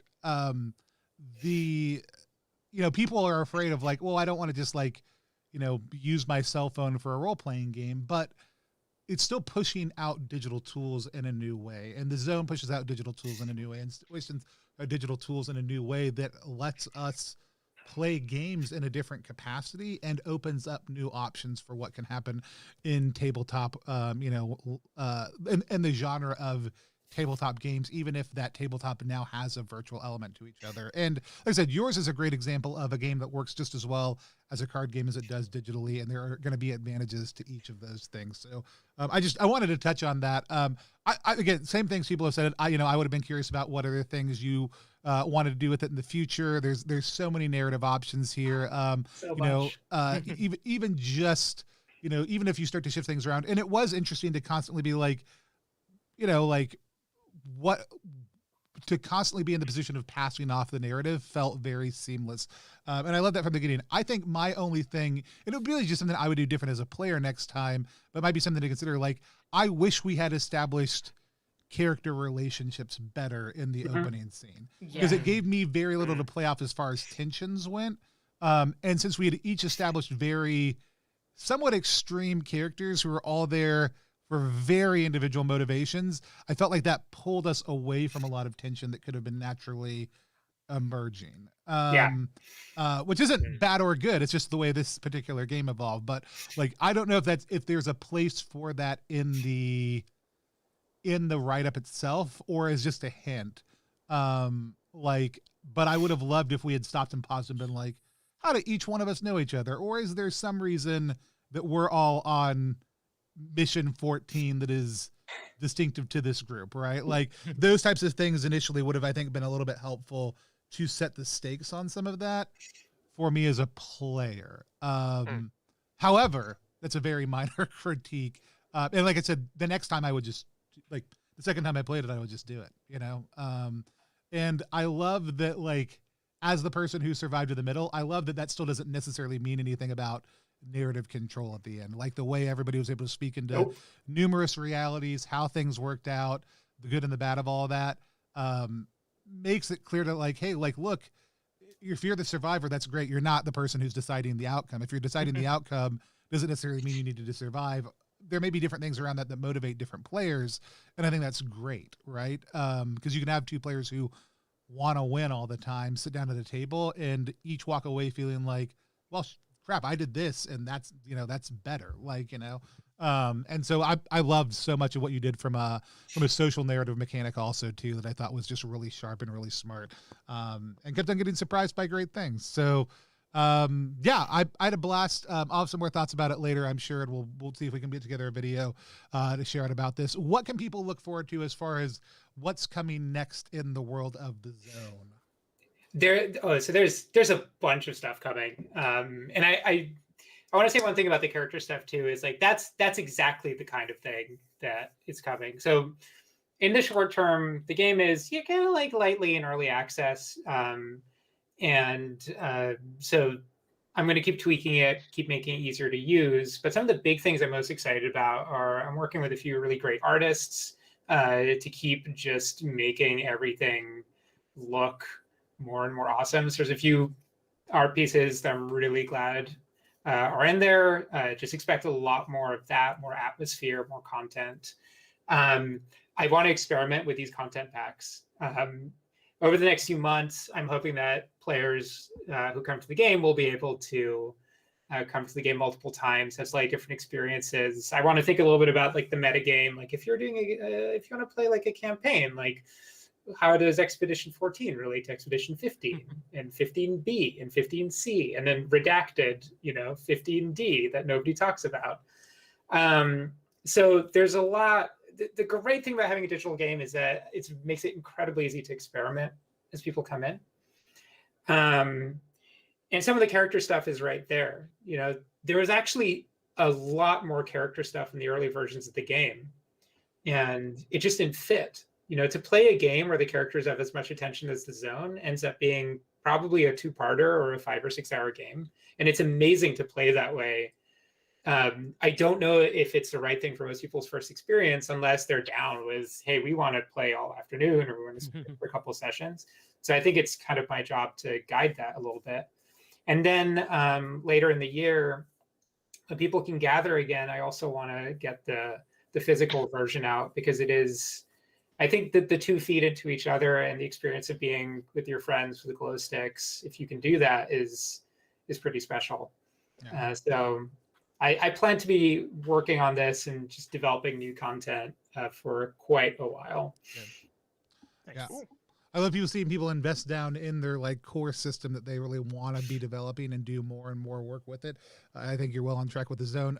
One more time, if people want to find the game, want to find what you're doing, obviously you can go to the link below, ttrpg.link/thezonegame. What's the best place to follow all of your work? Yeah, for all of my work, it's laughingkaiju.com. Or thezonerpg.com. Both of those will take you to roughly the same place. Sign up for the email list. I'll send out fairly infrequent emails with big updates, or go to thezonerpg.com and sign up for the Discord and come join a small but growing community of people who like the zone and have died in horrible ways in their own games. Awesome.